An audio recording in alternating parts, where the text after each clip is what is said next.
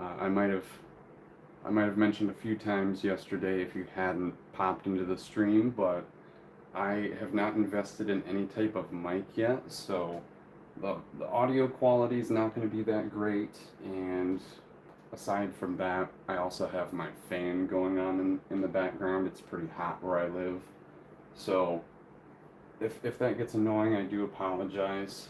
I'm still getting used to streaming. This is my second ever. Um, Forgive me for a moment here. I'm going to pull up the stream on my laptop next to me, make sure I can monitor the chat. Alright. And I also apologize. I have most of the set at the front is kind of out of frame at the moment. I didn't want to put too much of the front of my desk in frame because my head, or the top of my head at least, will pop into the very bottom of the live, and I don't really want that going on. So, let me double check here. It looks like I do have the chat up and ready to go. If anybody has any questions for me, feel free. Hello, how are we doing, Gambit? Welcome to the chat. Good to see you again. And welcome to anybody else who has joined. Appreciate you for stopping by today.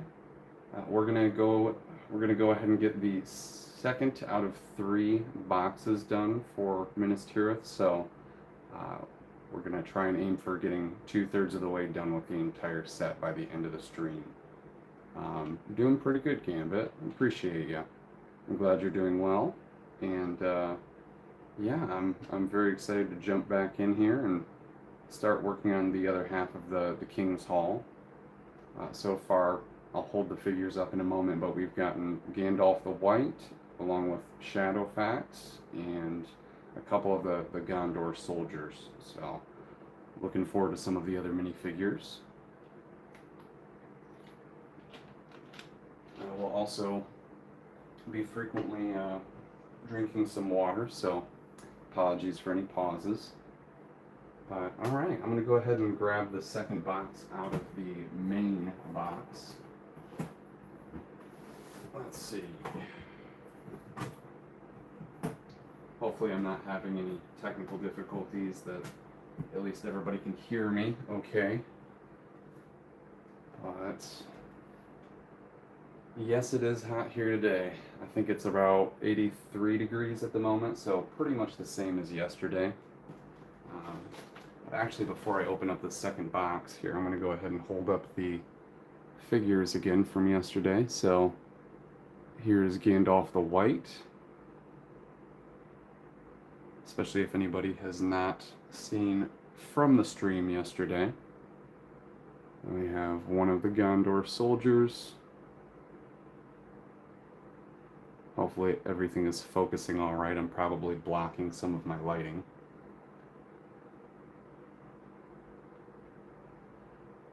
There we go, next Gondor soldier.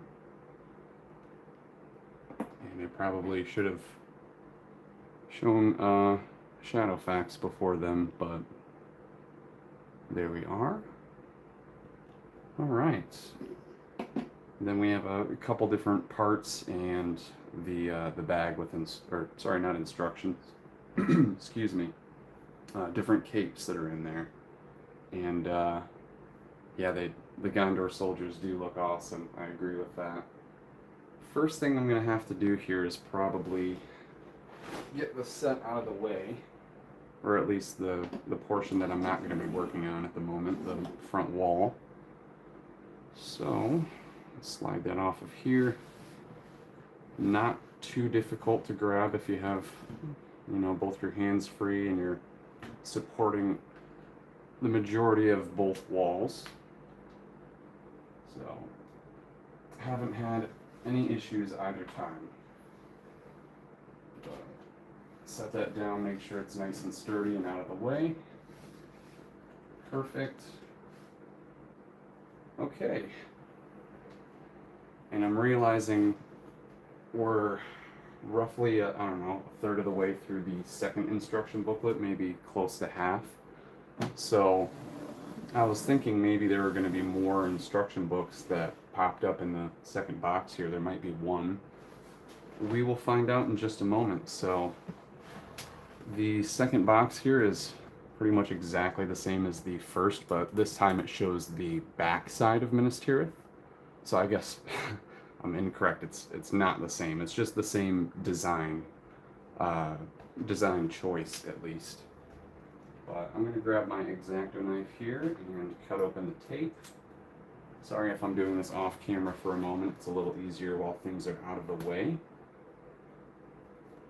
And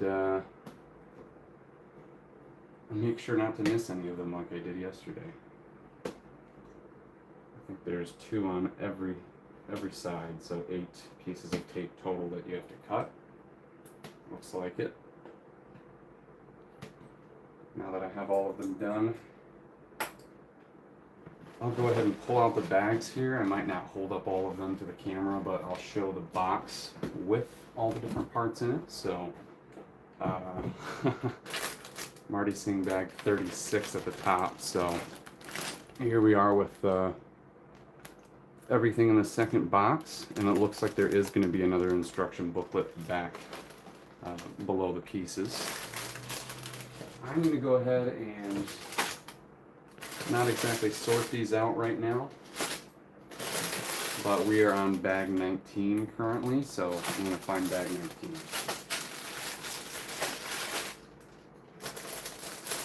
And let's see what we have here.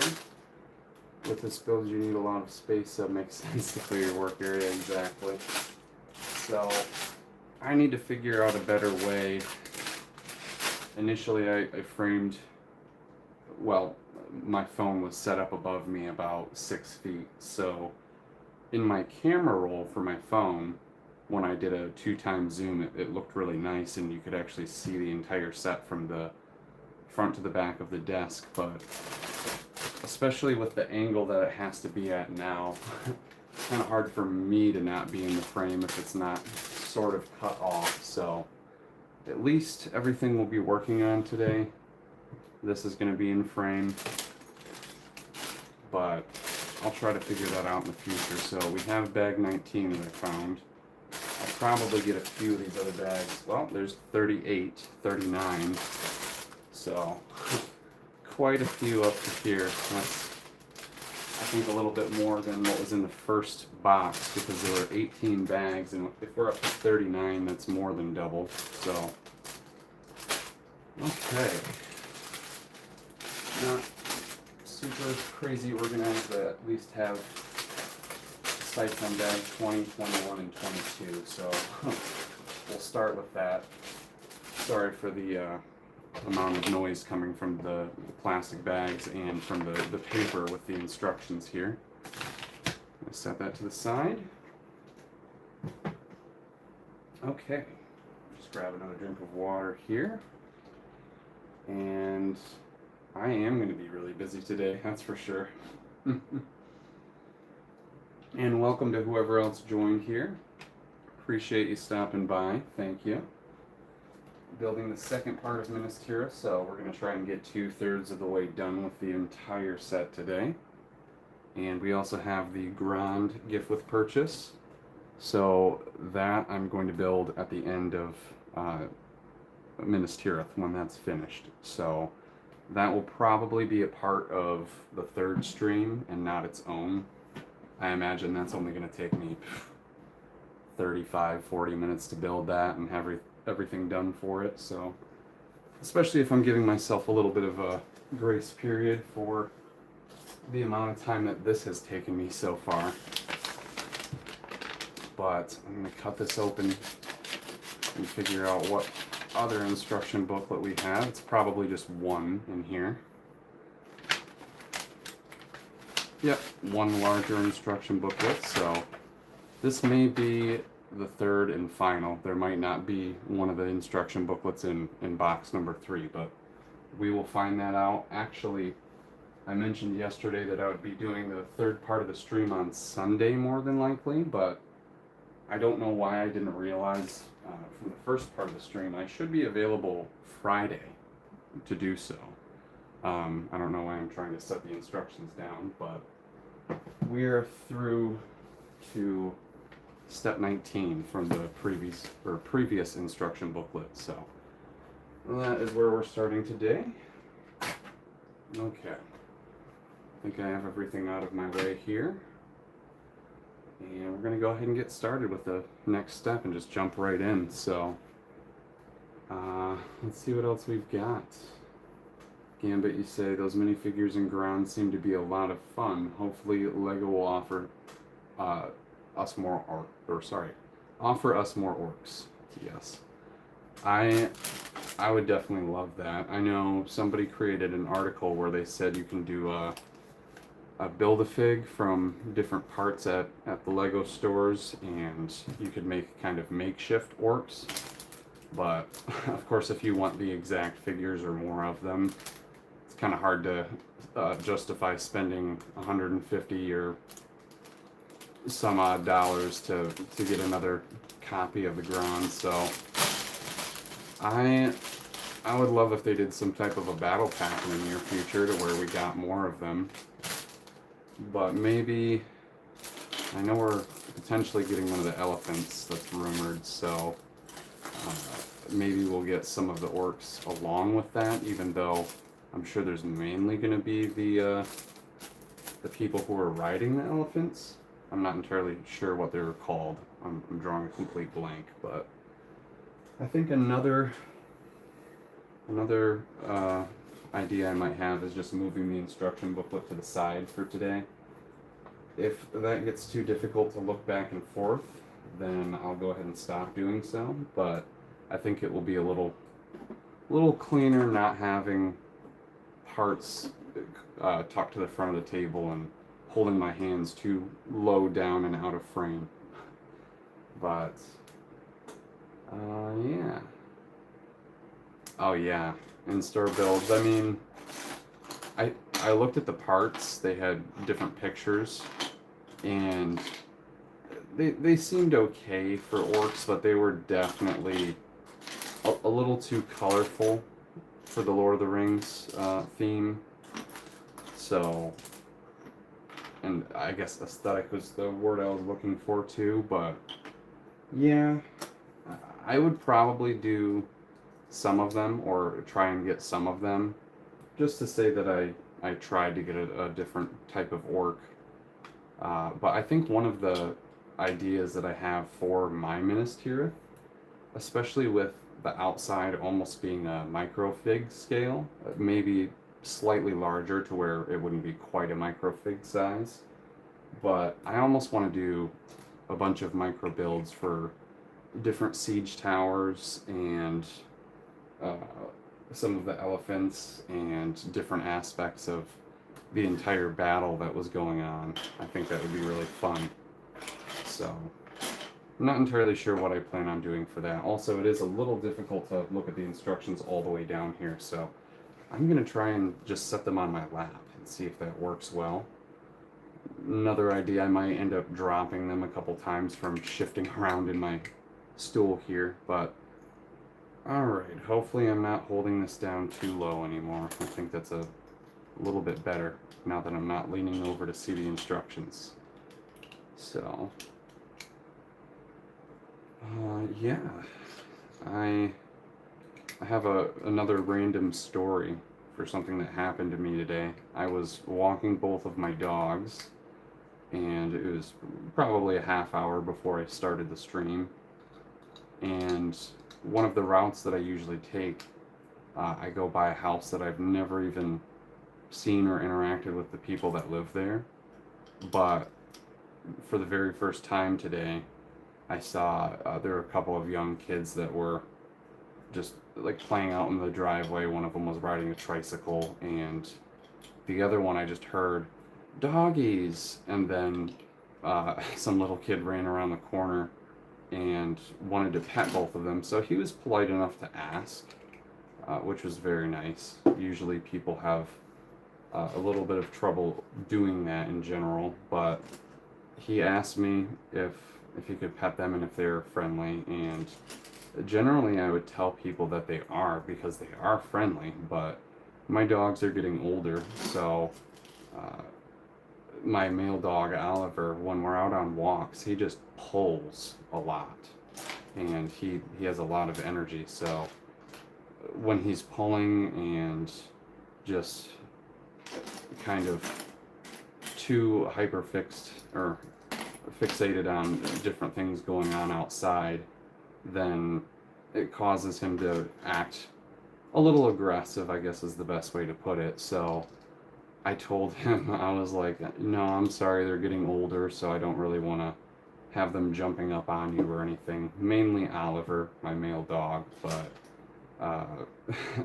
this kid just kept getting closer and closer and insisting that he wanted to pet them, and he kept asking, are they friendly? And I don't know why, because he was a younger kid, but I kept saying, well, they end up getting a little ornery, and I don't want him jumping up on you. So I don't think this kid knew what ornery meant, because he kept asking over and over again, are they friendly?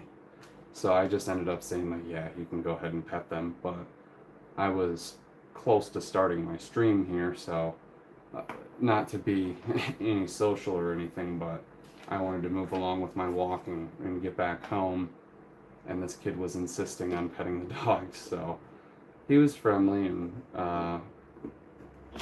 asked if it was okay, so that was at least very nice of him. But it's weird, I've never interacted with the people that live there before, so that's the first time that I've seen the kid that ran up to me. But quite an interesting experience. And let's see, I keep holding this down too low, I apologize. But I'm looking over to the chat here again, but you say the people who ride the Mumakil, I don't know what that is. Honestly, I'm drawing a blank on which. Oh, man, I don't know why I don't remember that. But in the Lord of the Rings, are called the Mahud. Oh, okay, you're talking about the elephants that I was just referring to. My bad, but thank you for letting me know. I appreciate that. And they're referred to as the Haradim, or Dream, Haradrim of Far Harad. The Oliphants, yeah. You're right. I forget that they're kind of named differently, but see, that's where I know of a lot of Lord of the Rings information, but I don't know the specifics or the terminology, and I struggle with everything for that. So that is more so just me in general not coming up with the right terms, but I appreciate you correcting me on that. Goodness, I'm having trouble talking today. But I also remembered one of the other castle terms, even though again this is more of a citadel than a castle. But matriculations. I'm drawing a blank if that's the gap in between.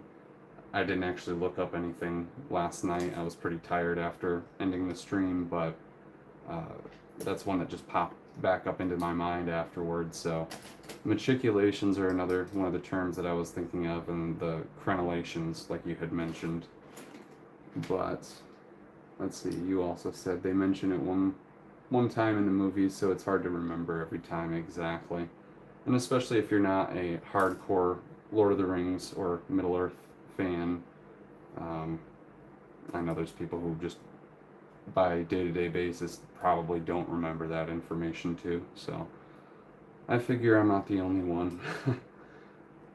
And this pillar has come along pretty nicely. It looks like this is going to go maybe back behind, so I'll probably end up having to flip this build around in a moment, but looks like we're going to be putting a whole bunch of red pins into this pillar and giving it some details. Okay, I'm going to have to grab some more water in a moment after I put all of these pins in. And I don't think anybody else has joined, but I want to make sure I'm paying attention to anybody else who does end up joining, that I'm not just ignoring people. So, not that anybody will hear that before that could happen, and you would understand me apologizing right now, but I'm sorry if that ends up happening. Okay, so yeah, it looks like we are spinning around to the outside here.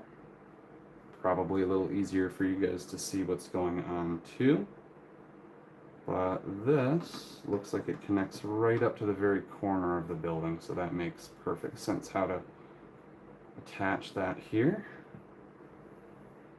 And matriculation is defined as the formal process of entering a university or college or becoming eligible to enter by fulfilling certain academic requirements. Is that a different word though?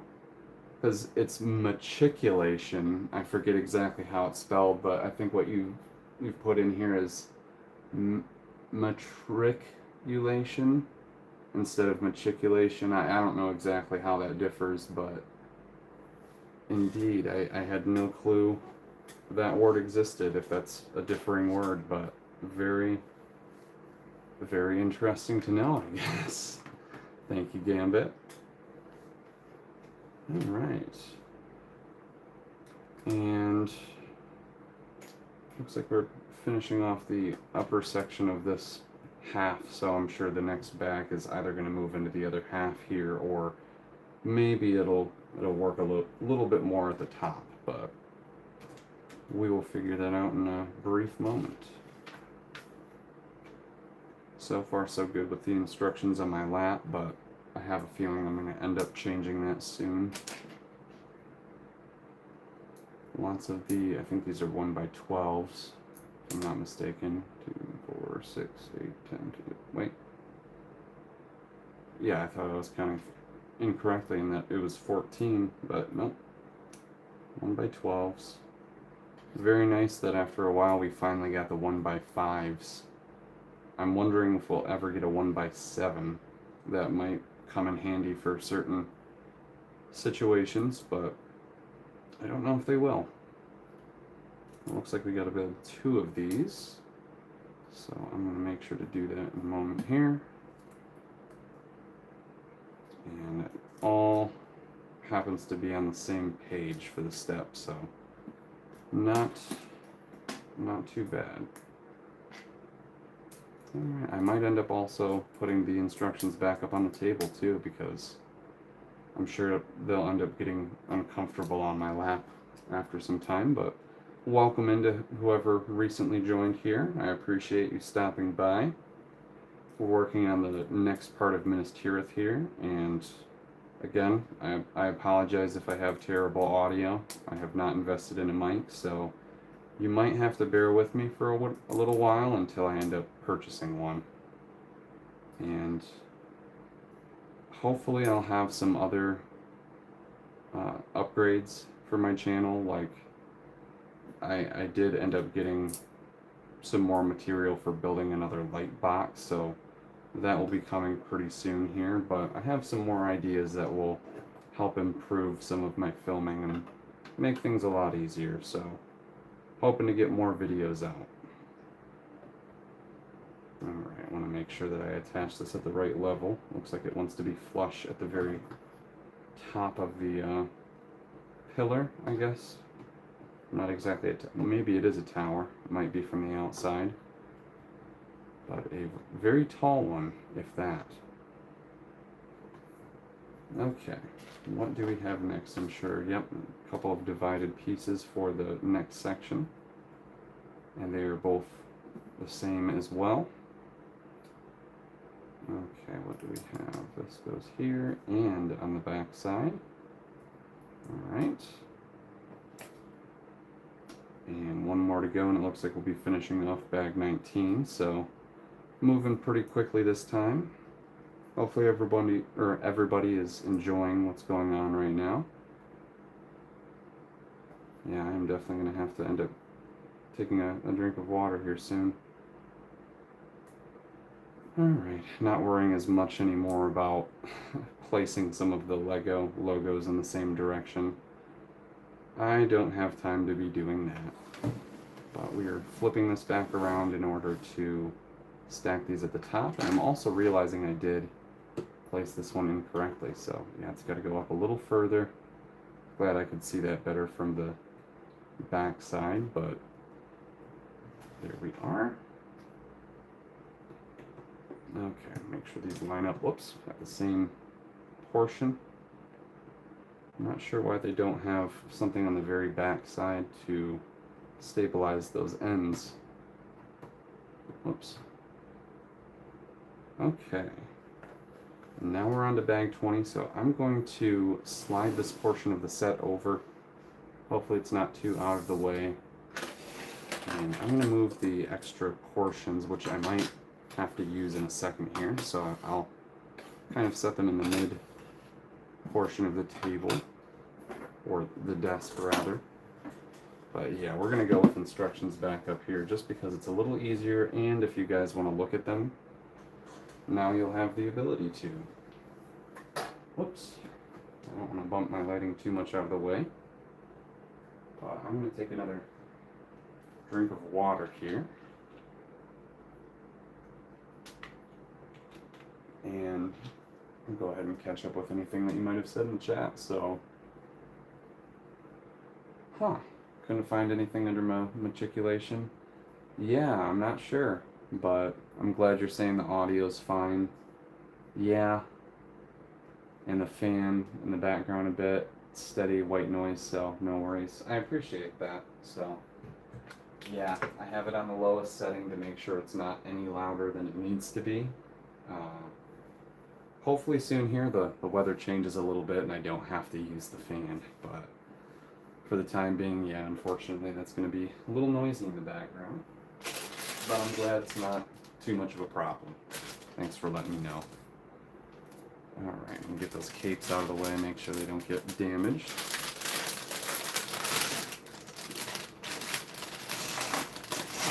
Alright. On to bag 20, almost missed a part there. And another little bag. Excuse me for voice crack. Okay. Yep, we sure do have to use at least one of each of these right away. So, yep, and apologies for the creaky chair as well, especially if you're new here to the stream and didn't hear that yesterday. That was also another issue I was having, so hopefully that's not too bad either. We're going to build the next portion, it looks like, to the lower section of the King's Hall. And this bag doesn't have too many different parts, so it's not terrible to look through. I know there were a couple variations of some of the rounded plates and some of the normal ones where it's kind of hard to see at this distance for the instructions, but I know I made a couple mistakes with the parts yesterday. Hopefully that doesn't happen too much today, but it's not too big of a deal. We can always backtrack a little bit. And I'm glad my voice is coming in clear. Thank you. You don't notice the squeaky chair? Okay, well, it's probably not too loud, or maybe it's just not noticeable when I'm talking too, so that's good. But I appreciate you confirming all those things seem to be okay, so thank you, Gambit. And are you up to anything in particular today? I know you were saying you might pop in and out of the stream, but wasn't sure if you have anything cool going on, especially if it's artwork wise. We were having a bit of a discussion about that yesterday. And I definitely want to create a backdrop for Minas Tirith in the near future. I might end up actually streaming my artwork too, so that you guys can see it in real time rather than just watching a time lapse. Whoops. There's where I can fail it. Parts not really wanting to hold on to each other until there's more added. But yeah, anyway, I have plans for creating some artwork for this set in particular, and I'm probably gonna have to do 2 different sections that I put behind Minas Tirith, so you can't notice as much when they're being blocked by the whole city. But I'm not entirely sure if I can manage to get it big enough to where it's all one piece of artwork without having issues with framing it, I guess, for the stream. So we'll have to see how that works out. But I'm excited to do some type of artwork for it. Alright, we're going to do a little sub-build on the side here. I imagine this bottom portion is probably going to go fairly quick. And, okay. Yeah, I was definitely not quite paying attention to certain things yesterday, so I usually don't put down that many parts incorrectly, but I was struggling with, of course, making sure things were going on well for the stream and being attentive to you guys, so make sure that's a little bit less prominent today, but it could happen some more. Also, welcome into some of the new viewers here. I appreciate you stopping by for the next part of building Minas Tirith. I'm definitely going to have to do 3 different streams total, and I figured I might have to do the 3rd on Sunday, but it looks like I'll have time to do that on Friday coming up here, so I'll only have a 2-day gap between now and the 3rd part. So I think I'm gonna go ahead and tomorrow upload the first portion of the stream, so that way you guys can watch it on Wednesday or tomorrow, and have something to entertain you while you're waiting for the last portion on Friday. So that way I can post this on Thursday as well, kind of put them together day by day. Excuse me. Yeah, I'm gonna have to bring my water closer over.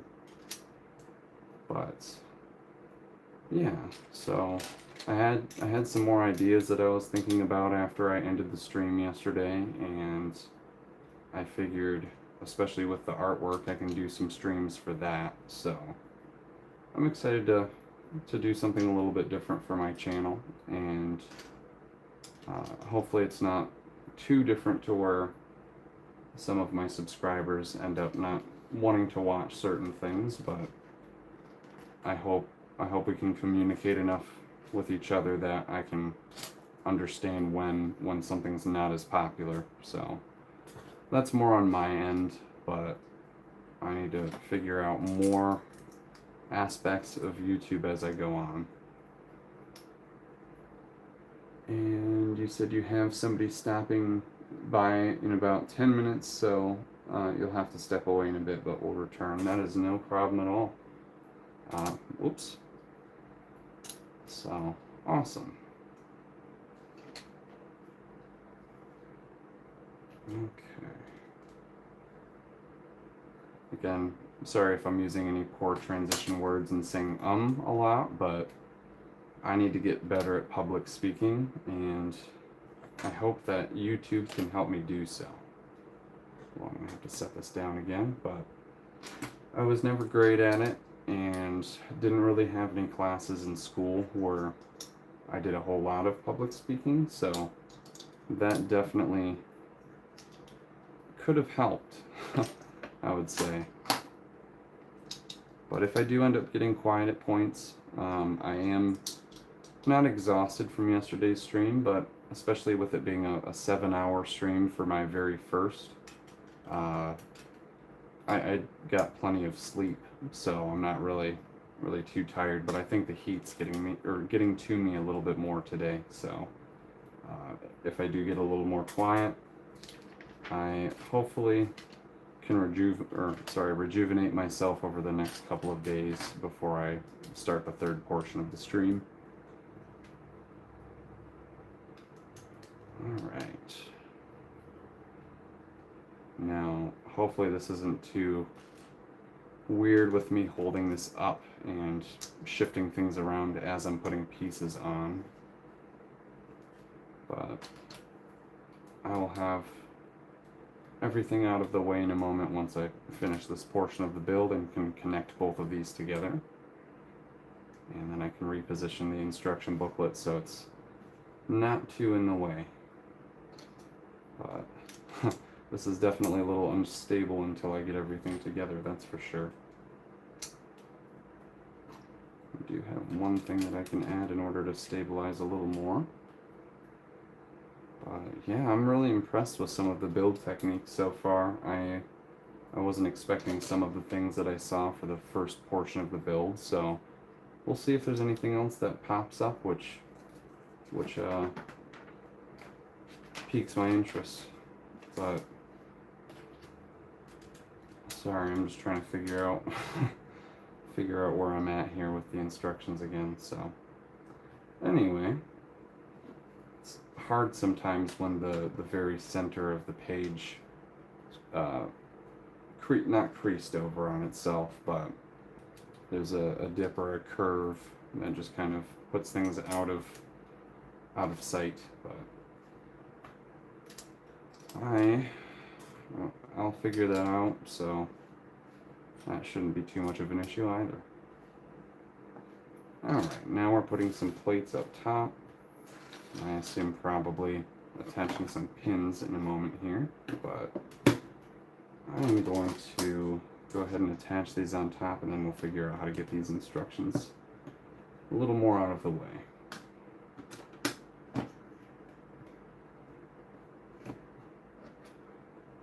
Okay. And again, if anybody else has a question for me, feel free to ask.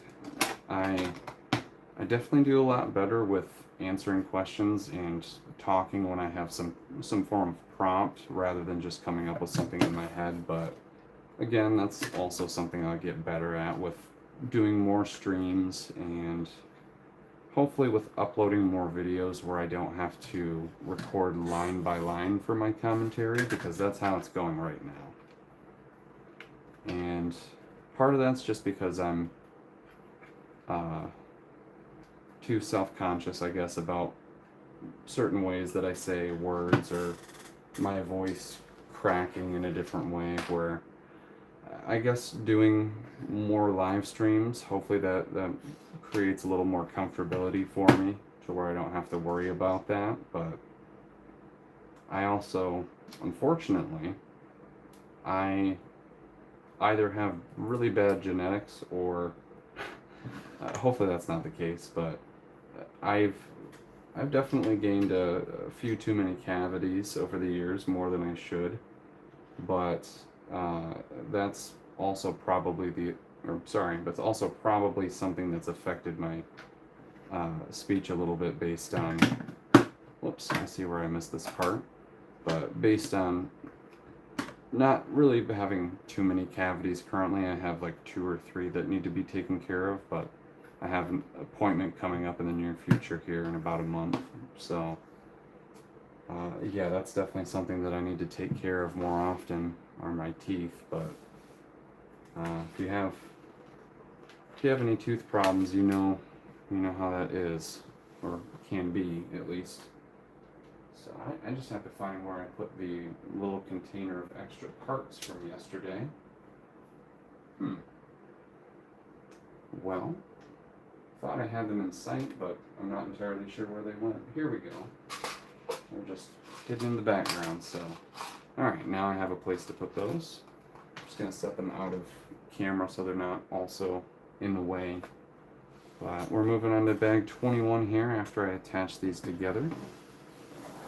And that way we'll have the full length, or sorry, not length, but more width of Minas Tirith. Okay, yeah, I definitely have to connect that down afterwards, but let's line this up here. Okay, now that can go on. Alright, so it looks like we're doing a little bit more to the front next, so I'll shift this over. And now we've got that in the center, so I'm going to go ahead and get these extra parts a little more out of the way here. We might need some of the cape soon, but the figures, I'll get those to the side here, and then we'll put the instructions a little bit more off here. There we go, this might work a little better.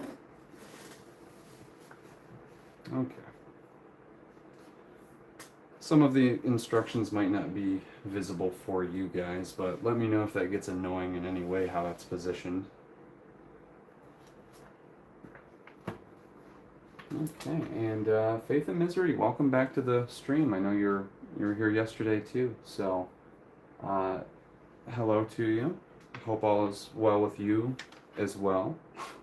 Sorry to be redundant. Sometimes I can't even pick the proper word when I'm thinking about something like that, but I appreciate you joining back with the stream here. We've gotten a couple bags into the next section of the build here, but we haven't missed too much. And alright. Not missing too much in the chat, I'm glad. Because having things start out slow will make it easier for me to get used to the pacing. And I would probably be a little overwhelmed if I had a lot of people joining the stream and talking in the chat. That might make it more difficult for me. So I'm glad that we're starting out slow here, and that allows me to get used to things more. But I appreciate you guys joining in again, that's for sure.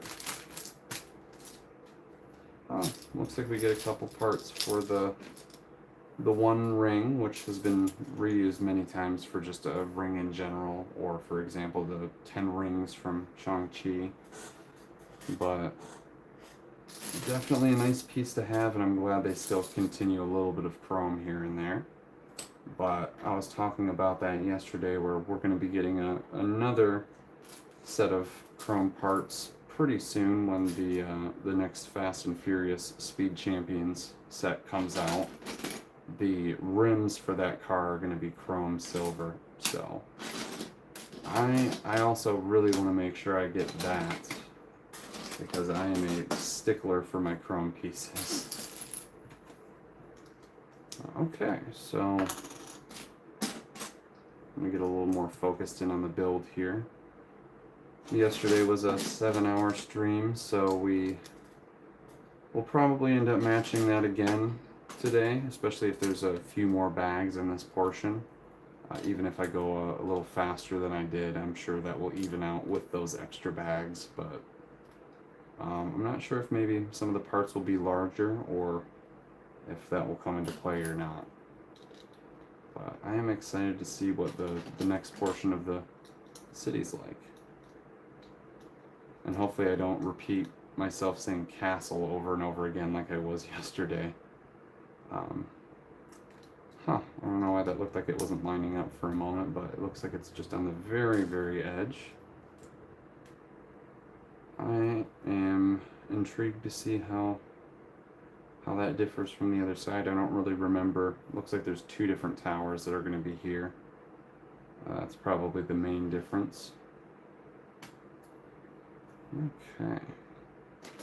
Some of the first portion of the build is straying away from my memory at this point, but that is also because it is a very large one, so I'm not surprised about that. And lurking while working, I love it. Faith and Misery, nice one. So I'm glad you could join even while you're at work. Thank you. I have to work all day tomorrow pretty much, so that's the main reason why I'm not going to be starting a stream for tomorrow. But we'll be back to it very soon here. It seems like Friday evening I'll be able to do another stream here, so just a couple day gap in between them. Okay, and doesn't look like I missed anything here. Good. Looks like we have, I've always liked these 2x4 bricks that have the 3 axles in the middle. It seems very useful. Haven't gotten too many of them over the years, but I think they've been around for quite some time too. And that's something else I'll have to do in the future, is make sure I have the ability to research certain things while I'm streaming, because I'm looking at my stream and the chat on my laptop currently. I don't really want to mess with opening up other tabs and and doing research. Not that it's going to obviously mess anything up with my phone up above me here, but just don't want to miss anything in chat while I'm focusing on everything. So I'm going to avoid any complications for myself until I get a few more streams under my belt. And especially because I'm going to do different types of streams, the artwork being one in particular, I'll have to figure out a completely different setup, especially if artwork has to be wider than the desk that I have here. I'll probably have to do it on the same desk that I use for drawing my Bionicle masks. And I always zoom in for that too, so we'll have to see if that even works based on the proportions of the I had to put like a plexiglass sheet down onto my desk because the top of it's just a faux wood, so it's just like a vinyl over the top, and it's had some moisture damage over the years, so it wasn't completely smooth, and I decided to get a piece of plexiglass from a not hardware store. Well, yeah, hardware store. That's the best way to put it. But got some of that and painted the back side of it white, flipped it upside down, and that's how I achieve my background for while I'm doing the Bionicle mask. It's really just a plexiglass sheet that's painted on the back side. So nothing super expensive. I just went with cheaper options for myself, especially using my phone for recording and editing. So I just need to invest in a good mic for myself and probably a few other things that would improve the quality of my videos, because I'm just starting out slow, not really worrying too much about it, and we'll get there in the near future. Also, I almost put the wrong part on because that is supposed to be one of the rings, it looks like. I'm not sure why that's down there yet. Maybe something has to connect upside down with a different stud. That's probably the case. But it doesn't look like I missed anything else here. Making sure all the studs are on and the different cheese slopes, but okay, cool. Move to the next step. Yeah, I was looking more at the attachment for the front section of this build and the way the wall connects. And it just has a very clean connection all the way through, except for one portion at these front corners. But it makes perfect sense because they have hinges where the back rounded section kind of sticks out farther than an actual a normal plate would. So I can see why they had to do that slight gap there, but I'm very impressed on how they were able to achieve that. I would have never thought of that type of structure for doing a mock or anything. But yeah, I'm excited to see more of the build techniques here.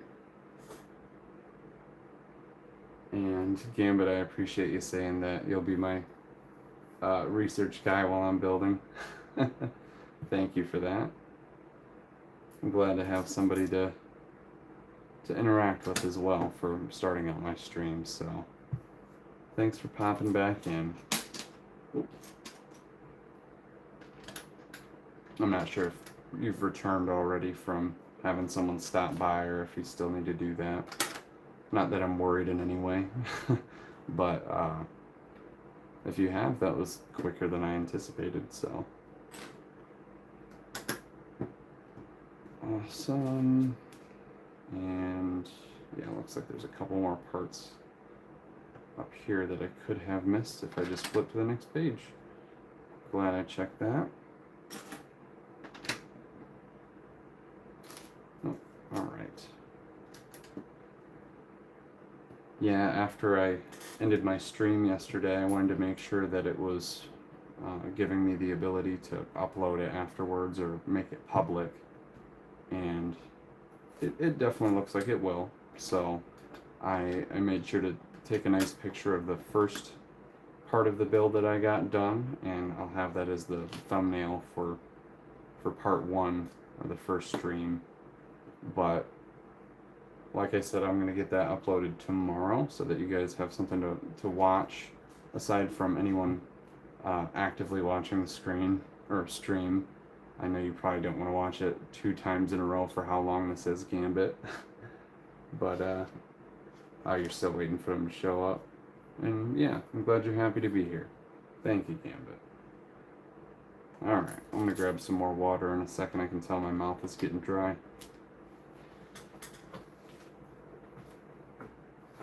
Okay, yeah, definitely, I think it was 39 bags that I saw total here, so not 39 more, but from bag 19 to 39, so 20 total. Maybe 21 including that first bag.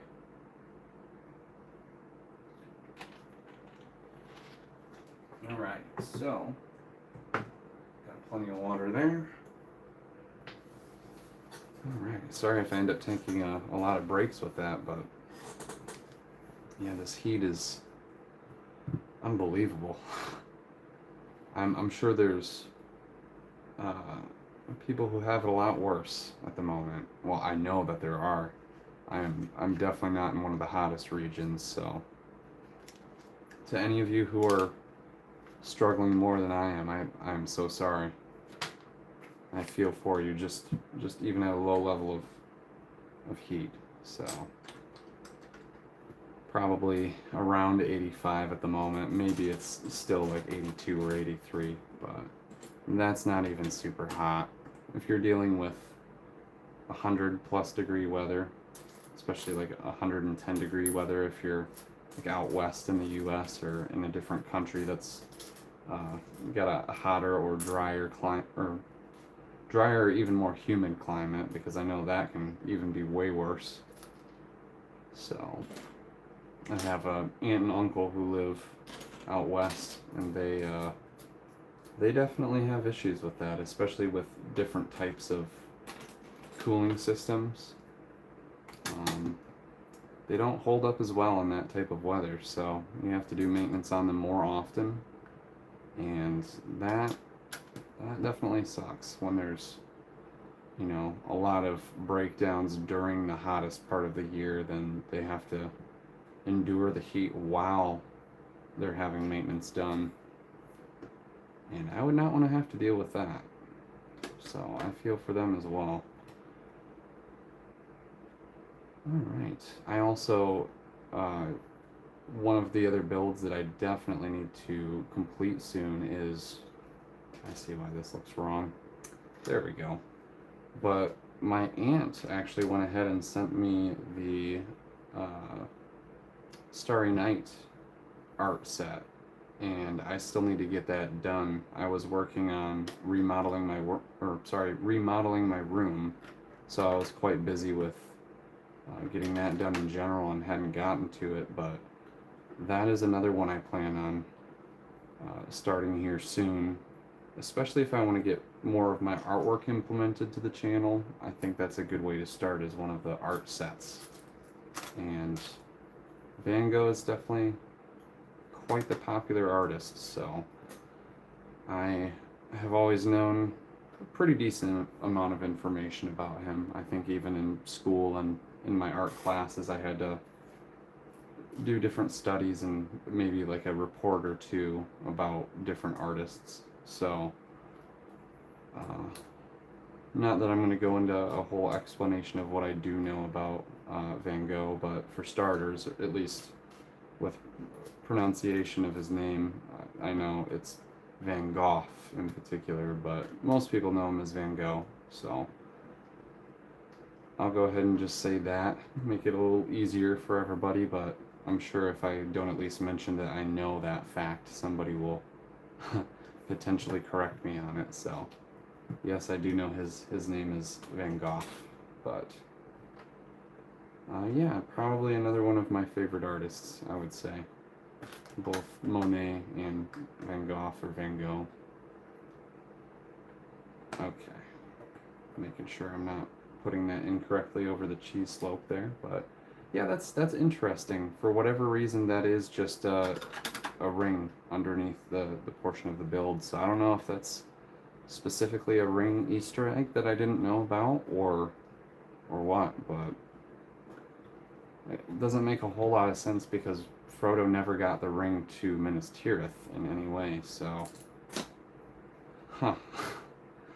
Okay, this plate's giving me a little bit of trouble. Not sure why it doesn't want to line up. There we go.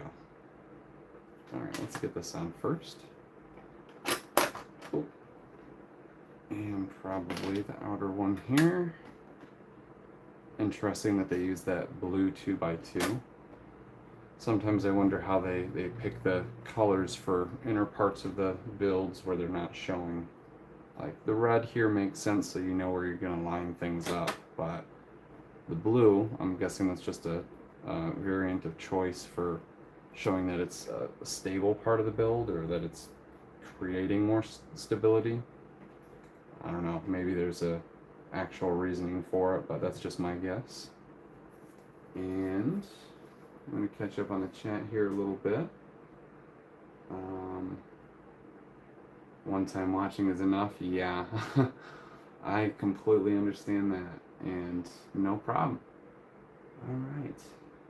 Pretty hot in Atlanta? Oh, definitely.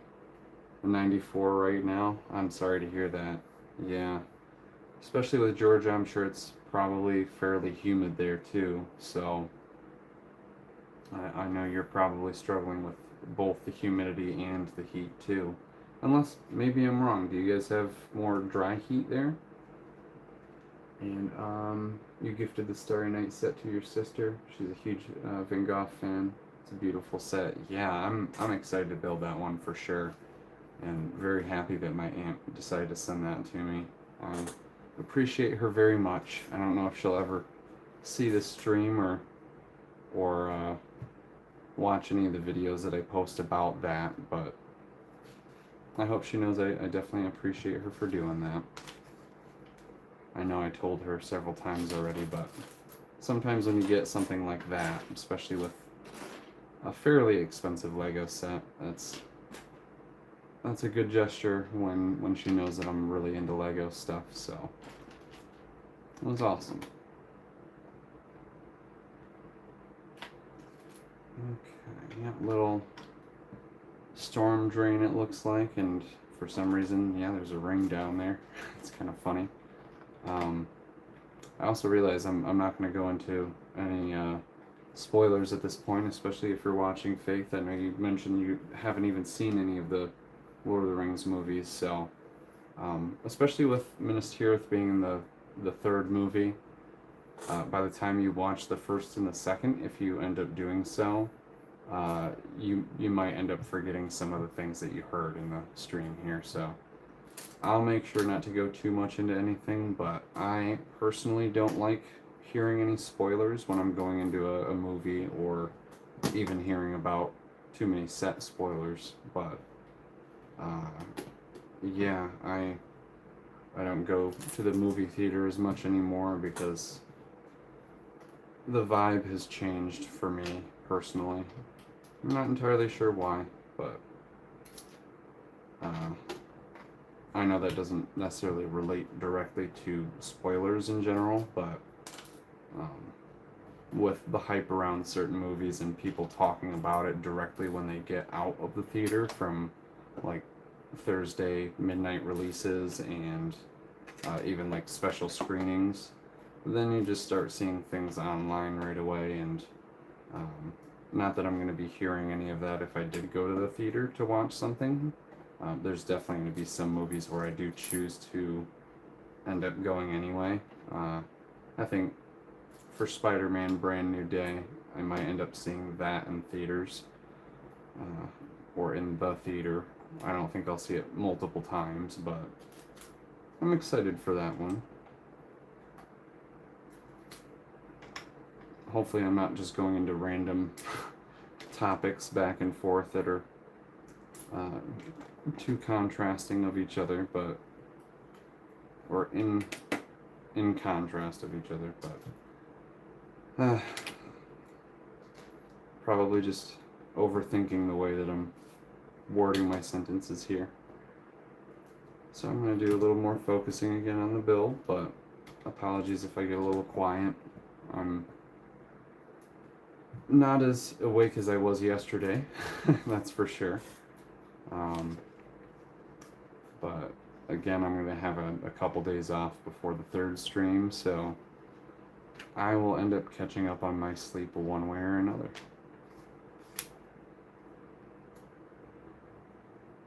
Okay. Oh, yep. With this, I remember, I think I did the same thing yesterday where I tried to put one of the L-shaped bricks in that spot. Doesn't go there. So, yeah. So far it's been a pretty interesting day. Nothing too eventful, but I'm still working on moving some of my belongings back into my room now that I have it finished. But I also, aside from building a new light box for filming on top of this desk here, I need to build a loft bed so that I can put that above a different desk that I have behind me. And probably with this upcoming paycheck here in a couple days, I'm going to go ahead and get a bunch of lumber for that.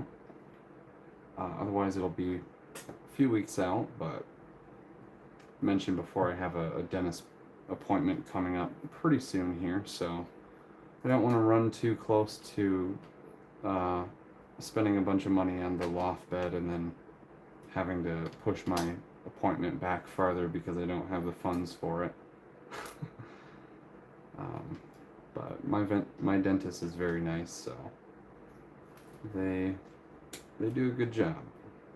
And there has been, I think, one time where I did have to, well, I think it was a couple of times where I had to cancel and push back my appointment because I didn't quite have enough funds for it, but they were very understanding of that, and there were no cancellation fees, so that was good.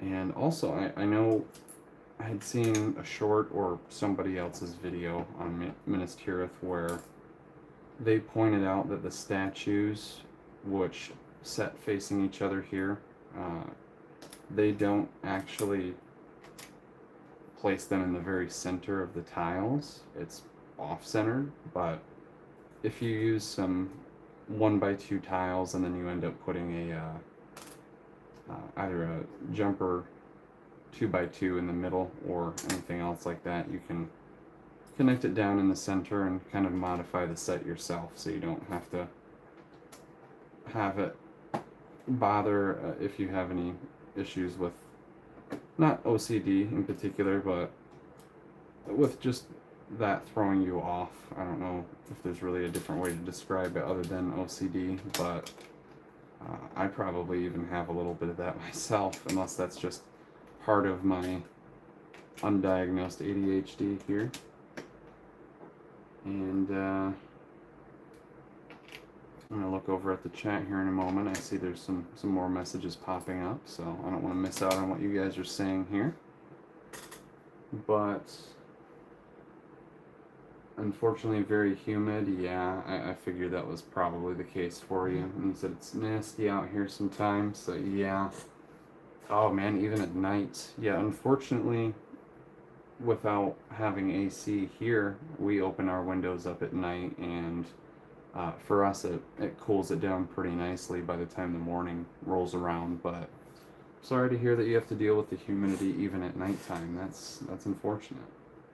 And Gambit, you said, well, previews are more or less spoilers, but I think it's a bit important to have an idea of what the movie will be about, and it may be something you'll have to, or have no interest in. So that's definitely true. I do still watch previews for certain movies, but if they're specific ones, like Spider-Man Brand New Day is going to be a really good example to use for that. I'm, well aware of how the other Spider-Man movies have gone, so even though I have watched the first trailer for it, that's a good example of one that I don't necessarily have to watch the trailer for if I do want to go into it blindly. But yeah, if I was watching a movie that had a theme to it or a genre that I had never experienced before, or even, you know, the storyline in general being different, I would probably watch the trailer beforehand. And yeah, that's basically all I was describing about that. I'm losing my train of thought a little bit more today from the heat, but I can tell you definitely have it a bit worse, Faith and Misery. So yeah, that's definitely a tough one living in Georgia. That's a pretty hot state to be in. And I'll catch up on a couple other things here. Again, but you're asking Faith if I shouldn't assume anybody's.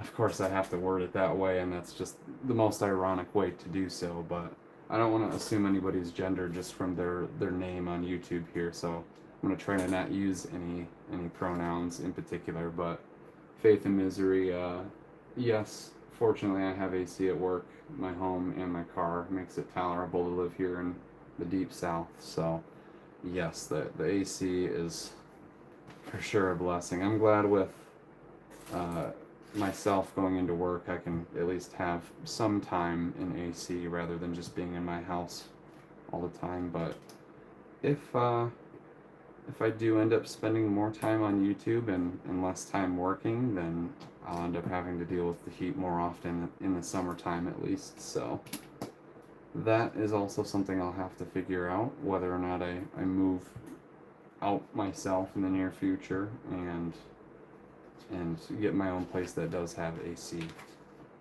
And if I can do that, I'll definitely look forward to it. And then let's see what else we have here. Got me there. The Mona Lisa is a bit of a hot mess, but I still do like the frame. Yeah, I made sure to get that set because of all the gold pieces for the frame. That was the main thing for me. The printed eyes and mouth definitely are a little weird. I think they did a decent job with capturing her likeness, but yeah, there's certain things that I feel like unless there were really intricate pieces, or sometimes even with the print, if it looked too realistic, that probably would throw it off from being its normal Lego aesthetic. But I don't know, that one's definitely a little strange looking, that's for sure. But I think they did the best they could for what parts are available. I'm sure there's certain things that people have thought of in order to modify the set if they have it. But man, definitely struggling with the words today. My brain's not wanting to function properly. I also have another thought that comes to mind about something that happened to me after the stream when I was walking my dogs last night. Another dog walking incident. But I have a street light about halfway down the street that I live on, and as I was walking up to it, it just completely went out. And for some reason, the first thought I had was to look up. And I definitely believe in some sort of extraterrestrial life, or aliens, just to make that easier to say. But yeah, for some reason I ended up looking upwards and kind of looking around at the different stars and seeing if there was anything that I could spot. And oddly enough, I'm not necessarily going to post it anywhere, but I did see something very strange. I'm not going to just go out and claim that I did see aliens or anything like that, but it didn't seem like a satellite or anything, because it, from what I could tell, it did seem to change direction. And I've never seen anything like that before, even though I've heard multiple sightings, stories, or whatever else that people have claimed were a craft or whatever light that they're seeing will just completely change direction or shoot off to a direction that it wasn't moving in. But from a couple of the other stars that I was using as reference points, it looked like there was some type of change in direction. I can't really prove that without showing you guys the video that I took of it, but at least wanted to share that. I saw something quite interesting. Again, maybe it was something different from being an alien. Obviously, we don't know 100% if they exist, but a lot of us have a good idea that they very well might. So, yeah, that was a first for me, seeing something kind of shift in a different direction in the sky. Almost missed a couple other pieces here, a couple other parts. Yeah, and we got 2 extra rings, so I'm not entirely sure why there were 3 of the ring in here, but that's kind of good if they're giving you a large pricey set and it's Lord of the Rings based. You know, having 3 ring pieces is definitely a good addition to maybe give somebody who hasn't purchased any of the other Lord of the Rings sets. But yeah, on to bag 22 here, and Faith and Misery, or at least, sorry, Gambit, you're the one saying this to Faith and Misery, but you're right, the frame is good. I hear one person buying this, or I heard one person buying the set for just the frame, so yeah. Having all those gold parts are very nice indeed. Alright, bag 22 here, looks like we got some more wall sections. So that'll bulk up this other half of the build very quickly. And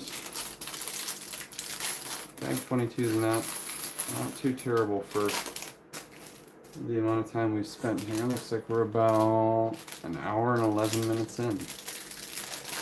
So, yeah, definitely doing a little bit better than yesterday, actually. Even though I feel slightly more tired for whatever reason, I am moving a little more quickly. So, alright, just some more water here.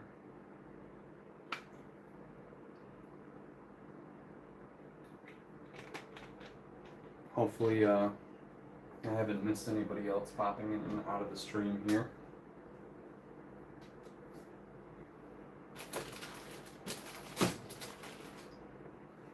Okay. So, sorry about that, just getting resituated with everything.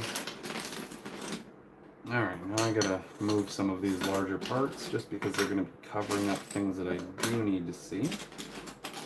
But yeah, hopefully it's not too weird having Minas Tirith off to the side here. Once I have more of this section built, I can probably shift things back over to the left. Kind of how I had it yesterday. But I'm sure you guys aren't complaining. Alright. Looks like I'm going to have to flip this around too, so that's going to be an interesting task here. Shouldn't be too bad. Alright, flipping the whole thing around. Now you guys can get a better look at the statue from yesterday too. But yeah, I was going to cover up the instructions a little bit.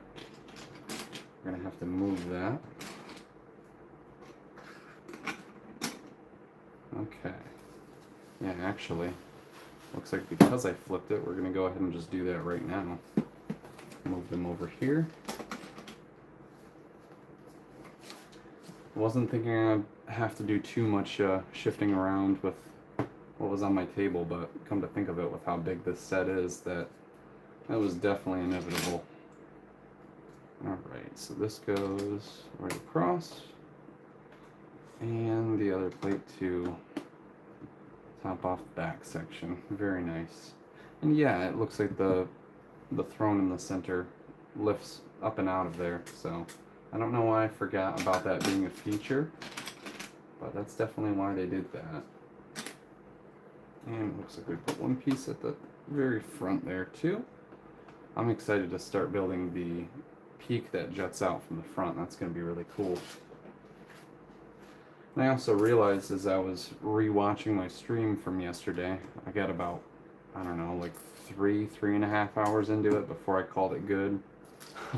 I legitimately watched that much of it, but I noticed that one of the things that I was talking about with the Battle of Minas Tirith, I definitely used a word that I hope doesn't end up getting me in trouble once I upload the stream and make it public, but I was talking about some of the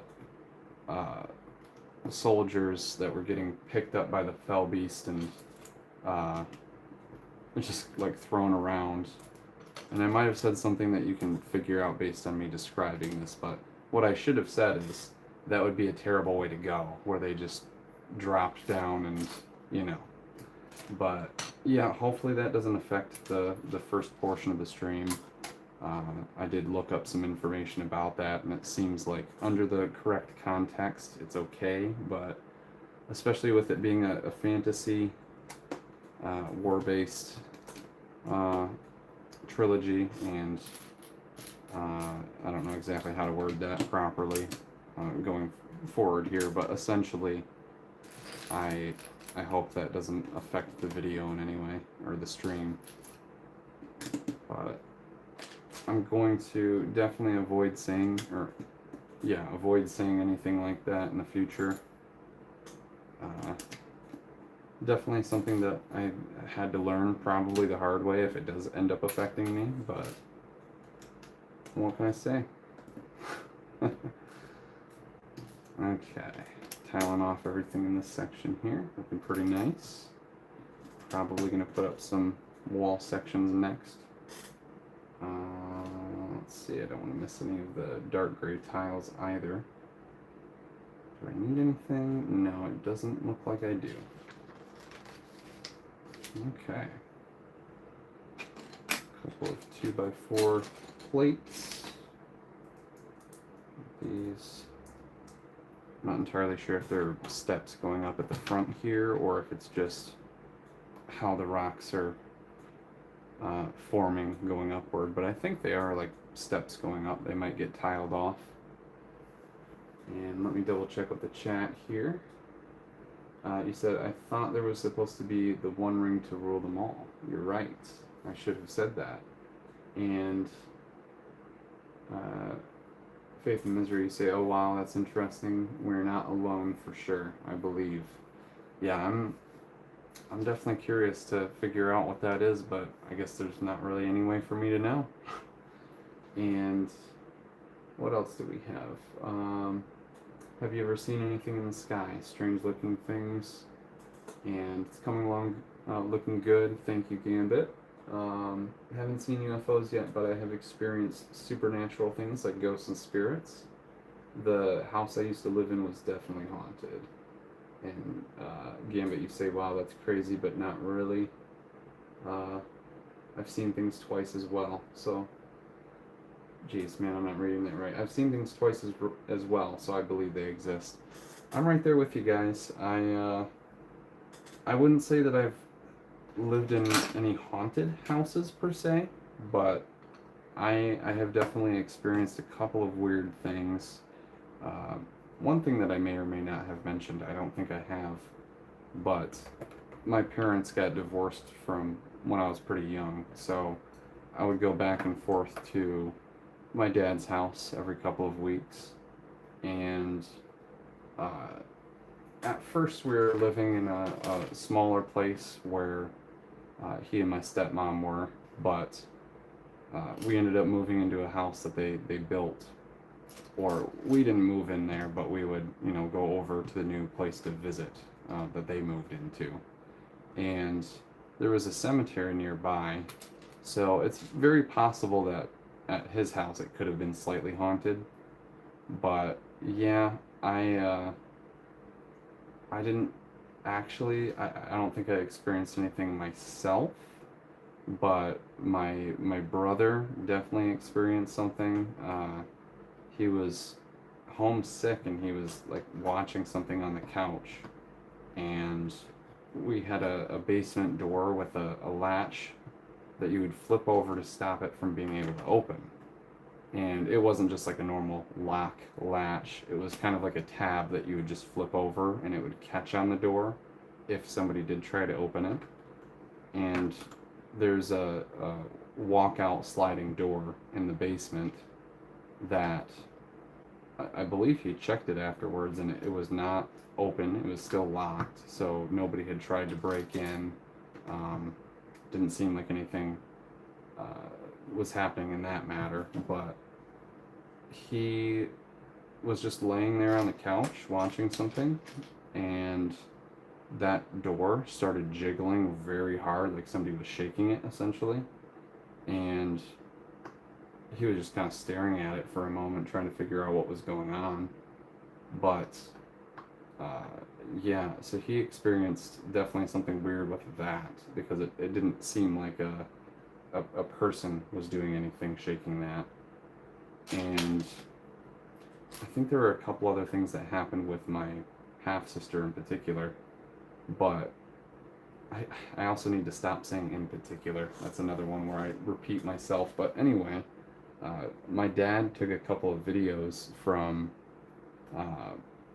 my sister having night terrors when she was a kid, or when she was younger. I still see her as a kid, even though she's 21 at this point, or sorry, she's going to be turning 21 soon here. But yeah, I'm looking at this oriented completely wrong while I'm trying to explain my story, so now I'm throwing myself off. But anyway, my dad took a couple of videos to where he caught some orbs floating around, which especially with that, it's really hard to say if they're actually orbs or if it's just dust flying around. So that type of stuff is kind of hard for me to believe every once in a while. Other than that, though, I don't think I've experienced anything super crazy paranormal wise, but I kind of want to, in a way. I don't think I would be super afraid of something happening unless it was something that could harm me or something that was violent. But yeah, I would probably want to experience something at some point in my life. That would be very cool. And let's see. Haven't seen, yep, I already looked at this here. Okay. Sorry, I'm just second guessing whether or not there's anything new in the chat, but it doesn't look like it. Alright, so now, okay, that was a little confusing at first, but now that makes sense. Looks like we're going with, oh. Okay, so I did put that on the wrong side. That's why. It flipped on the previous page, but I don't need to worry about that now. Or no, I'm still on that same page, but anyway. So we've got this, and I need to put a couple of these pillars on now. Alright, again, I apologize if I'm losing my train of thought here. But I'm going to get back into gear, make sure I'm focusing on what's going on, and then I'll look back at the chat in a moment here if you guys have any, actually that's what I was going to ask, if you have any stories you did want to share about what you've experienced, especially with you, Faith. I'm curious to know what that was like for you. Hopefully nothing really bad happened.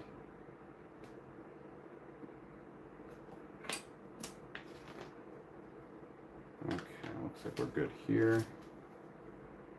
And another one of these. Okay. Now I see what's going on. It's getting a little bit more confusing as it goes on further, because when you have to reorient the actual set, then sometimes it's too confusing which way you're looking at something, especially with how large of a set I'm dealing with here.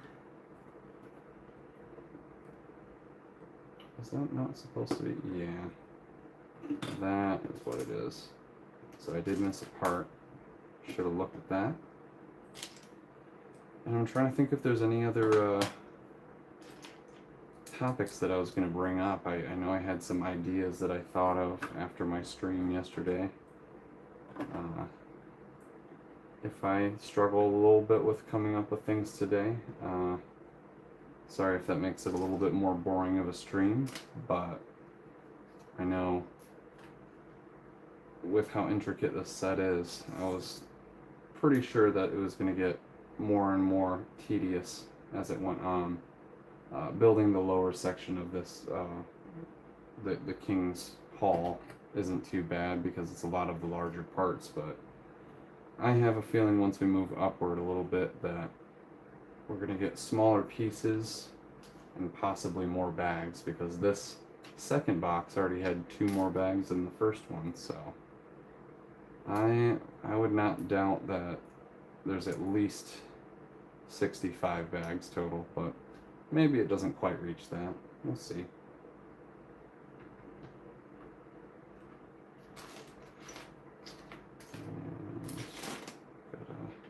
I always call these L bricks. That's my nickname for them because I don't feel like describing 2x2 90-degree L, or however it's, well, 90-degree L is definitely a redundant term, but corner brick or L brick, I'm not sure if it's one or the other.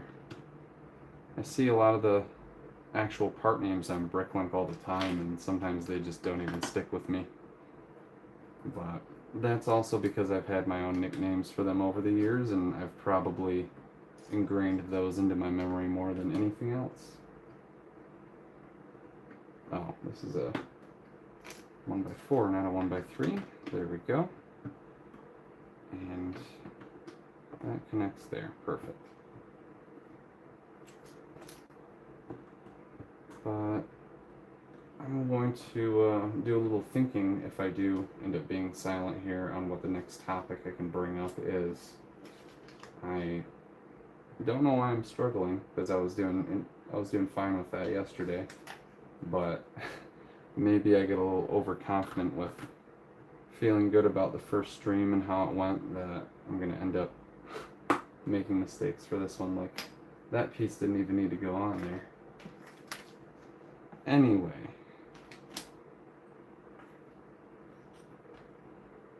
okay, are we flipping this back around now? No.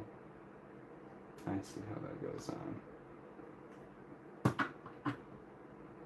Yeah, especially with the whole shape of how this is, sometimes it's hard to tell if they have flipped it back and forth or not. I do really like all of the white masonry bricks. I don't know if I have any from other sets. I think I might have mentioned the lighthouse from Hidden Side. I don't remember if that had any in it. I know it had some stickers on the outside with some of the rounded pieces, but this definitely gives quite a bit of them. So I'm also not planning on using Minas Tirith for building any other mocks. I'm sure there's a lot of other YouTubers that build their set and review it and then immediately put all of the parts into their sorted collection, which I definitely have a fair amount of mine sorted away into both color and part type. I actually did, I think one of my early channel update videos had a little bit of a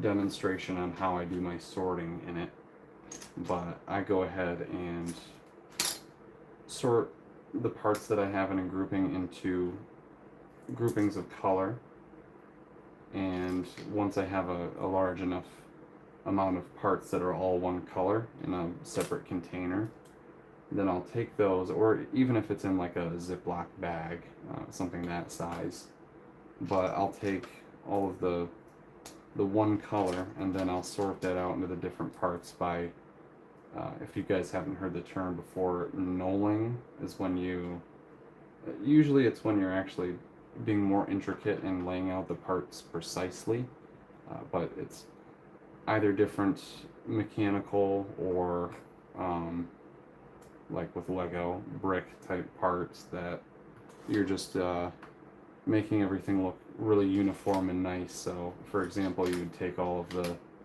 1x4s and you would place them either right up alongside of each other or with little gaps in between them, and just make it look really aesthetically pleasing with everything next to each other. Sometimes I don't go as far as that, and actually, usually I don't go as far as that is what I should say, but I just like to put them in piles next to each other so I can really quickly distinguish where I'm placing pieces when I'm sorting it out.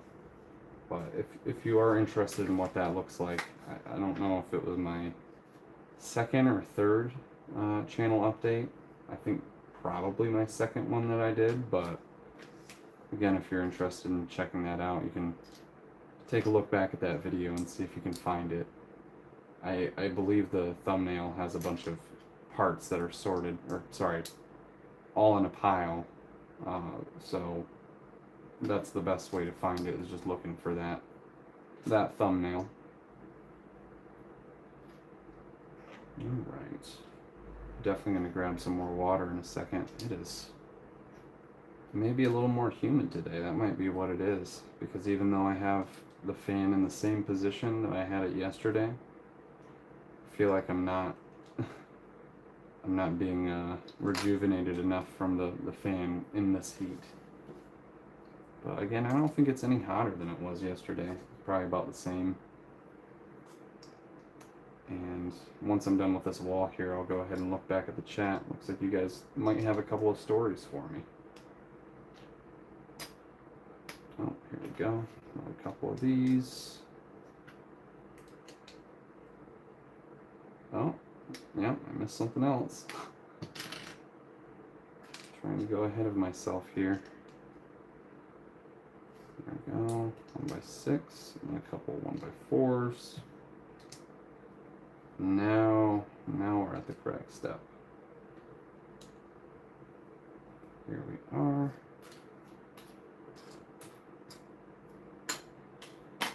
And I know one of the stories that I shared yesterday was a couple of my injuries from back in elementary school and middle school with working on a paper mache project. Faith, I'm not entirely sure if you heard that, but I was making a paper mache version of myself as a Lego figure, ironically, and I was stacking a bunch of sheets of like poster board that you would use for, you know, like science projects, things like that, stacking them together so that I could create the layers that would what's the best way to describe it? The like the arm holes that would be in the torso section. I was creating notches out of some of the sections that I was stacking up, so that way I could easily put the arms in. But I think one of the arms is stationary and the other one can be removed, but the head and hairpiece and the hips and left and right leg can all be removed from each other, so I don't know if I'll end up showing that at some point. It's not exactly embarrassing, but I designed it after like the middle school version of myself, so I would rather work on a brand new figure in the near future and have it be an updated like 3D printed version that I paint. But we'll see if that ends up becoming a project. I think that's something I could do in the near future, but I'd have to invest in a good 3D printer, or probably a resin printer if I didn't want to have to do a bunch of sanding, or as much at least. So yeah, once I'm finished up with this bag, I'm gonna check back on the chat here, and hopefully I didn't miss anything too crazy. I see there's some other messages for sure. But yeah, I'm not very up to date with a lot of the memes and different slang words that people are coming up for a whole bunch of different stuff. Like, of course, I've heard a lot of the popular ones, and I'm not even gonna say the number, but you'll know what I mean by just saying that. Obviously, that's been going on lately. But yeah, I try not to pay too much attention to all that type of stuff. I'm not too old for that, but being a 27-year-old, I don't really have the desire to be too up to date with all of those terms. I don't know why I brought that up at the moment, but for some reason that came to mind. But especially with being bad at describing things in general, if you guys mention something that's like a word that I haven't heard before, or some type of a meme, sorry if I'm completely out of the loop with it and just don't understand what you mean. I guess that's where I was kind of going with that. Not that I really anticipate anybody doing a whole bunch of that during the stream, especially not you guys, but I just figured I would say that in case it happened to pertain to any circumstance. But now it looks like we're finishing off the opposite side of the wall here, so not too much more to do with this bag.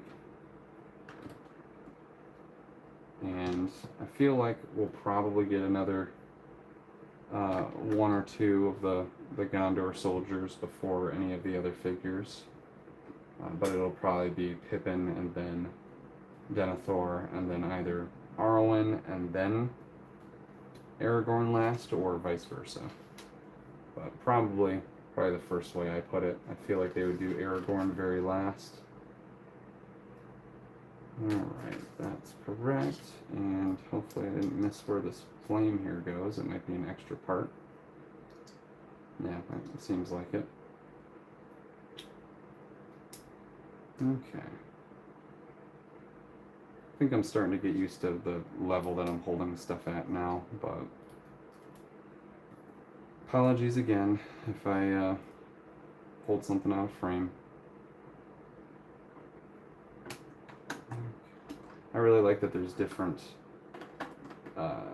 types of architecture for multiple parts of the city and the build. Very diverse and cool looking. Okay, extra parts away. Now I'm going to have to do a little searching to find bag 23. Actually, no, not with that one in particular, but I'm going to lay out a couple more of them here and make sure that I can go a little more steady with grabbing the bags. Alright. 3, 7,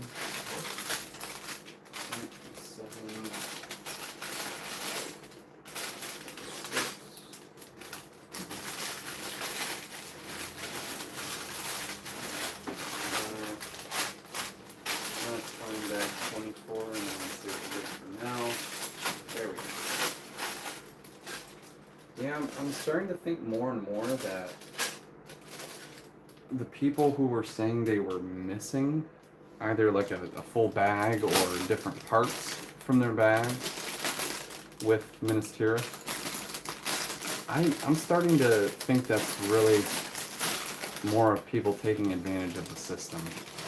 I hate to say that, but especially for a set this large, I have a feeling that they would really make sure that their quality was in place. And I never heard any issues like that for the Death Star that came out recently.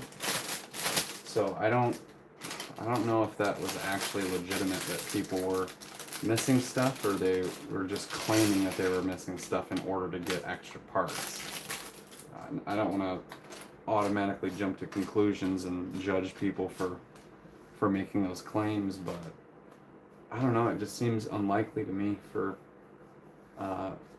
LEGO having pretty decent quality over the years. They haven't, had too many issues. So let me go ahead and catch back up with what you guys were saying here. Oh yeah, it looks like I missed some good stuff. So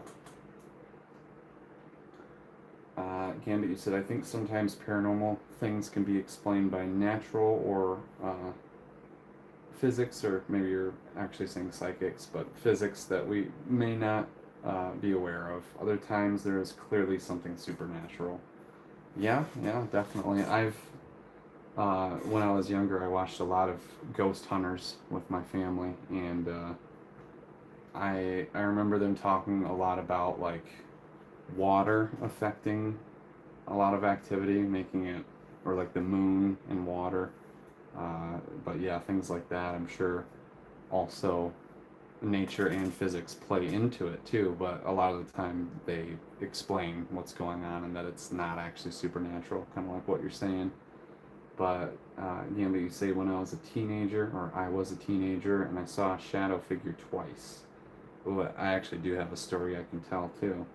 I was at a time when I was fully awake and staring directly at it. The first I thought was it was my shadow, and then Faith and Misery, you said the house I used to live in was said to be haunted by a pair of twin brothers.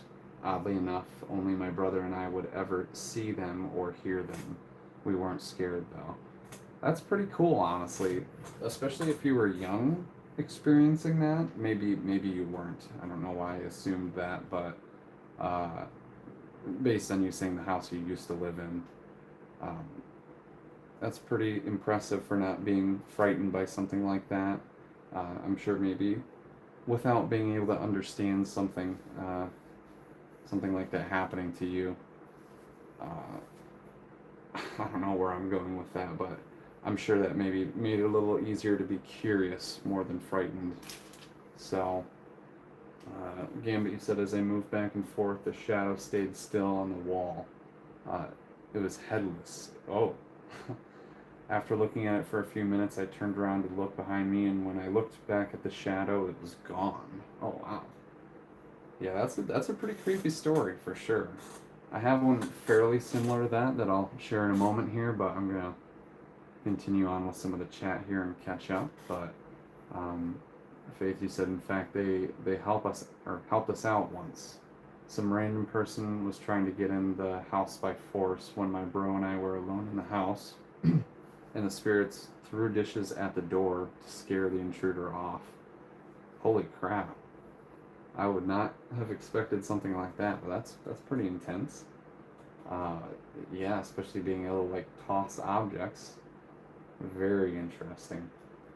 And then Gambit, you said, I tried everything to debunk what I saw, but moving up to the wall, investigating the lighting, etc. I was really quiet, or it was really quite surreal. Wow. Sorry, I'm trying to figure out how to respond to some of those, but they're mind-blowing too, and I also want to catch up on the chat, so I'm having trouble coming up with a good response, but I'll just take a moment here to think of a good way to actually say what I want to. And then Faith, you said, wow, that's crazy, being a teenager when you experienced that. Were you scared scared at the time? And Gambit, you said, yeah, I was, but I wasn't sure how to deal with it. I couldn't talk to it because it had no head. Wouldn't be able to hear me or respond. I left the house, I'm assuming, and went to a friend's house. Yeah. Don't blame me. They say some people are super receptive to seeing things. Man, I keep pressing the wrong part of my screen here. Here we go. Some people are super receptive to seeing things, just like babies and pets. My dog sees spirits all the time that I don't see. And then Gambit, you said my cat too. They have hearing and sight that we don't. Which I agree with that as well. There's been a couple times where my dogs have definitely stared down the hall and they've been looking at something that has just, they're fixated on it is the word I'm looking for. But there's literally nothing there, and it's been quite confusing when that's happened. So I totally get how that can be.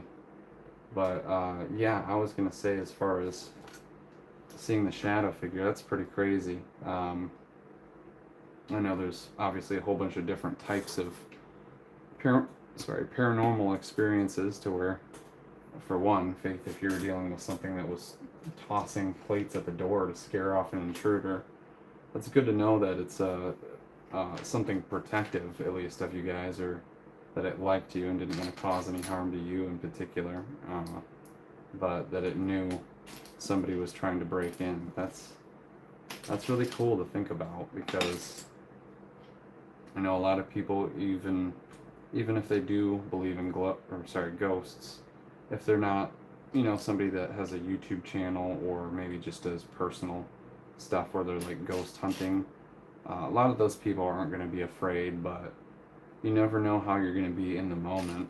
I haven't experienced too many things. Some of them were when I was younger, so it's hard to say if just at my age I was a little bit more frightened than I would be now. But what I had happened, or what had happened to me essentially. Goodness, I need to get better with my vocabulary. That's for sure. I need to expand upon it. But anyway, I don't know what I just heard. Huh. There was some type of a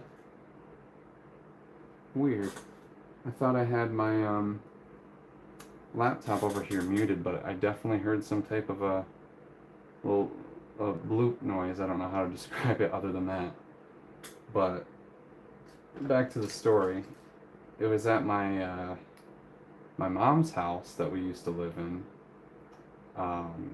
My dad was dropping myself and my two brothers back off to my mom's, and I it's kind of funny how it ends up relating back to Lego anyway, but I went down into the basement because that's where I had my Lego stuff, and I don't know what I was doing or what I was messing with down there, but I went down to do something, and I was probably, I don't know, maybe 8 years old or something like that, but I went down, and both of my brothers went to their room. They both shared a bedroom, and my mom and dad were talking up at the top of the stairs, to the basement, I should say, and it's very strange because my mom thought that both of my brothers, or at least one of them, were down in the basement with me, and she saw, she called me up, and I went to like the bottom section of the stairs. There was a bit of a landing towards the bottom, and then it went off to the right, and there were like 2 steps at the very bottom, so the landing was just very close to the bottom of the stairs. So I was either standing at the very bottom landing or maybe halfway up the next section of the steps when my mom asked, like, hey, can you tell your brothers to come up? And I looked at her weird and was like, no, I mean, they're over in their room, they're not downstairs. And she looked back behind me. I could tell she like kind of looked around for my shoulder, and I don't remember what she said, but it definitely freaked me out like immediately because I knew, oh, you can probably hear somebody going by really quickly in a motorcycle there, but I knew that she had seen something based on how she responded. So I like quickly ran up the remainder of the stairs, and I know at that age I was pretty frightened by it because she didn't make me like scared or anything by the way that she had responded, but my mom was definitely in disbelief, so I think that's what kind of freaked me out, is I hadn't really seen her react in that way to something. But that's really all that happened to me. I never actually saw it myself, but I was, a part of the situation where my mom saw something, and we went into the basement afterwards and tried to recreate the shadow after I wasn't scared, and I guess at that point I was willing to go back down into the basement, and it didn't bother me.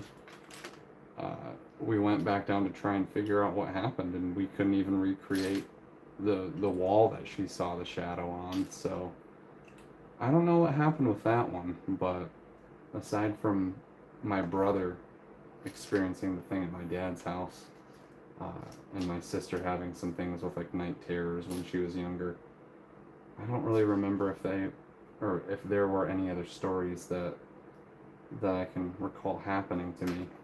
I know at my dad's house I felt uneasy a lot of the time because it was a new built house, and or newly built house, and it also, sorry, okay, that's why, it's because this is a tan and the upper one is a yellow. Whoops, sorry about that. But shoot, I kind of lost my train of thought of where I was going with that. I'll probably remember in a moment, but I actually don't recall what point in that story I was at. So I don't have too many paranormal things that have happened to me. It sounds like you guys have experienced more than I have. That's quite cool. I definitely want to see at least something in my lifetime where I can kind of deduce that, okay, that was a paranormal sighting or something definitely unexplainable. I think a lot of the things that I have experienced, I've known enough about the people doing paranormal investigations to where I can kind of come to a conclusion without immediately thinking, oh, that's a ghost that I just experienced. And as far as the thing that happened to me last night with possibly seeing a UFO or UAP that they call them now, I'm not entirely sure that if I did, but if so, definitely a pretty crazy experience. Also, okay. Man, I really tried to flip the set around from how I was looking at that again, but it's just on this same side. Okay. Not doing too bad with the progress here, but hopefully I don't over-explain myself and then throw myself off from the build, because I know catching up on the chat there, I was probably just a still frame for a good couple of minutes, so I just hope that I don't deter anybody from continuing to watch if that ends up happening. Not either of you guys in particular, but if somebody else joins in and sees nothing going on, I guess that's what I mean. Alright, another hinge here. Let's see where that connects to. Oh, and some more of these black candle pieces. These are always really good to have. I know some of the Star Wars blasters will have these as like a silencer at the end. So if anybody else gets Minas Tirith and ends up using the parts for something different, they can, if they're into Star Wars, for sure use a lot of those.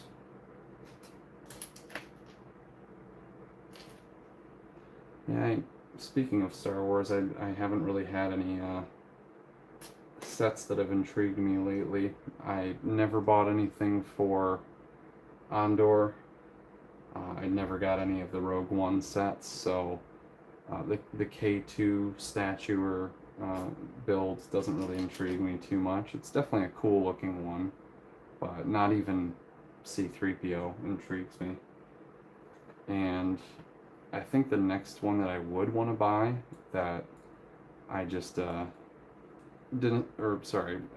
wasn't old enough at the time that it came out to really have gotten into Lego, but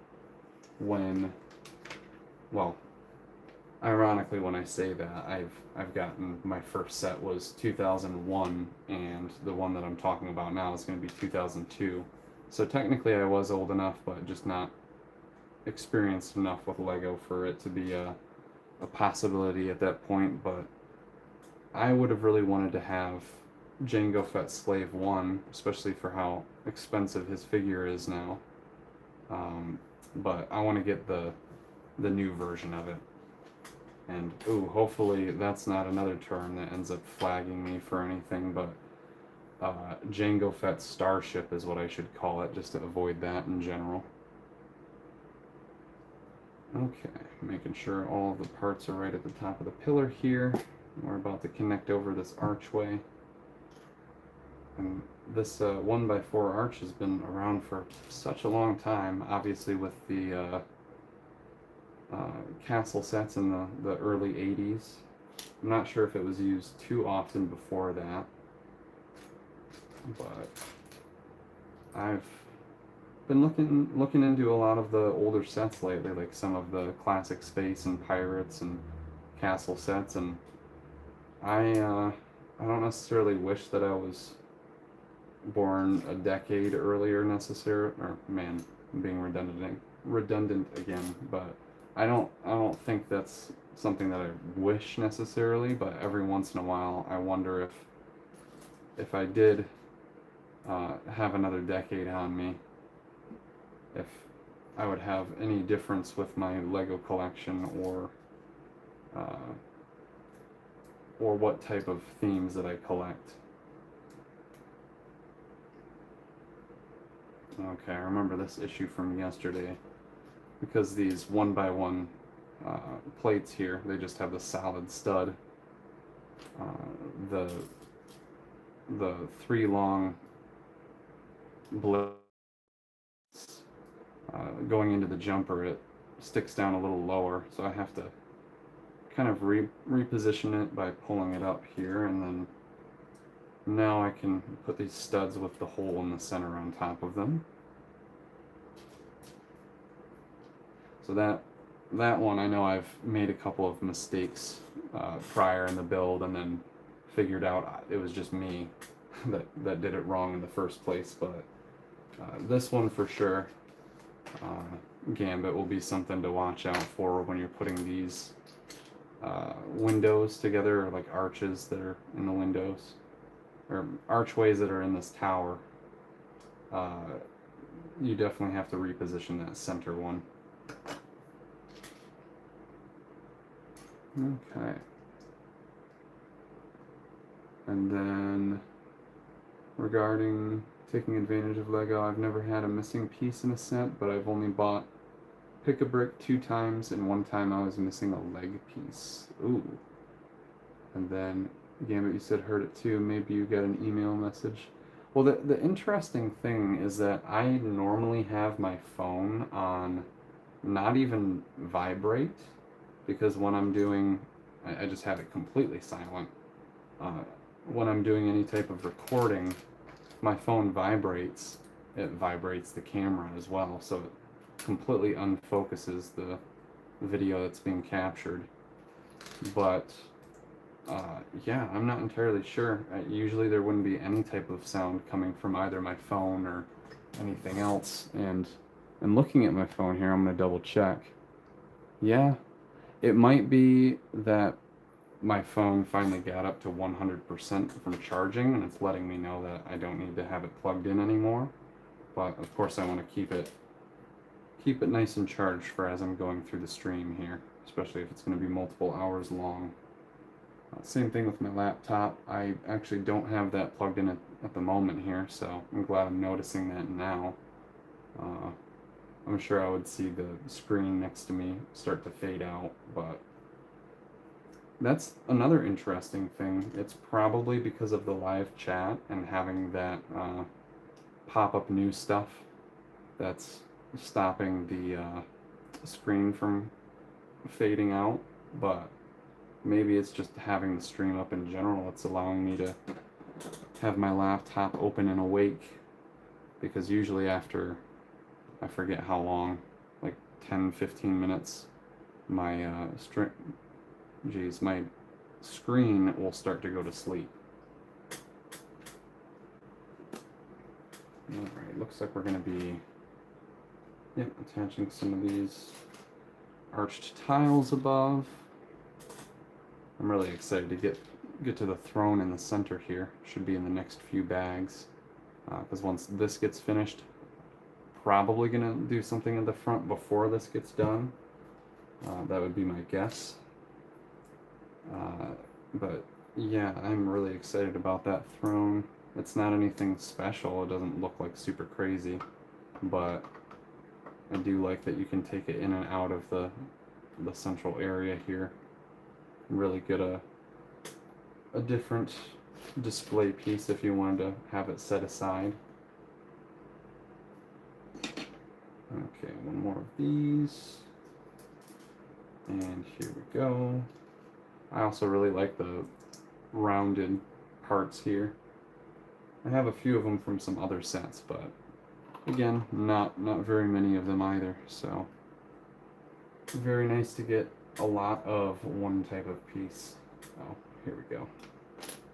Almost missed another section.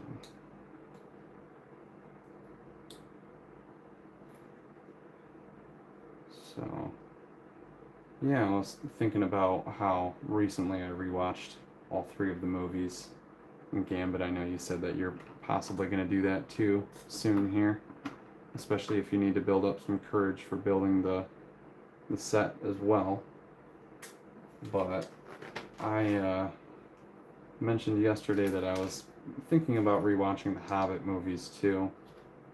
If I was to pick a favorite for them, an Unexpected Journey is kind of along the same lines for me as Fellowship of the Ring, because it's a little more nostalgic than the other movies, but I don't think I remember too much about the second movie either. I think it had a similar effect where most of the action was in the third movie for the Battle of the Five Armies. I do remember, now that I'm thinking about the title, Desolation of Smog, I do remember some aspects of that movie, and the whatchamacallit town being at the very end of it. But I think for whatever reason, the Battle of Five Armies is probably my favorite too, just because of the end battle. Making sure I'm placing this down correctly. There we go. But I definitely, I think Thorin was kind of like a Boromir character for me. I didn't really like his attitude as one of the dwarves at first, but especially towards the last movie, he started to grow on me.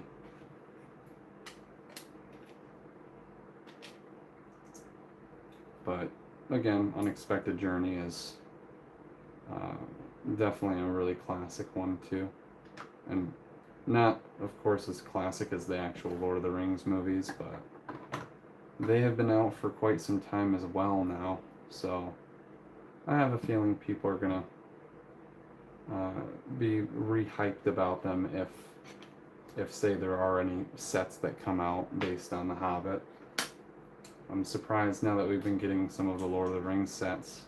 Not that The Hobbit was received as well, but I feel like the sets were still maybe not just as popular, but they added to the whole universe, and especially having another version of the Shire from Bilbo's portion of it. I'm sure people liked getting that, since there wasn't really I'm drawing a blank. I don't think there ever was a Shire for the actual Lord of the Rings sets. I think it was just for The Hobbit, but maybe I'm just completely forgetting about one being created earlier on. Okay. I decided to stand up for a moment here because some of these parts are a little hard to see from where I'm at. I'm definitely doing this guy first because I feel like it's harder to line up what's going on the opposite side here. Okay, that's not too bad. I'm not sure if anybody else has popped in and out yet, but it looks like maybe it's the same three that are watching. So other than Faith and Gambit, I hope my third viewer here is enjoying. You definitely don't have to interact in the comments or anything like that, especially if you're not comfortable. But wanted to make sure that you're not being ignored either.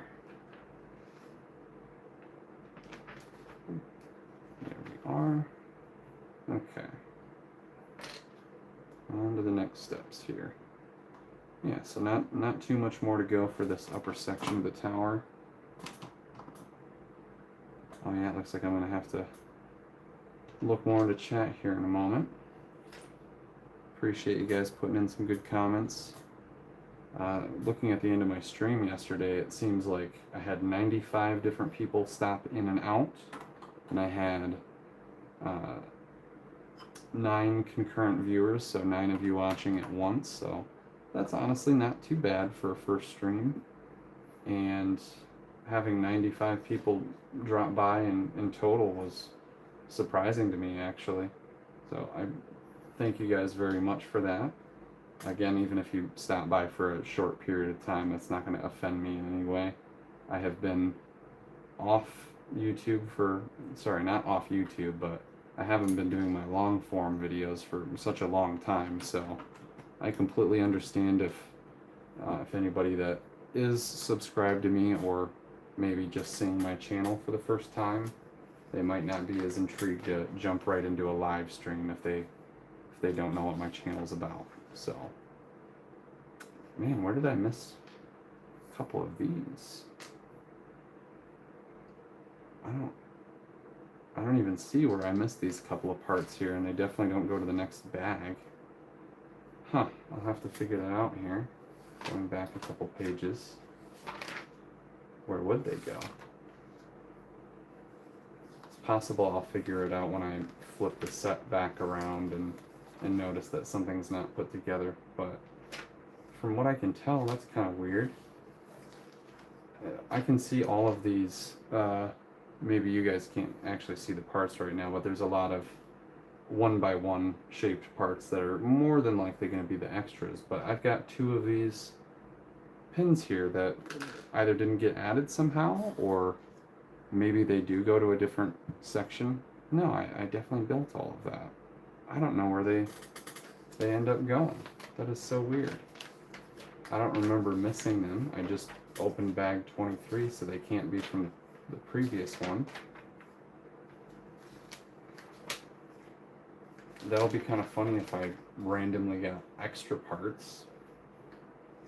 Like extra parts that I didn't even need. Huh. See if I can't figure this out in a moment. So far, no. Does it go on the... Yeah, okay. Oh, that makes perfect sense. Yeah, I just missed that they go right on the back side of this pillar here. There we go. You can feel it. Alright. That's more like it. Let me get the extra parts out of the way here. Oh, I hope that did I not face this the right direction? I don't think I did. This is supposed to go... Huh. If that faces this way... That is kind of weird to me. I guess I did face it the right direction. Okay. Never mind. I was going to say that looked wrong, but it definitely does not by comparison now. Man, I don't want to lean my head too far forward here, but I almost needed to put that part on. And does that line up properly? I'm assuming. Yep. Okay. That's better. Now we've got it. Making sure, yep. I don't know why this looks... Yeah, something's way off. That's what it was. Okay. I don't know how that connected in the way it did still, but... that's kind of funny. Alright. Apologies, I'm going to grab some more water here, and let me see if I can get caught up a little bit more with the chat here. Gambit, you said, what does UAP stand for? It's unidentified, wait a minute. UAP, unidentified, I don't remember what it actually stands for. That's a good question. I don't know why I'm drawing a blank on that right now.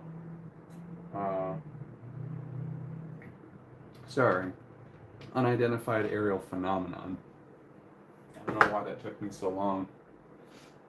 But Faith in Misery, you said, I've been obsessed with the Mandalorian and Grogu set since the movie came out. Just picked up the brickheads and 2 of the ships. Very nice.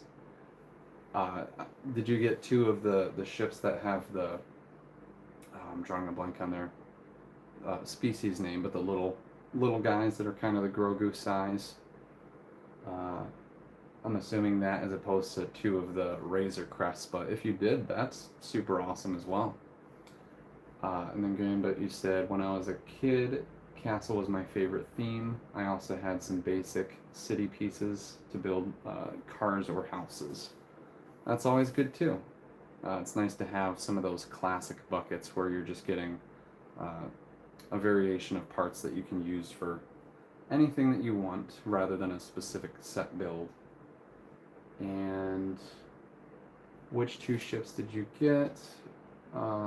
Looks like you asked, Faith, and then you also said, well, the reason why I haven't opened the box is because I ordered a second Minas Tirith and it's on back order. I'm waiting to get it to make sure it arrives undamaged.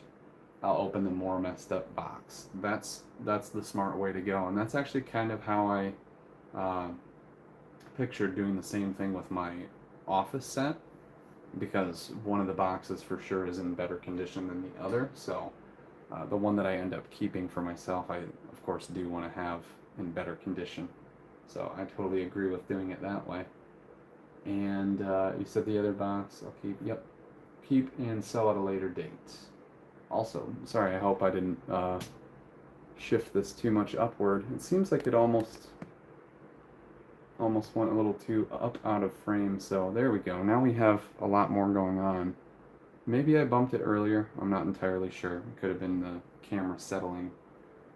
So hopefully that looks better for you guys. And then if I can't sell it later for some reason, then I will build out Minas Tirith top levels, making it fully minifigure size. Oh, that'll be so cool. Yeah, I don't know if I've seen anybody double up on it yet. That would be very nice to see. And then Faith and Misery, you said picked up the Razor Crest and Enzelian Starship. Okay, yeah, the Enzelians. I don't know why I couldn't come up with that name, but yeah, that's awesome. You actually got both of what I was talking about. I thought you maybe got a duplicate of just one or the other, but very nice. And then Gambit, you said, oh yeah, those are both sets that I want to get. And surprisingly, I never got a Razor Crest or, for example, the UCS Razor Crest, so I just don't have one in general. And when that set released, I actually did like the aesthetic a lot more of having that yellow on the front, so I'm thinking about getting one of those too. And the Enzellans are really, really fun looking, so I'll probably end up getting one of their starships too. And then, what else have we got here? Regarding UAP, that makes sense. And I think I'm all caught up here. Very nice. So, now, let me get back up to date with the instructions. We're on bag 24, looks like. We get this all situated from the ground here.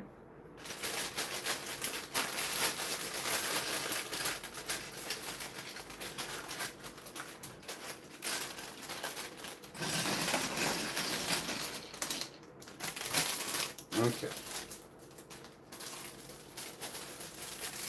Definitely a little more laid back for this stream, but I appreciate you guys again for joining second time for the next portion of the build. I wasn't sure if anybody was actually going to be willing to sit through even one of the streams, so Gambit, thank you so much for that. And again, Faith, I'm glad to see you back here too. Alright, so we're working on, looks like one of the towers that goes on probably this side here, unless it's the very front. But, oh, and also make sure to get a couple of these tiles on before I go too far ahead. Sorry, not tiles, plates. Okay. I'm going to make sure to sit back as much as possible here too. Get used to not leaning forward at all, so that way I don't have to worry about where I'm positioning the camera. So yeah, I gotta come up with some more to talk about Minas Tirith in particular. I know that they did a very large miniature, but they used a lot of that for the actual filming of Minas Tirith, which was super cool.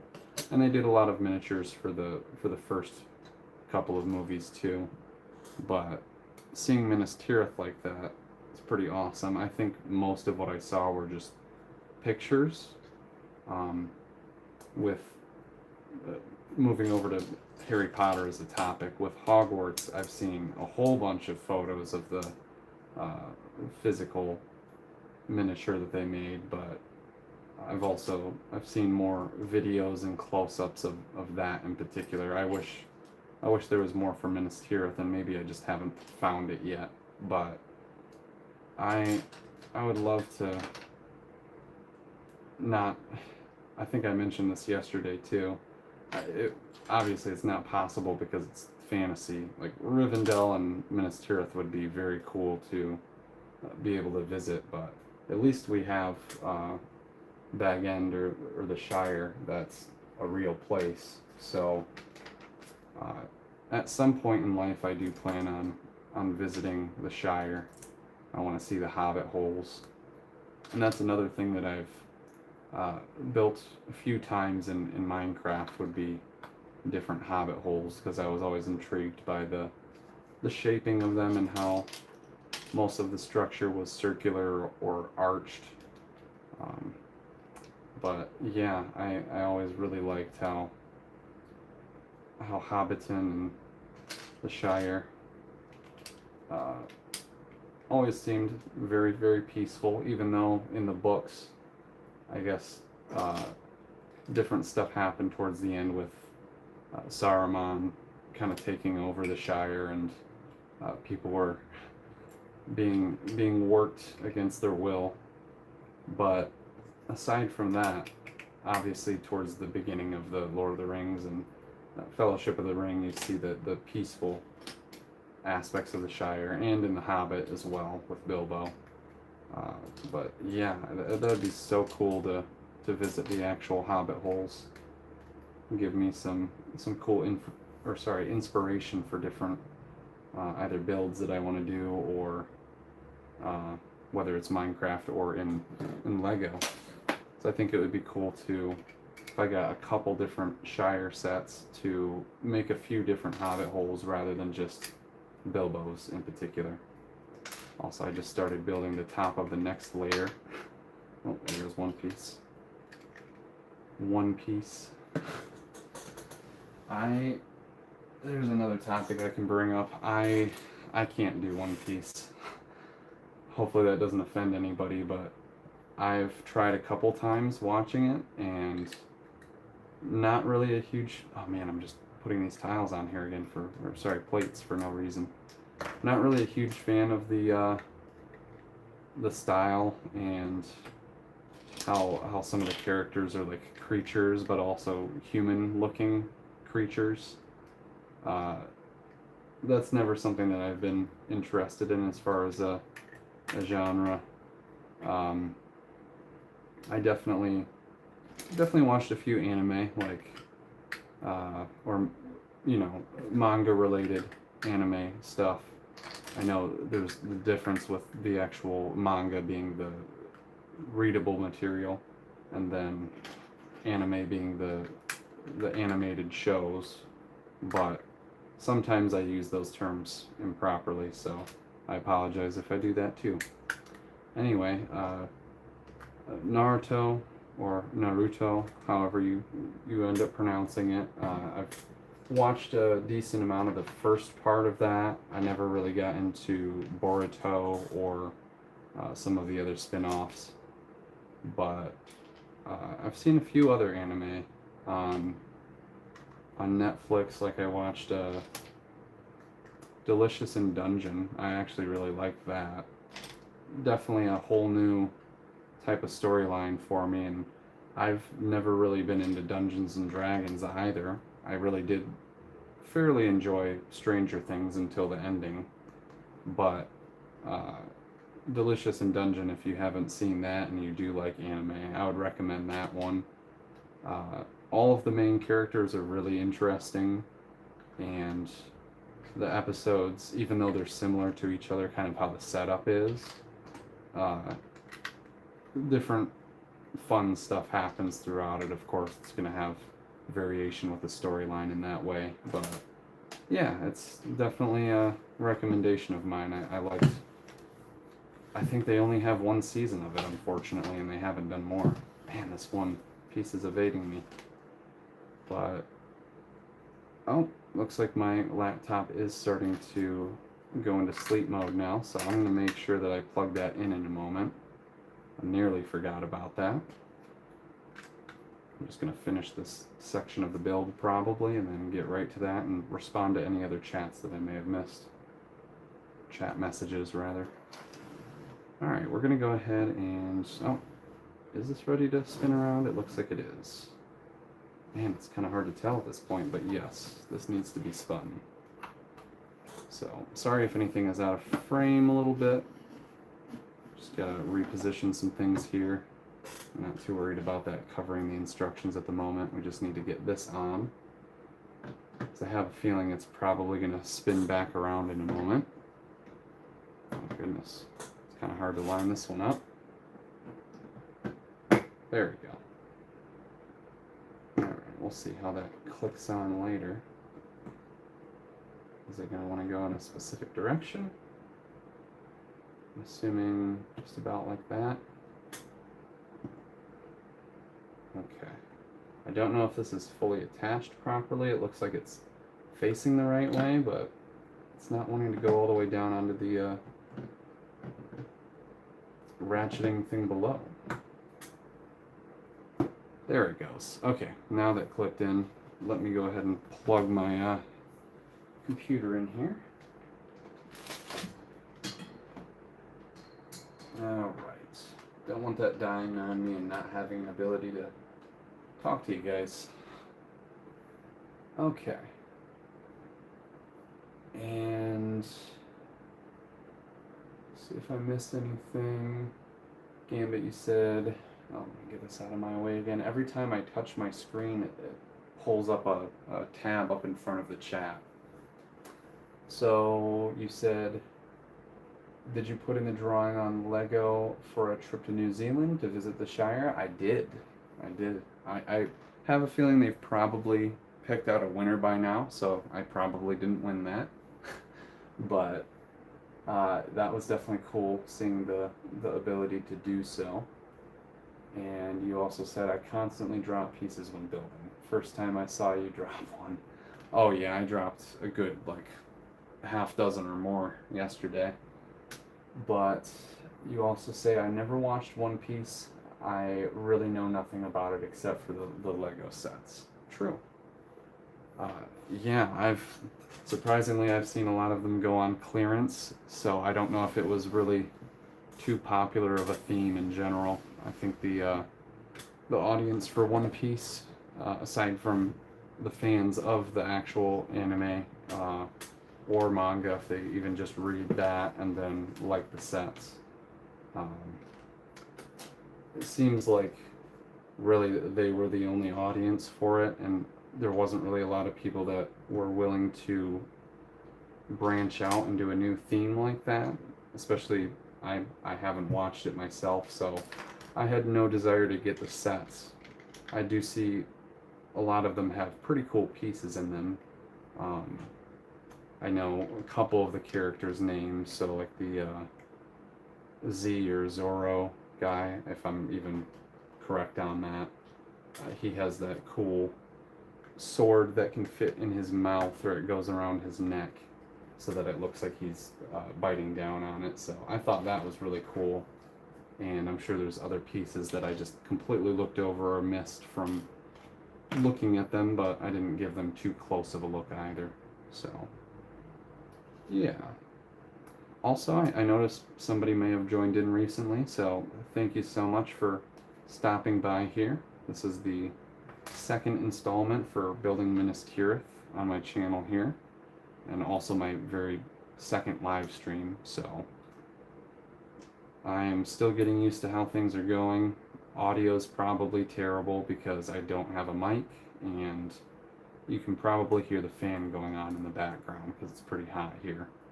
And Faith and Gambit, I'm sure you've probably heard that several times by now.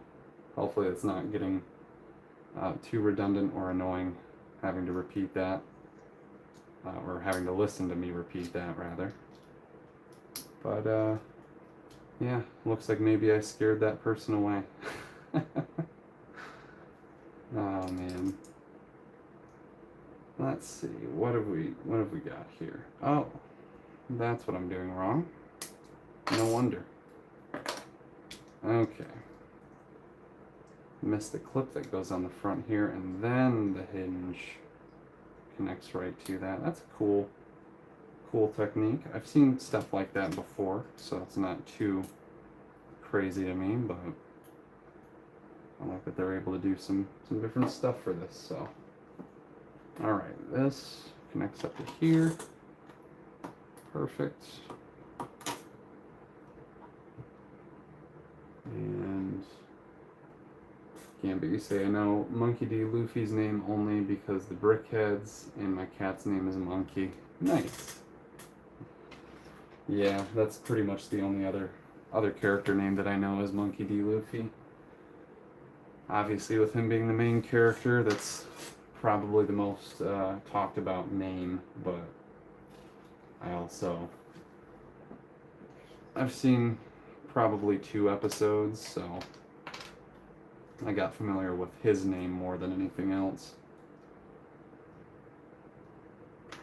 Alright, almost a bag 25, not too bad here. And we started on bag 19, so 6 bags total, or we're about to be on to the 6th one here. With there being 20 bags, we're about a third of the way through. So with it being 2.5 hours roughly into the stream, yeah, it seems like it'll be another 7-hour build roughly. Not sure if this is probably an extra piece. Probably, but if it ends up being needed later, I can grab it out of my little container. Alright, so this tops off that section. We're starting to build more of the outer towers here. I'm wondering if there's going to be a lot of hollow space in between the walls, where you could technically have figures walking through, but I'm sure that saves on a lot of parts, that's for sure. Alright, bag 25.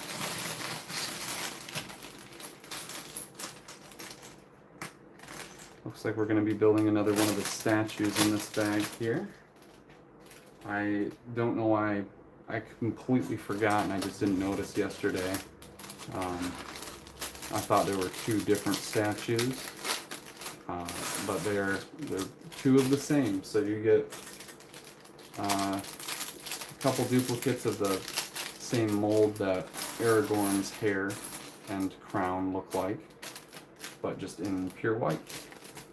So 3 of the same mold in the set. Whoops. And very cool. This is that piece I'm talking about. Might as well hold it up and try to focus it for everybody, but yeah, it's a really nice one. Not sure how much it differed from the other Aragorn figure, the first version that was part of the Black Gate, but that's another expensive figure. Most of the Lord of the Rings figures are from the early sets.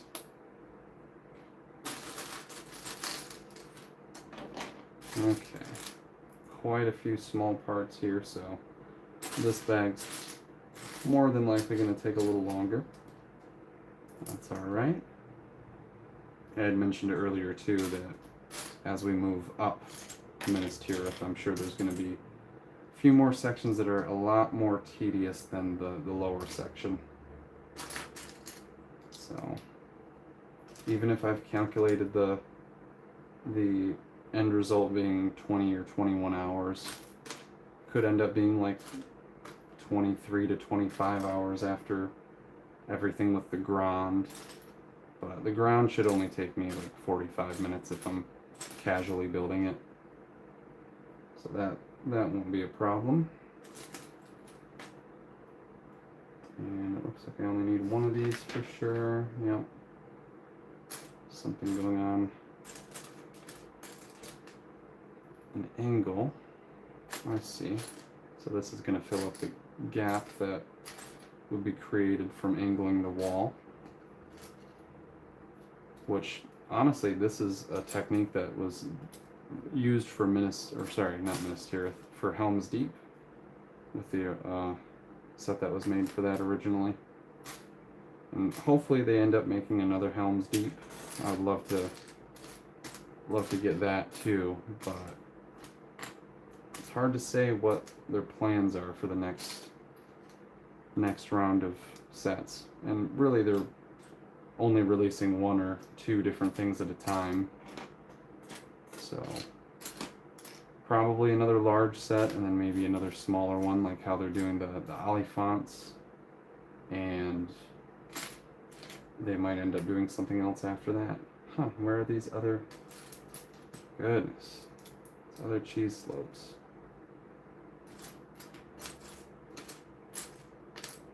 Seeing these other 1x2 plates and mistaking them for them.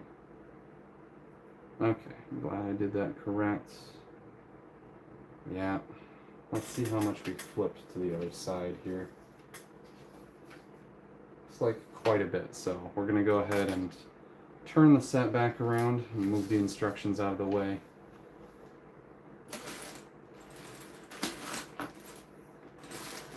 A little more difficult to push them with the smaller pieces, but not too bad.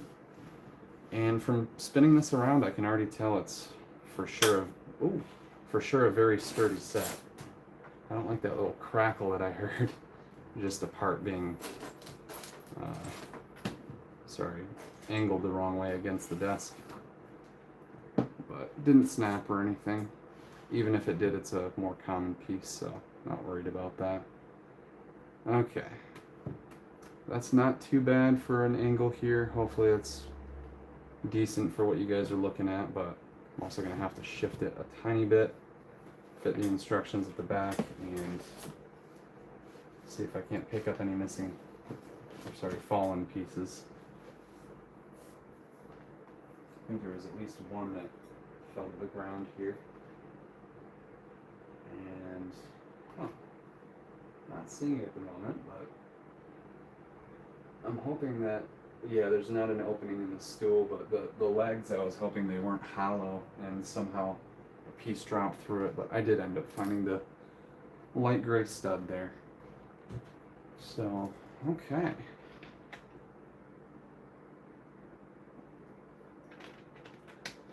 Grabbing some more water here.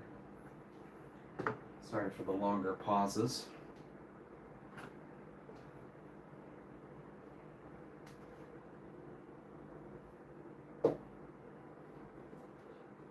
Okay, making sure I'm on the right step. Very good. And I think we're at 2 a moment ago and then back up to 3. So welcome to whoever just joined. Thank you for stopping by today and joining me with the Minas Tirith build I have going on. This is my second live stream, so I'm still getting used to the flow of things. I apologize if I end up taking any pauses or not saying enough. I'm doing my best to really figure that out as I go. And especially with having my other videos, recording the commentary for them afterwards and not doing a live like this is very different for me.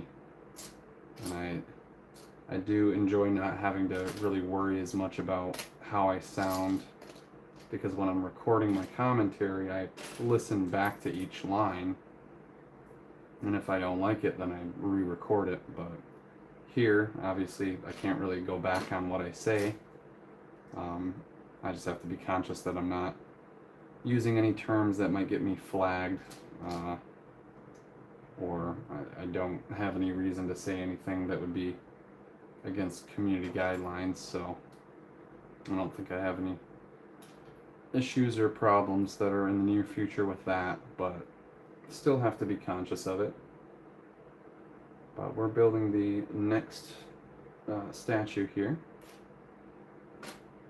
If you hadn't seen the first portion of the build, the statue that's on the left side here, we're basically just mirroring that at the moment, working on the King's Hall, which unfortunately for quite a while was being kept warm by the steward of Gondor, Denethor. Not a very nice guy. Definitely never a fan of how he treated Faramir. And I think Faramir's character in the books was like even more admirable, but they had to give him a little bit more of a character arc for the movies, so they made him a little bit less agreeable at first, and then he kind of not improved his personality, but he just became more respectable, I guess, as the movies went on. And they didn't really go over it too much in the movie, but they show them standing together at least. I'm drawing a blank. There's too many of the similar names in Lord of the Rings, like Sauron, Saruman, Arwen, Eowyn, but I believe Eowyn's the correct name that I'm looking for here. Eowyn and Faramir end up getting together after the ring is destroyed. And of course we know Sam goes back to the Shire, and I think he becomes mayor for the Shire, if I'm not mistaken. They don't show any of that in the movies, but he gets married to why am I drawing a blank? The first thing that's coming to my mind is Rose, but I'm thinking that's not what her name is. I don't know why I can't think of it at the moment. I literally, again, just watched the movies not too long ago, but for how long they are and how much information is in them, pretty overstimulating at times. Okay, we got that in the correct orientation. I also forgot to put this part on the set, which I could be wrong. In the instructions here, it might have been on the other side that I'm looking at. Yeah, of course it is.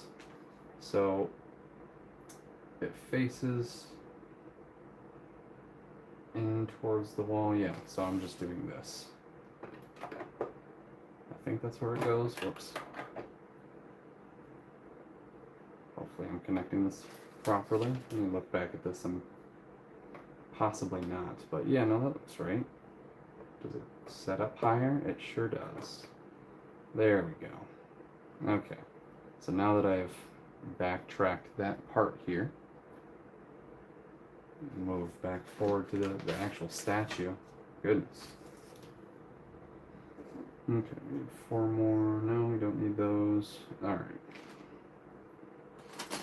This statue just makes me think of Aragorn in particular for the crown and the hair, but the beard is definitely, well, it's Wu's beard from Ninjago, but seems to be portraying some other type of king, and I don't know if it's specifically, I'm struggling so hard with names. That's one thing that I'm actually terrible with, even in day-to-day with talking to people and meeting people. I've worked too many retail positions to where it's affected my ability to remember as easily. But anyway, Aragorn's descendant, or who Aragorn descended from. Man, I'm struggling very hard right now, but anyway, his great-great-grandfather, or whoever it was, I forget how many generations it went down when the ring was first removed from Sauron's hand. But yeah, I'm very surprised that I'm struggling remembering the name of their characters. Okay, so that's all correct. Got this going across, looks like just a couple of pieces I'm looking for. So often I'll just completely overlook glancing at the box at the top, so even though it would be way easier to determine which pieces I'm going to need, I do that way too much. Like for example, that I should have put on first and noticed that I needed 2 of these, but oh well. There we are. Looks like another fairly complicated sub-build here for connecting 4 different sides. See what this ends up being, another tower portion. Oh, I think it's going to go right out here. That's what it is. And that's also one of the reasons why I like not doing too much research going into a set build like this. I like kind of figuring out as I go and making guesses as to which portion of the build they're working on. I mean, it shows the little pictures, but especially if I'm not paying too much attention to that and not glancing over at it as often as I should be, helps not spoil too much of what's coming in the instructions.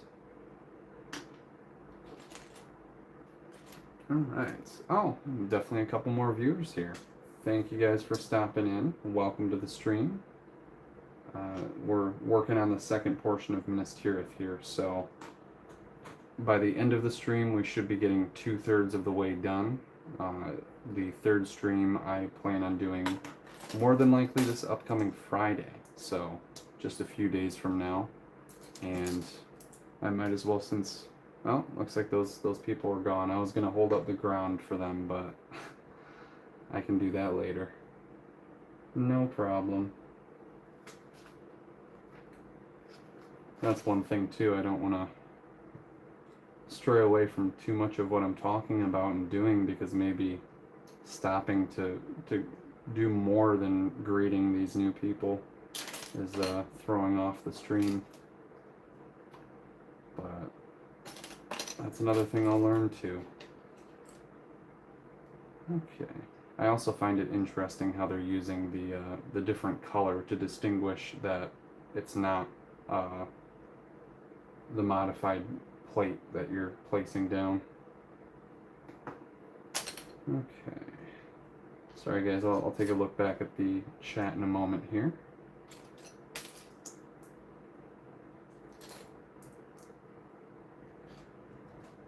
And welcome to another viewer here that just joined. Thank you so much for stopping by. I'm planning on getting about 2/3 of the way through Minas Tirith, depending on how many bags there are in total, by the end of the stream. So I have one more to go in the next few days here. On this upcoming Friday, I'll be doing the last portion of the stream. See, I look back over and they're gone again, so I feel like that maybe I'm overthinking it, but do you guys think that has something to do with it, that I'm taking the time to stop what I'm doing? And not that people are afraid of me greeting them, but maybe me stopping what I'm talking about really is throwing it off. Huh. Doesn't bother me too much though. Definitely new starting out, so I don't expect people to be immediately entertained. I'm sure there's people swiping by too that are just figuring out what they want to watch.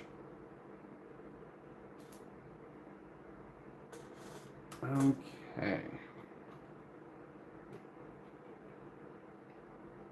That's something I'll do a lot too, is when I'm just being silent and don't have something to say next and I'm just confirming that I'm doing something right, I'll either say alright or okay, and more to myself than actually you guys, but I don't know why I do that. Definitely a weird habit. So we'll finish this portion here and then I'll take a look at any new messages you guys might have sent me. Definitely a fan of this new 2-plate tall snot. You can't even really call it a brick. Is it just a double plate, I guess? A snot double plate. But the the regular square ones that started, I think they started out as the sea pickles in Minecraft, unless there were a few other sets that they were used in prior to that.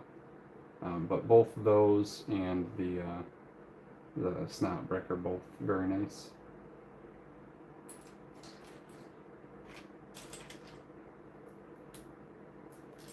Alright. So, once I end up getting to the end of the build for today, I'll probably work on getting the first portion of the stream posted. I'm not sure if I'm going to actually do that tomorrow itself, or based on how late I'll be getting off the stream, it might be something that I can do, you know, around midnight or sometime later tonight. That way people have more time during the day to watch it before my next stream comes out, or the one from today, which I'll be posting the following day or Thursday.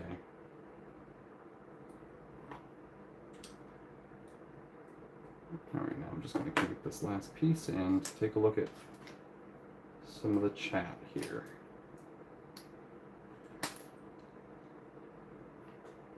It'll be interesting figuring out a good way to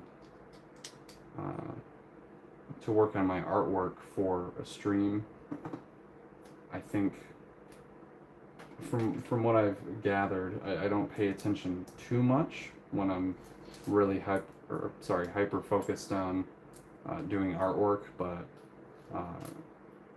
I've of course noticed over the years, if people are watching me, that I'll have like a feeling of somebody hovering too much over my shoulder, where it's not super bothersome to me, but it definitely throws me off a little bit. So I don't think it'll be too much of an issue, but I hope that doesn't also affect my ability to talk during the stream, because when I'm hyper fixated on artwork in particular, I don't do very much talking, especially even if I do a little bit of talking to myself while I'm doing a task. So I'm sure a lot of other people do that, to where you might know what I'm describing, but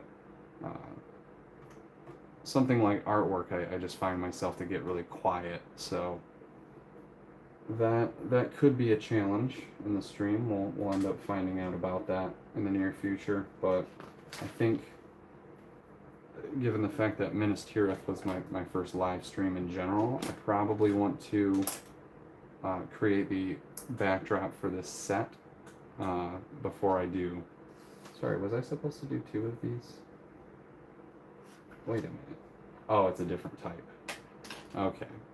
Anyway, yeah, I plan on doing the backdrop for Minas Tirith first and foremost. So I think if I end up doing that, especially with how big the set is and then how big the backdrop's going to have to be, that'll be quite the challenge for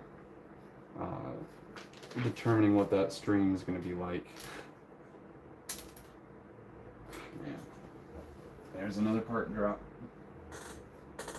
Not that I'm going to point it out every time, but it's funny to me when it happens. And of course, I'm doing way more than I said I was before I looked at the chat, so. Alright, so what do we have?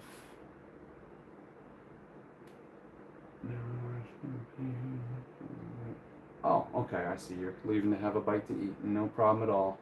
Sorry to hear that you got sick earlier this morning. That's no good. Maybe the, aside from not having anything to eat all day, that's no good. I'm assuming the heat, if it's hot where you are, is going to play into that too. But if you got air conditioning, then maybe it was just from, again, not eating. Crackers with frog jam. What is, I've never had frog jam. What is that? And you said, yeah, a seal liver's air. Yeah. Thank you for helping me remember the name, because I don't remember what Isildur's dad was named. Uh, but the seal door is definitely the one that I remembered more so. And then frog, it's fig, raspberry, orange, and ginger. Whoa! Clearly a strange combination of flavors. I think it may be an Amish style jam. Where do you get that from? That sounds really good actually. I personally I've never liked salads because I've never been able to find a good salad dressing. But I went to uh, a dinner with my coworkers for like a Christmas celebration this past year, and we went to it's called Kumo. It's like a hibachi style restaurant, but they cook everything right in front of you, and they had some type of ginger. See, the thing is, I don't know if it was ginger sesame dressing. I've tried to find it in stores after the fact, but I keep finding like sesame with ginger and also like poppy seed or whatever else in addition to that. But yeah, just the ginger, and I don't necessarily have an opinion on figs. I've never eaten them very much. I've had fig Newtons a decent amount in the past, and I think when I was a kid I actually liked them quite a bit. So raspberry and orange, I mean that's already sounding really good, but the ginger's intriguing because of kind of what I'm explaining with the whole dressing story. But yeah, no, I've never had that before. That sounds really nice. And you ask, are you thinking about doing a daytime backdrop or a nighttime scene? Well, I'm thinking more than likely daytime, especially with the Battle of Minas Tirith being during the day. Uh, if I was doing Helm's Deep, I would definitely do nighttime, especially with how that battle went. But yeah, probably daytime, and I imagine with the backdrop, most of it's going to be, well, obviously you're going to have the set covering a lot of it, but I'll put some type of rocky formation behind that so that even though it's going to get blocked, it'll still have a something that makes sense for what would be behind the castle, which is going to be, of course, a mountain. And there I go, calling it a castle again. But yeah, probably a daytime scene. I'm not sure if I'll make it kind of look like a cloudy sky or if it'll have some more hints of blue in it. But I like to do some research on the different scenes that I'm creating artwork from, and then that gives me a good idea of how I want to position the backdrop and what I want added into it, essentially. So depending on how that goes, so I'll look back at the Battle of Minas Tirith scenes and kind of pick a spot during that whole battle that kind of makes sense. But I don't think the time of day really differed during that whole sequence. I think it pretty much stayed daytime the whole area, but the whole duration. But with what was I gonna say with that? I don't even know. I'm having trouble. There we go. That part wasn't quite connected, so it wasn't lining up. It could be that obviously there's going to be the front on angle of it where that's really all I can do, but I'm not sure if there's going to be maybe a different angle that could give me a different type of sky scenario. I don't know if I'm just over explaining at this point or what. But yeah, and I definitely need to work on not saying as much. I do that way too often. So now we've got more of these archways to put up. I like how they just kind of rest up against each other at the top. They're not actually attached to studs up here. And maybe a couple on this side. Sorry for the squeaks in the chair there.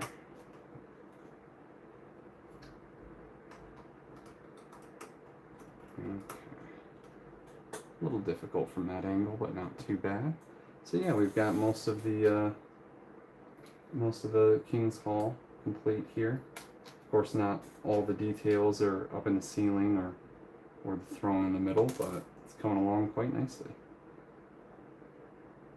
Also, very weird. So it does in fact tell me to create 2 of these. And maybe I just already put the one on that I was supposed to? Is that the case? Where is this at? And the other one goes where? On the back side of this? Oh goodness, this is going to be a little hard to get unless I turn it. There we go. I was going to say, why did it seem like I needed to build another one of those? Because I definitely don't have the parts for it. Okay. Now we're good. But I'm going to knock off one of the statues. Fun times. I think I also... Did I spin that around the wrong way? Maybe I did. Because I think the... it could just be the one plate I put on top. Oh well, I'll worry about that later. I think the 2x2 modified plate that has like the 1x2 tile section on the front, I might have it spun around, but it doesn't really differ how the set's put together, so that's okay. And I don't think this needs to be added anywhere. I believe it's an extra part. But I do need 2 of these, which go where? Oh, right at the very bottom here. Okay. That's how. It's interesting to me that the top portions here, they actually, do they line up on the side? Yeah, never mind. I was looking at the fact that this has more plating on the one side, but it's just from what's behind it. That probably doesn't make a whole lot of sense without knowing what I'm thinking, but anyway. Yeah, so sorry if I'm starting to get a little boring in any way with describing or showing any of the stuff that's going on. I can feel the heat fatigue.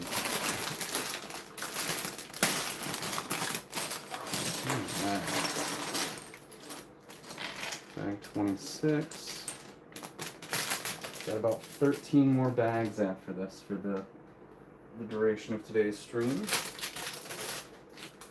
So we're not really close to halfway through this one, but nearing it. Okay. No idea what this is going to be. Definitely looks like some type of, oh, probably the entry here, not entry, but the back of the King's area. So yeah, looks like that will be next. And Gambit, you say that makes sense during daytime. I thought the battle went into the night and continued the following day. Yeah, you're right. You're totally right. I just completely forgot about it lasting multiple days. So good observation there and memory. But yeah, it was nighttime when the ground broke through the wall and then resumed a day. So yeah, I guess that's kind of what I was thinking when I was describing that earlier, was the sky did look a little different, at least on the or in the area that the orcs were across from Minas Tirith. But that must be why, because it changed from one day to a different one. But yeah, I think it will be daytime still, but I'm also second guessing myself because doing a nighttime one would be kind of cool too, with the Grand being paired to the set. But I don't necessarily have to think about that too much at the moment. I think as far as a time frame on when I'll start that artwork, I just need to figure out when when I'm going to be filming everything for my next couple of shorts here, which I'll be uploading on Friday along with the next stream. So I just need to get that done during the next couple of days here, and probably at the start of next week I'll be planning the backdrop, but I don't know if I'll start it that same week or if I'll give myself a little bit of time in between. Totally depends on kind of how the current week goes and if I have anything else come up. But usually, even though I haven't posted anything long form in a very long time, like a year and a half at this point, I'm sure that doesn't seem valid when I say that I should have a decent amount of time to just start that soon here. Most of the issue is that my room remodel was making it hard for me to get into some of the Lego stuff that I have sorted out, or some of the sets that I hadn't opened yet, being able to access them. So now that I've got everything pretty much put back into my room and starting to organize it all, that will be a lot easier for me to create any mocks. I'll just have to source the pieces that I need from the correct color bins, and it'll be a lot quicker than having to figure out where or which part of the stack of my bins has that one color I need, and then moving all of them from on top of each other. And it's been hard to do that, that's for sure. I don't know exactly how many parts that I have, but I have nearly... So this is the main thing. I have the Lego Builder app, and unfortunately they don't give you the ability to input multiples. So strangely enough, if you have any of the collectible minifigure series and you only have one or two of them, or you didn't finish the whole set of that collection or the series, they don't give you the ability to just pick figure by figure. They basically let you add the entire set of figures if you complete them. So with that being said, there's little inconsistencies with how I've documented my sets. Again, they don't have any way of showing duplicates, and both of my brothers, they got multiple sets that I also got when we were younger. One in particular that I'll give an example of would be Anakin Starfighter from episode 3, where all three of us had that set, and I have no ability to, you know, say, hey, I have 3 times that amount of pieces. But at some point I'll try to do like a pretty close calculation to what I have.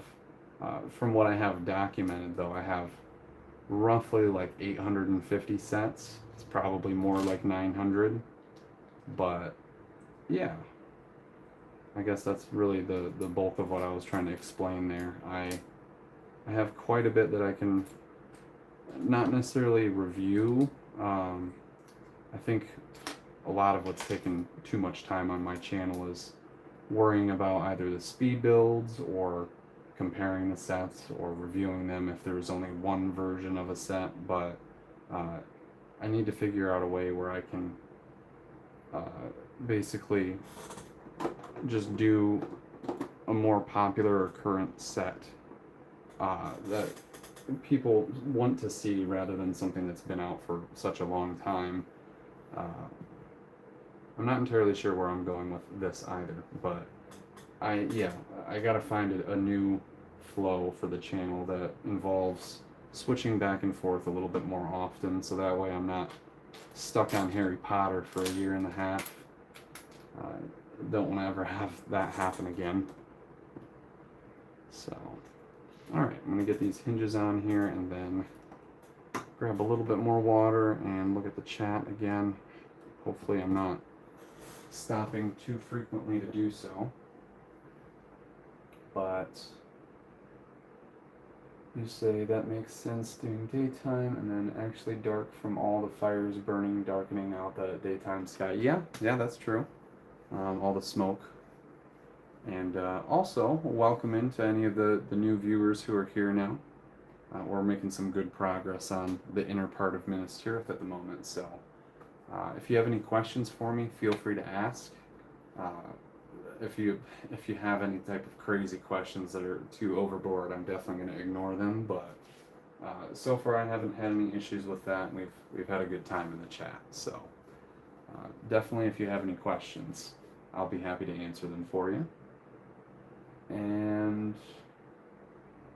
Gambit, you say actually dark. Oh, I missed the one that you said before that. Makes sense during daytime. No. Okay, I'm backtracking too much. 850 sets, holy crap. Yeah.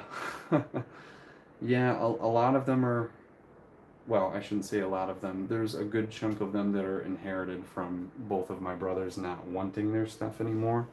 But I also, from collecting my own stuff after the fact, I probably have a good 4/5 of that are my own. So yeah, probably like a good 650 or 700 sets are what I have purchased myself.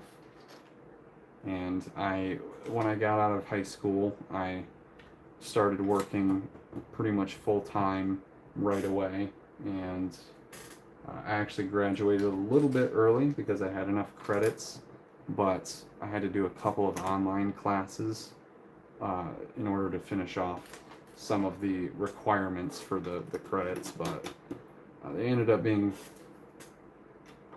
extra in the end, not extra themselves, but they gave me extra credits from getting the required ones out of the way too.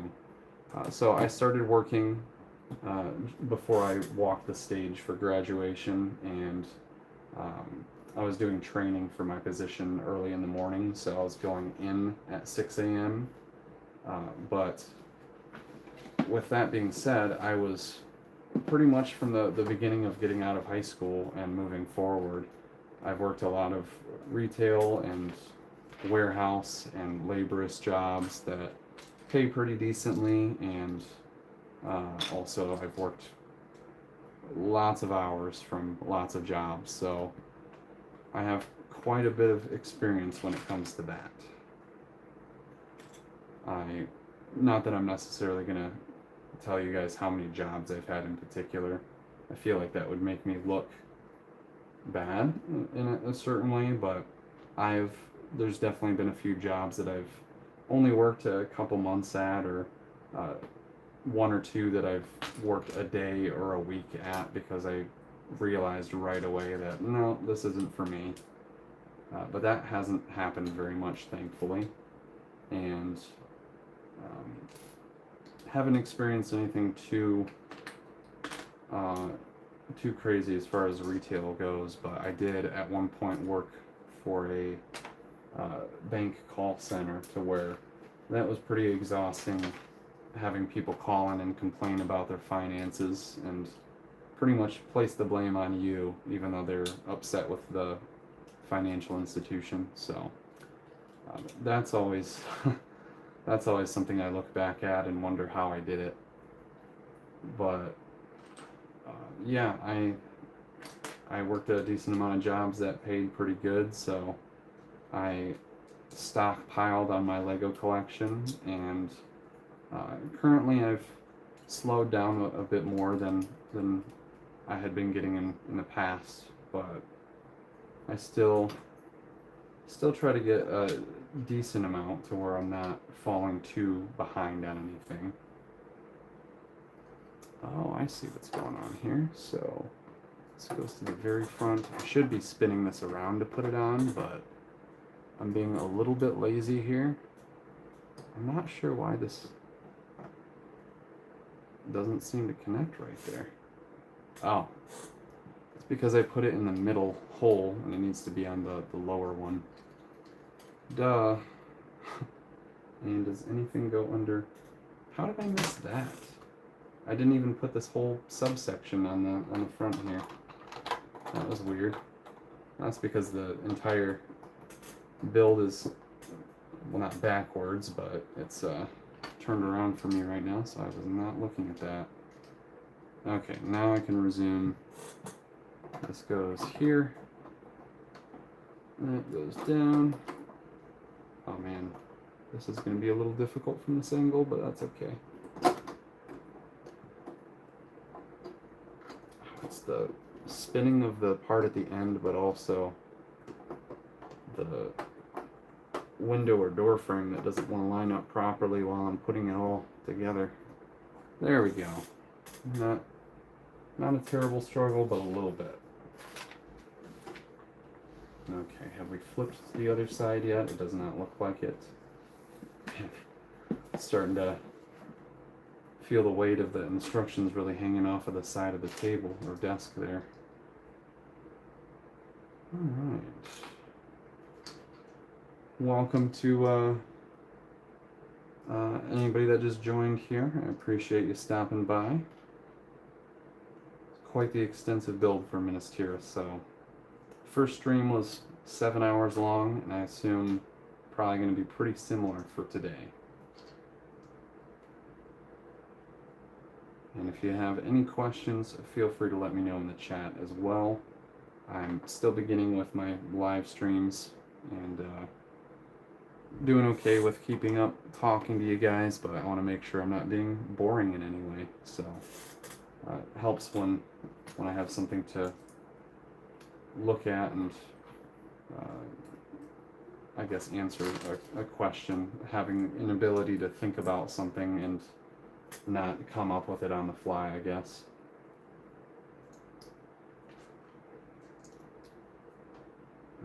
Okay, looks like we're putting together some markers for where other parts are gonna lay down on the red tiles. Yeah, or at least connection points that are going to help make it sturdier. So we got this going all the way across. Okay, so that does go below there, no wonder. Okay, not bad at all. Probably this pin is going to run through that at the front as I look at the page that describes that. Of course. Oh, is this not at the right height? It does not seem to be. I definitely missed something here. That is for sure. What did I miss? Oh goodness, I'm gonna have to possibly, nope. I was gonna have to spin that around to find out. So, with this upper section here, what did I miss out on? Because this goes to the proper, oh, well that's it right there. No wonder that fell off so easily. I don't know why I didn't see this placed on top. Okay, that's better. There we go. Now, not too much of an issue anymore. Okay, this pin will line up now. Always okay having some struggling moments in the stream here. I would rather have a build that doesn't go completely smooth from start to finish, because that just shows how stuff actually works with LEGO sets. You don't always build it perfectly the first time. Sometimes you have to backtrack. Yeah, I've been building sets for 25 plus, well, around 25 years. So almost 25, I would say, is the best number. Alright, there we are, just about to finish bag 25, bag 26 actually. Alright, I'm not sure where these pins are going to go next, but I've got another connection up top. And where do the pins go? Oh, I guess they are just extra pins. Hopefully I didn't have to connect them anywhere and completely missed out on it. But again, I can just grab them from the cup if I end up realizing I need them. Alright, so Gambit, you say I was thinking about doing a building sets on YouTube similar to what you're doing now. Awesome. like the idea. Of course, I'm not trying to deter you in any way from starting your own thing. I would love to encourage that. I just want to prepare you for the fact that YouTube is very different now, and I really wish that I had started way sooner in life. I've had plenty of sets for a long time now, especially being out of high school for about 7 years. Or I'm sorry, it's going on, I think, 8.5 years at this point, but yeah, I wish I had started at a point where there weren't so many people trying to copy each other, or not saying that you're trying to copy me, of course, but there's too many people that create competition, I guess, and it's not that you're necessarily aiming to become monetized. Maybe you're just going to completely do it for fun if you're thinking about it, but it's tough, that's for sure. I don't really anticipate that I'm going to have some crazy amount of subscribers or anything, especially with the YouTube channels. LEGO YouTube channels, it's not as easy to get up to millions of subscribers as some of the other topics or videos that are out on YouTube. There's definitely a huge gap between the newer YouTube channels and the channels that have been not grandfathered in, but they've been in the system for so long that the algorithm's not giving them the same issues that a lot of newer channels are having. And again, not to deter you from wanting to do anything with it, but to be very aware that it's unfortunately changed quite a bit. So it's not as easy as it used to be, that's for sure. Okay, one more of these plates. And can you also say, wow, lucky getting your brother's sets too. What sets were they mainly into? So we mainly would collect Harry Potter and Star Wars sets from the beginning, but we also had some of the Orient Expedition. I had some of the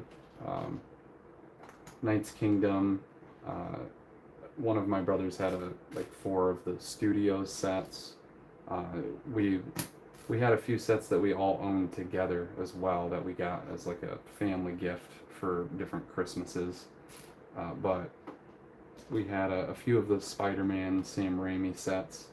A couple of them even duplicates of the sets, which we got like one at my dad's and then one at my mom's. But I think one of my brothers had the majority of the Spider-Man sets from back then, and they ended up getting passed down to me. So very thankful for that, especially because he's still very into Marvel and very much likes the Sam Raimi trilogy and Spider-Man in general.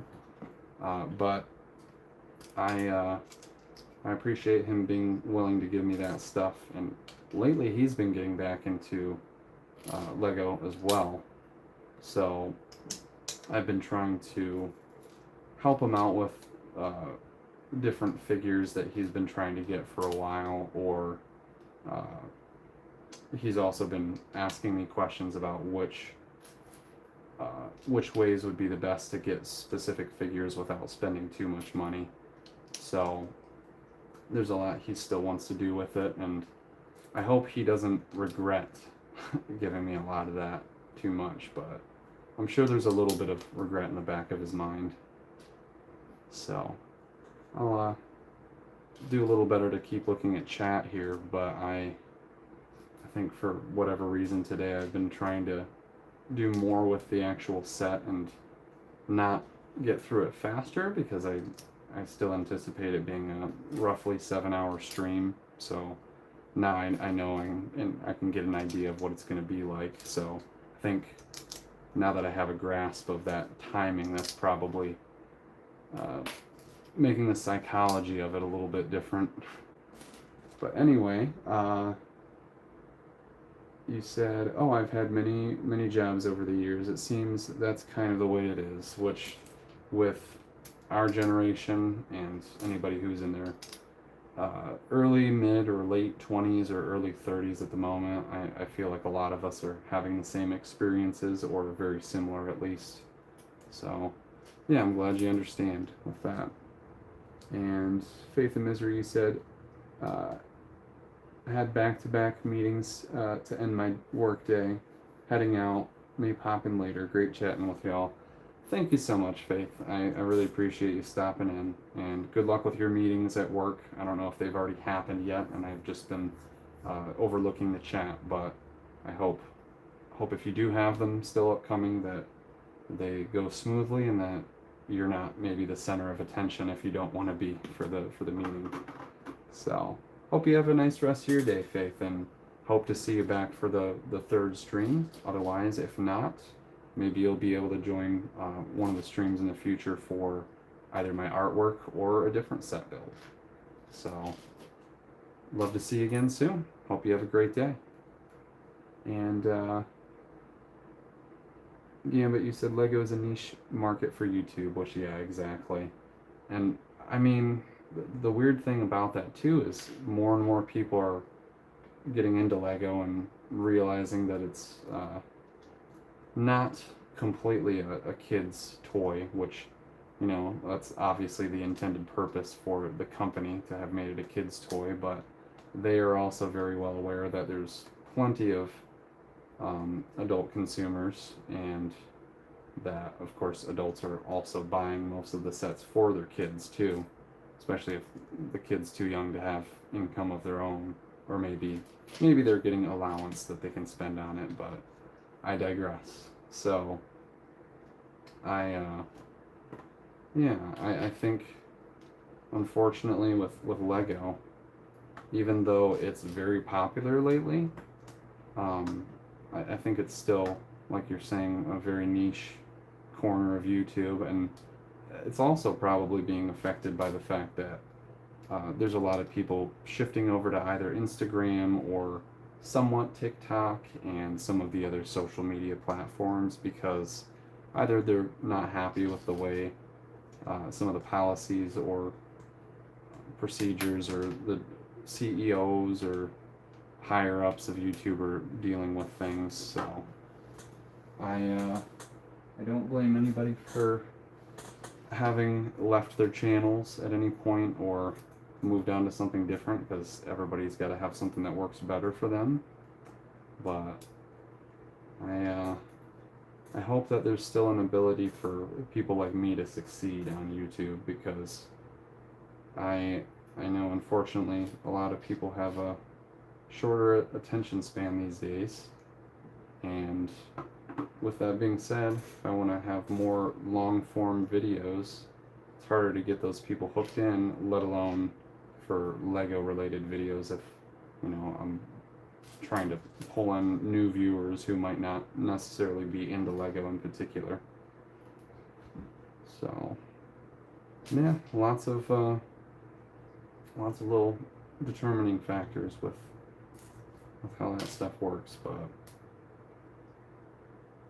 again, hopefully I don't seem like I'm trying to deter you in any way. And I don't think you would be copying me or anything. Doing speed builds or just builds in general for YouTube. Obviously, there's plenty of people before me who have done that, so not even a thing for me to have been worrying about in general. Alright. Oh, I see. Thinking this is going to be mirrored, but it's probably just the way that they're putting them on first. Okay. Man, distracting myself. But anyway, it's coming along quite nicely here, that's for sure. Definitely slowed down a tiny bit on the interior, but not a crazy amount. It looks like this is a little build for the Tree of Gondor behind the throne here, so that's really cool to see. And, yes, the mirrored versions of that part, or parts. I wonder what goes at the top of it. Man, keep holding it too low though. Sorry guys. I'm definitely excited to move on to the jut out rock formation at the front though. I see on the box there's definitely a few gaps that are in between the rocks on the edge of the front, but they probably did the best they could with filling in those gaps. I'm probably being a little picky at the moment.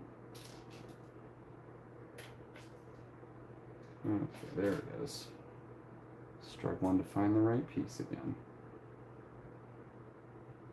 Ooh, it's a little hard to tell which orientation that is. Looks like this way. Yep.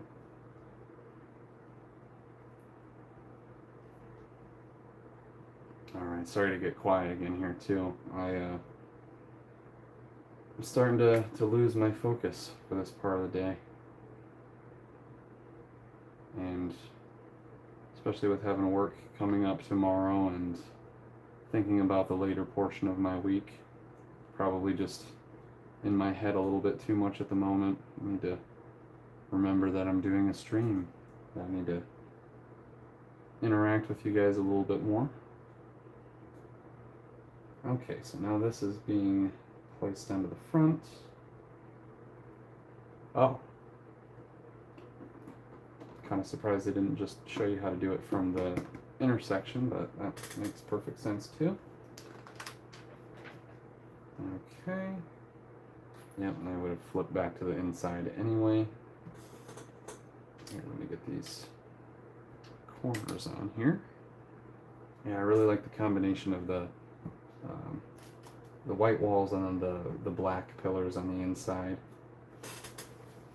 It's not exactly reminding me of the coloration that I made my room, because I have the light gray walls, but all of my trim is white, and the accents in my room are the antique brass or black color as well. So all of the displays that I have in my room, I don't have any of my dioramas in here aside from one that I showed in last stream, but I mostly for my Lego sets I'm just using the gray color of the wall to let everything else pop color wise, if that makes sense. So I wanted to have something that was a little more neutral for the background and didn't have a whole lot of color to it, which obviously gray came to mind first, but I also wanted to have a little bit of color, so I made sure to have a little tint of blue in it, which oddly enough the light bluish gray pieces almost match my wall. And at some point I do want to recreate my actual house in Lego, so my room will be very easy to do since I can just use light bluish gray for the wall color, and I don't have to worry about it not matching. So very, very close. Huh. Why are these other tan? They looked gold in the picture at first. Some type of a candelabra. There we are. And especially with the flames on top of here, I'm going to make sure to face them in the same direction, so it doesn't look like there's four different types of wind going on at the moment, or just airflow. But yeah, I try to face all of the flames in the same direction so they're not throwing me off in any way. Alright, I need two of these. Okay. Very nice. Also, the two long bar clips are very, very good piece these days. comes in handy quite a bit, especially for building upside down like I'm currently doing.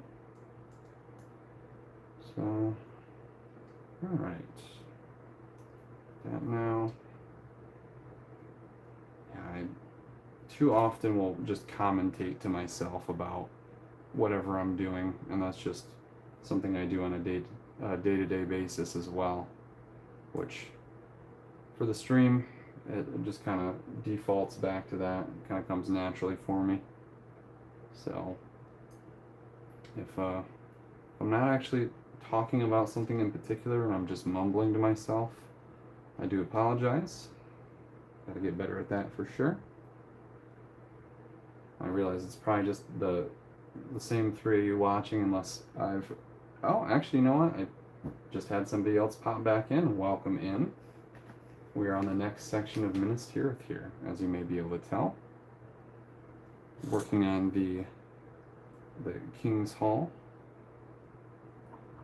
Got some candelabras that are going to be next to the throne here.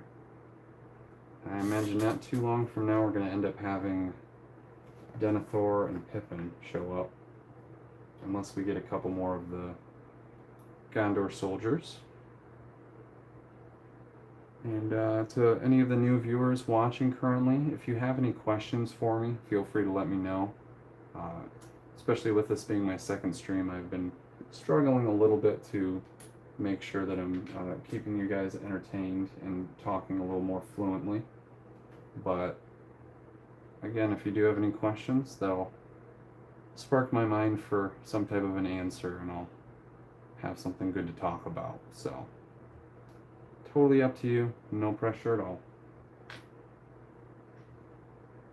But I'm just bad at talking in general, so I do want to utilize YouTube for helping me get better at that.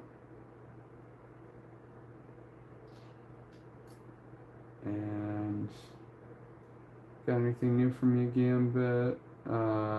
You say I had a bunch of G.I. Joes that you gave to a friend. He ended up selling them, or setting them on fire. Oh, and I was shocked he did that. After that, I never gave him or anyone else my stuff for free. I don't blame you. One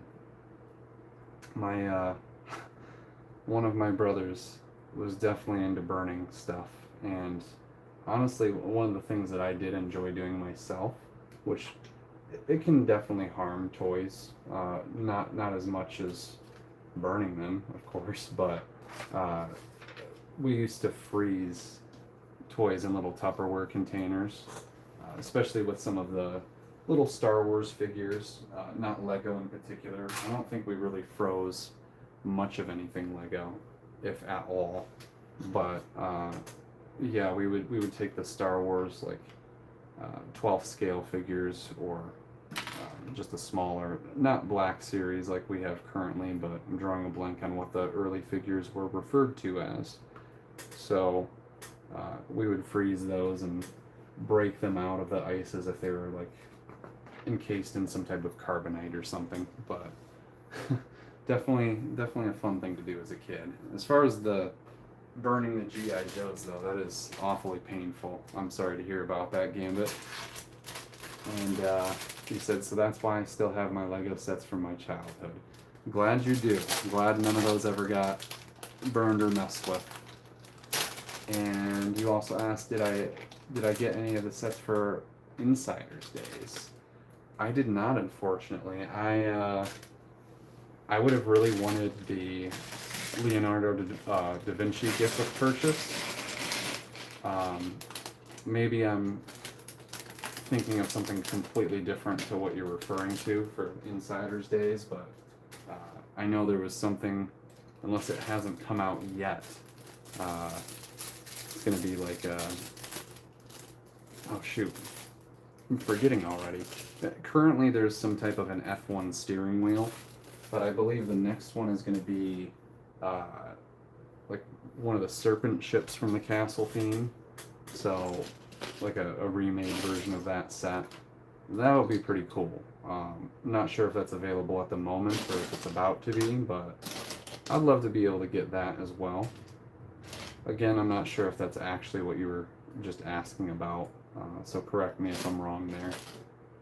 But I honestly, looking back at my emails from having ordered Minas Tirith, and the set that I bought prior was, I believe, Temple of the Golden Idol, unless it was the Office set. But I only order things from Lego.com like twice a year, and it's usually somewhat around Christmas for one of them, but also sometimes like during the middle of the year. And for example, with Minas Tirith, it was pretty much smack dab in the middle of the year.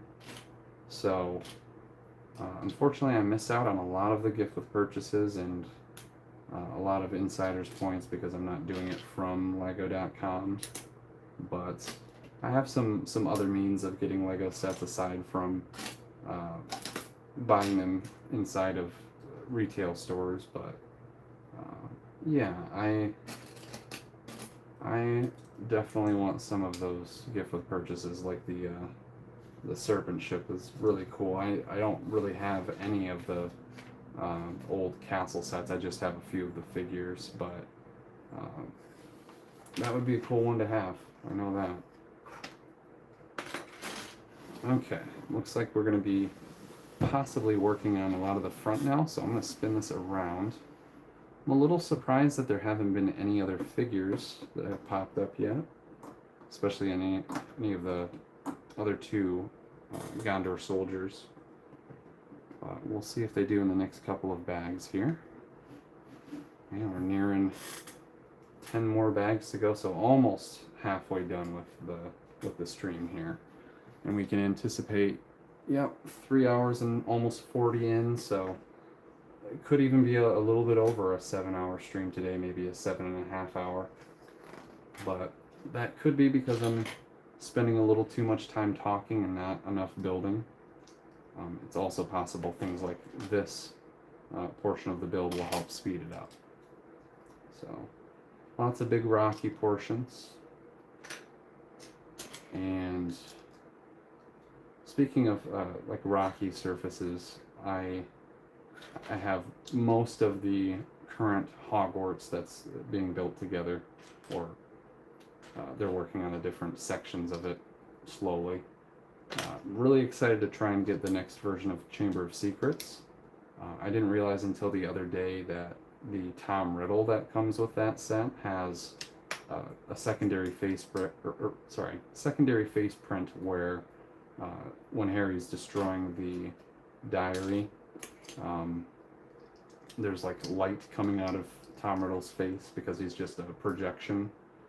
But I thinking about the rock formations with this set, I'm not a huge fan of how the rocks look for the Harry Potter or like Hogwarts sets, but they did a decent enough job to where it's not throwing me off too much. But it does kind of look like a flat wall that just leads up to the edge of the castle, and it's definitely more of a steep mountainside.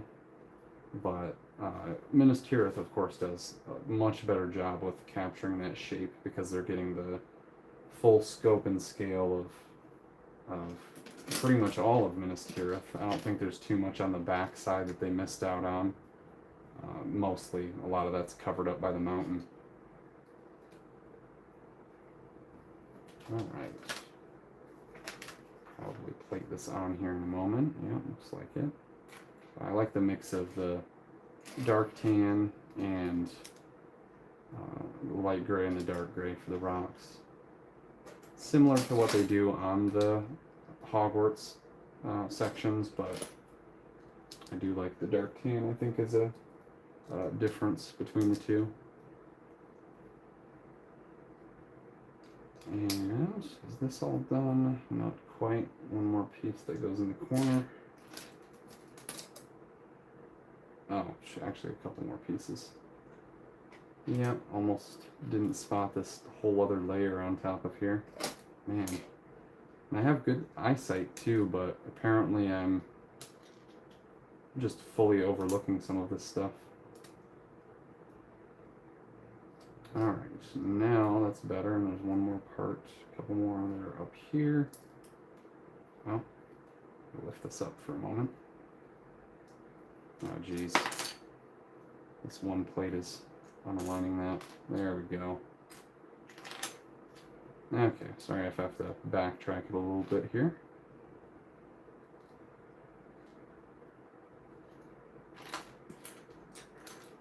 What have we got?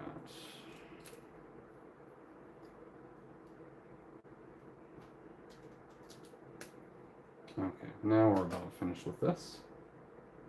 Double checking that there's not anything else that I missed. That seems to be it though. Yep, okay.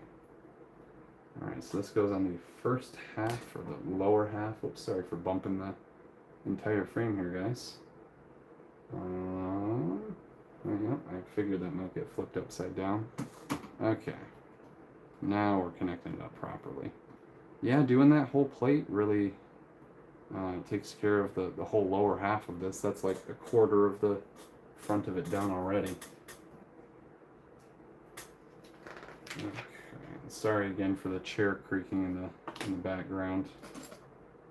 Not something I was really anticipating from yesterday, and then it kind of, I think from sitting in it more, started creaking even worse. But I know you guys were saying that it's not a huge deal, or that it wasn't being super bothersome, so that is good. Trying to figure out, oh, here we go, right at the base. Right at the base there. Okay, I'm just grabbing some more water here. And as far as the chant goes, that was for Prime Days, Leonardo da Vinci. Now it's Insider Days, Sea Serpent is going on now. Okay, so I was right about the Sea Serpent thing, but yeah, the other thing was prior. I see. Are you going to try to get the Sea Serpent? Or have you already, if you've ordered anything?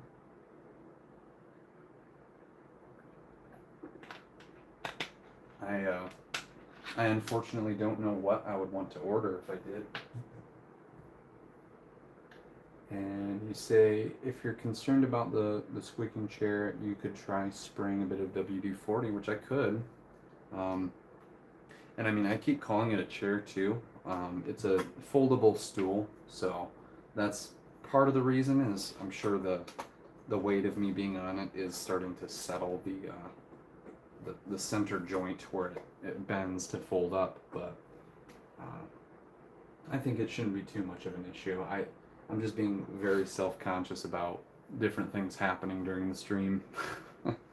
So I know you in particular, and a couple of other people that have watched haven't really said anything about it, or I know you've mentioned you don't get bothered by the squeaking or don't really notice, so that's good. But I'm gonna actually run out of the room very briefly. I'm going to head to the bathroom. Sorry to have that timing be right when somebody else joins. Welcome into you. I'll stay here for a moment before I leave the room because I don't want to have you just immediately join a stream to nothing. But yeah, we're about halfway through the second stream for Minas Tirith. I think they left already, so it's okay. Anyway, I'm gonna head to the bathroom, and it shouldn't take me more than a couple minutes here, so apologies for the slight delay. I'll be right back.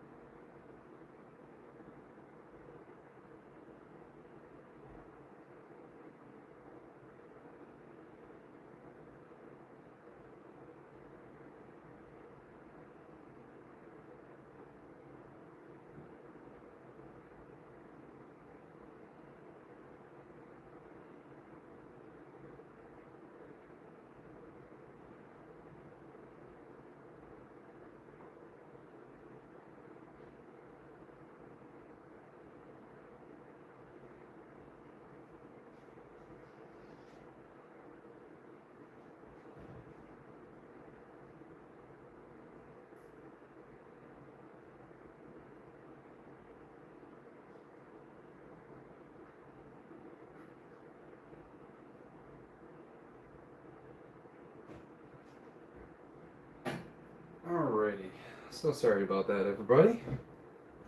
Luckily, I have a bathroom right nearby, so it's not too much of a struggle to leave for a moment. But I hope nobody joined and saw nothing going on. So, all right, I'm gonna jump right back in here. I think part of what was kind of distracting me was realizing that I needed to go to the bathroom a little bit, but not too big of a deal. So. Alright, we're starting some more of the opposite side for the rock formation. Definitely like these really pointed angled pieces. Quite a good addition. And some of these are wedged in between here to where they're hard to see on the instructions. But, oh, and we got one plate that goes under that guy. So, oh, that's the wrong one. Shoot. Whoops. A lot of the time I just use my fingers and my fingernails, which I don't even really have. I just trimmed them recently. But I'll just use the friction and pressure of my fingers to pop the pieces apart from each other. I don't use brick separators super often, but I actually use them more often for putting stickers down. So that's always super helpful. It's hard sometimes when you have some of the smaller stickers, placing them down into a precise area, especially some of the circular ones. Those are even more tough. But yeah, I use the brick separator to just stick it down onto, and then I put my thumb up above it. And when I place the sticker down, I kind of slide my finger over it and then pull the brick separator away. So that's my method for it. I don't know if you guys do anything differently, but yeah, I would suggest if you're struggling at all with placing stickers on, that is something that helps quite a bit. And I think a lot of people have been catching on to that, or maybe they've known for a long time, and I was later to the game than most people. Goodness. Excuse me. So I don't know though. It's hard to say. Well, got more of this rock formation done here. Not too far from being able to place it. All right. Now, yesterday, Gambit, I know you and I were talking about stuff with artwork.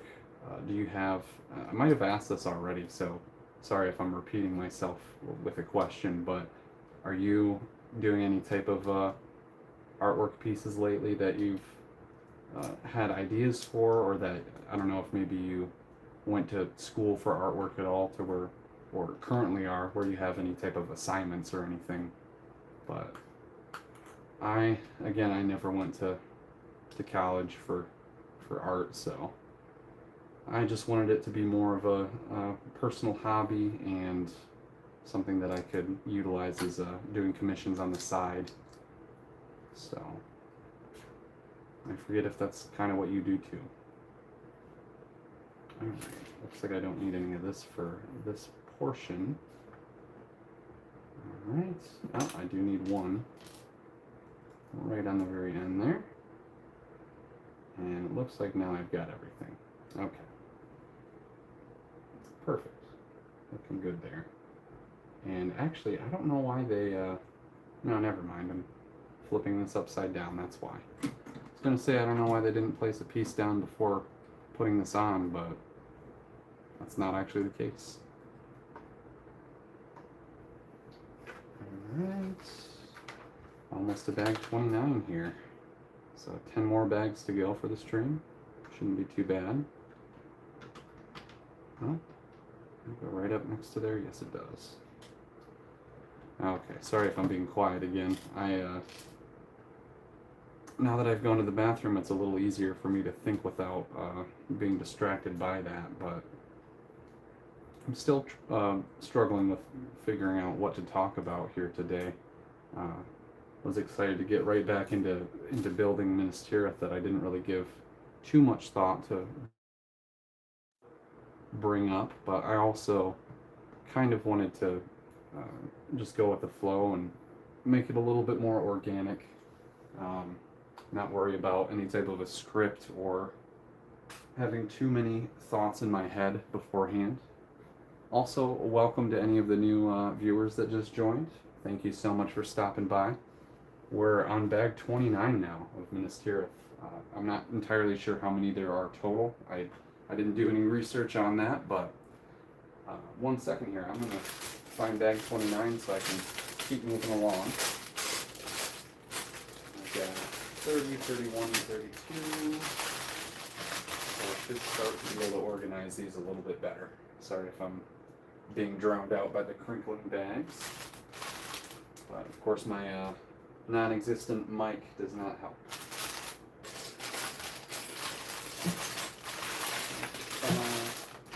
There's bag 29, so we've got that next, and whoops, goodness. Now everything else is pretty much in order from where I need it to be, so. Alright. See what else we've got here. You ordered it at midnight last night and got the Executor Superstar Destroyer on sale, plus double points, plus Sea Serpent, along with a bunch of city sets. Very nice. That sounds like a good haul you've got there. And you say, yes, just finished an art piece. It's of the Greek god Eros and him holding a woman. Okay. It's sorry if that sounded really like not a great reaction to it. I just want to read the rest of what you said first. But it's really nice the way it turned out. His face is a bit rough. Well, I mean, faces and hands are definitely the biggest challenges with doing people, so I don't blame you there. And it definitely took me a long time to figure out how to draw hands. Faces I struggled with for a while, but I think it was around 8th grade, maybe going into high school, that I started getting way better at it. At some point I'll have to share some of my non-LEGO related artwork, either during a stream or probably not as a separate video on the channel. Stream would probably be best, just given the way it all works. I don't know exactly what I was trying to say there, but you know me, struggling with the words.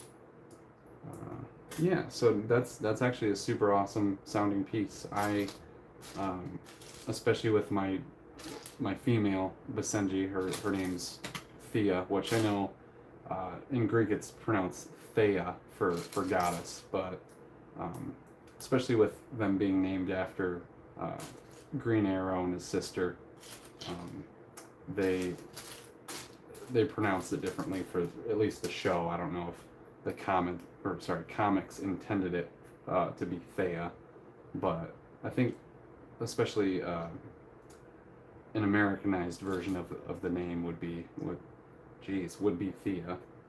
So ironically, I haven't done any type of Greek artwork, even though it's intriguing to me for different reasons. But yeah, doing arrows, that's pretty cool.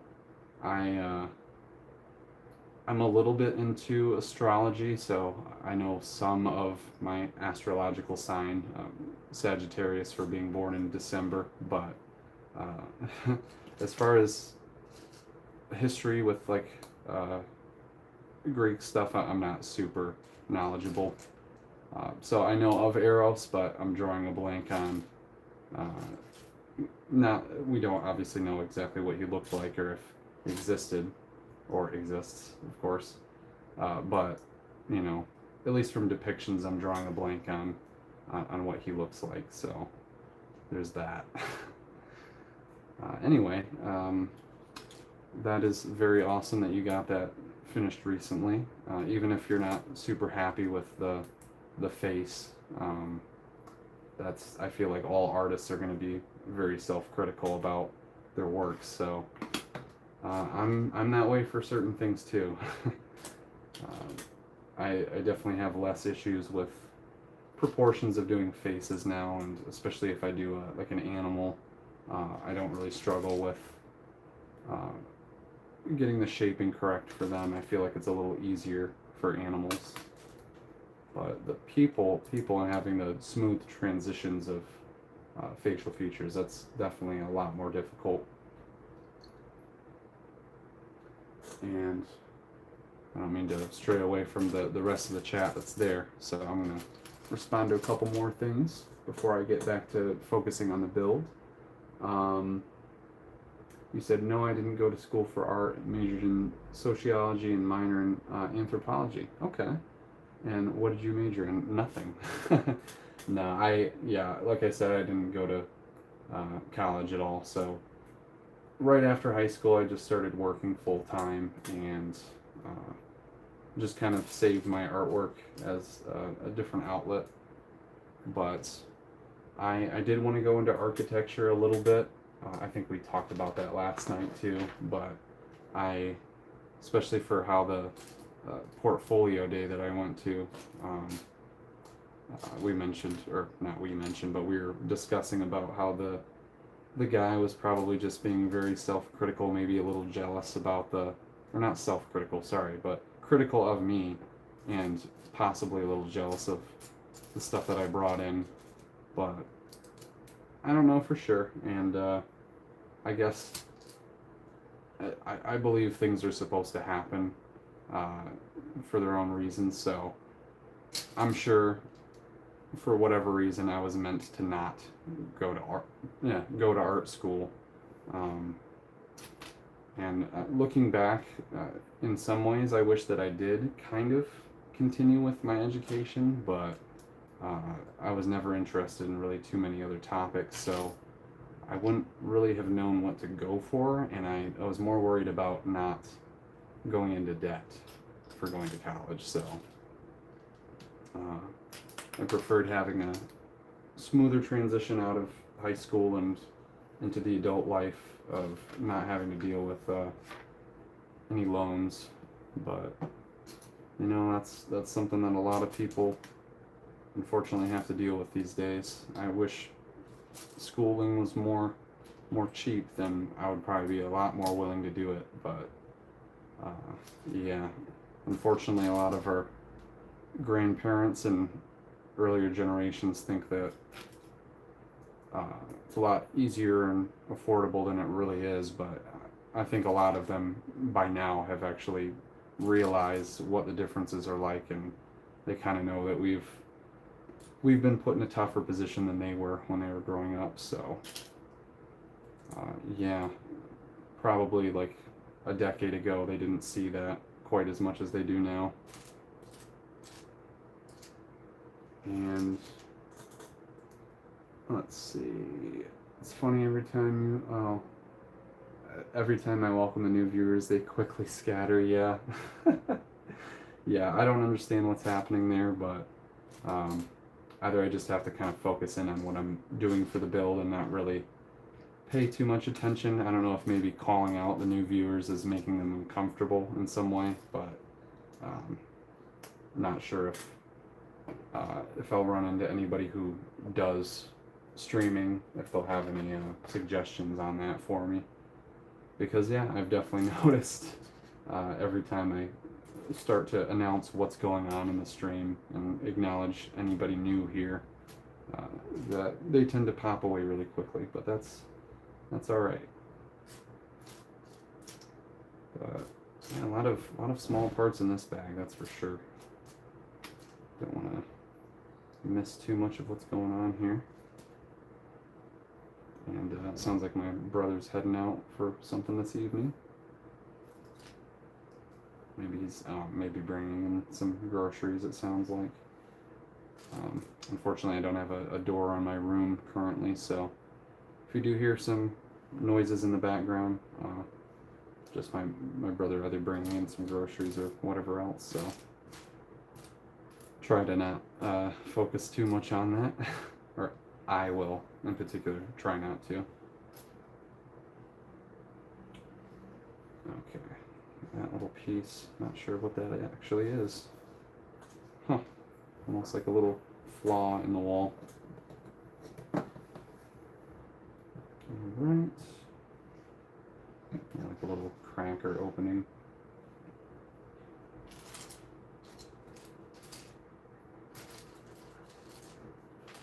Okay, so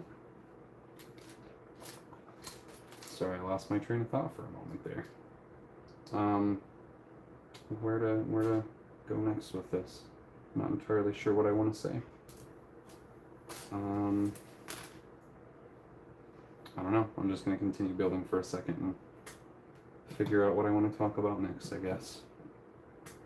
But I hope you guys are still enjoying the way the build is going. I know some of it might be hard to see on the table, so that probably affects actually being able to tell what's going on. I wish there was a way to zoom in on YouTube or to frame things a little bit better. I know when I say I wish there was a way, there is a way. Saw some information when I was looking into streaming in general, where drawing a blank on what it's called, but there's some type of third-party app that you can get and change a little bit more of the settings for your stream before you go into it, and then it pairs to your account. So it's possible I'll try something like that in the future if maybe that works better, especially with hooking up any type of mic. I'm not sure how that would work with my phone. Oh man, this is a 1x5. Oh jeez, sorry about the noise in the background, guys. Oh, this is a 1x6. Okay, so I just placed the thing at the end wrong. That's what I did. Okay. That scared me for a moment. I was not expecting that noise in the background. But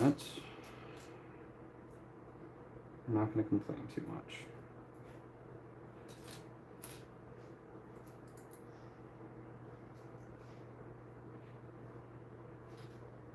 I'm not sure how that even... Oh, there we go. I was thinking I wasn't sure how it would connect, but I forgot about a couple of the studs that were on the side there. And we have another little sub-build that's going to be some housing, or a couple of buildings maybe, up the top portion.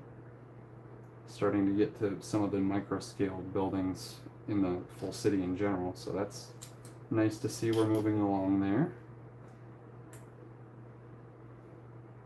And see, there's a few printed pieces that are coming up as well. There's only been a 1x2 tile and the 2x2 tile that goes onto the bases of the statues that I've seen so far. Maybe there's one or two others that I've forgotten about, but definitely not a whole lot of various prints. But they're good enough for what details they are, that it works really well for the set. So I'm happy with that. I don't know why I can't find the dark gray cheese slope, of course. It's always hiding behind a brick that's the same exact color, or it seems to be the case. It happens more often. Alright, so we got this down below. So actually, again, not at the top of the wall, it's down at the bottom of the wall, rather. And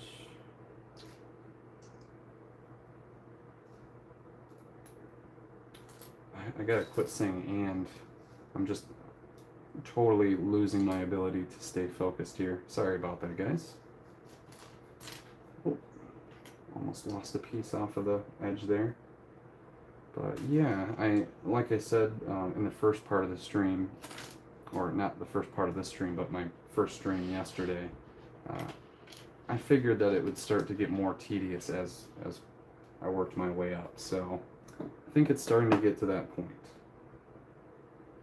And a lot more of the details are going to be on the different wall sections, separating the different levels of the castle. I, of course, keep calling it a castle. Probably going to do that for like the entire duration of the stream, to be honest, because I already have not caught myself enough. Well, I kind of do catch myself every time I say it, but I'm not recorrecting myself at all. So probably not going to happen by the end of the stream. I'm just going to continue to call it a castle, even though it's not. It has the same vibe as a castle, is the reason why. Reason why I say that.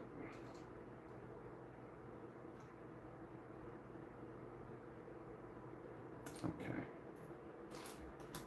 Now I'm just having trouble distinguishing the difference between a tile and a plate. Alright. Again, I'm honestly looking forward to having a couple day break here because yesterday was a lot easier.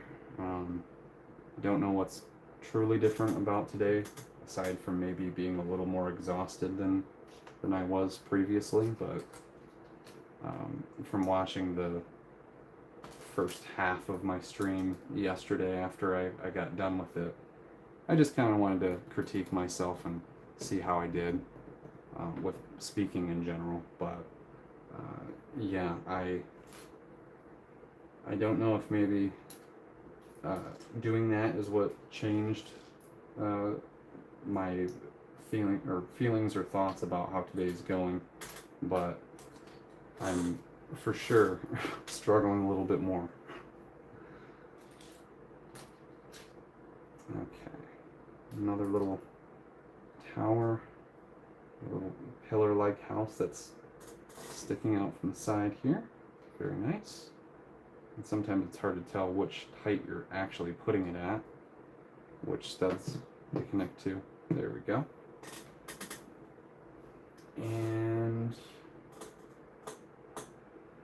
And then Gambit, you said Eros is kind of like a young adult Cupid. That's right, with wings. I did the painting in acrylic when I think it probably would have been better in oil.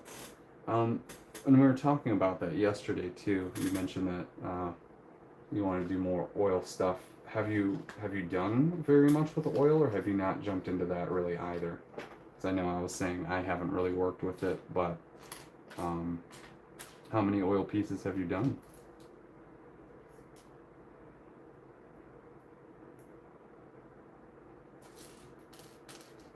Don't know why this came to mind at the moment, but with my Balrog bookend set, I plan on doing kind of a diorama instead of the bookend, changing up the build a little bit. So I think I'll build it as the bookend first, but then I might do some tweaking to it for how I display it in my room. More than likely what I've come up with is I want to attach a bracket onto my wall, kind of like part of a shelf bracket, and I want to essentially figure out how to place the set on top of that bracket and or modify the bottom to where the Bridge of Khazad-dûm is kind of grabbing onto it and resting on top. But I want the Balrog to look like he's emerging from my wall, coming through the doorway in the Mines of Moria, or archway. So that's probably what I'm going to go with. I'm not entirely sure how it'll work, especially if I need to do a lot of tweaking, but I'm excited to come up with some ideas for that too, because Minas Tirith has definitely brought back my interest for Lord of the Rings.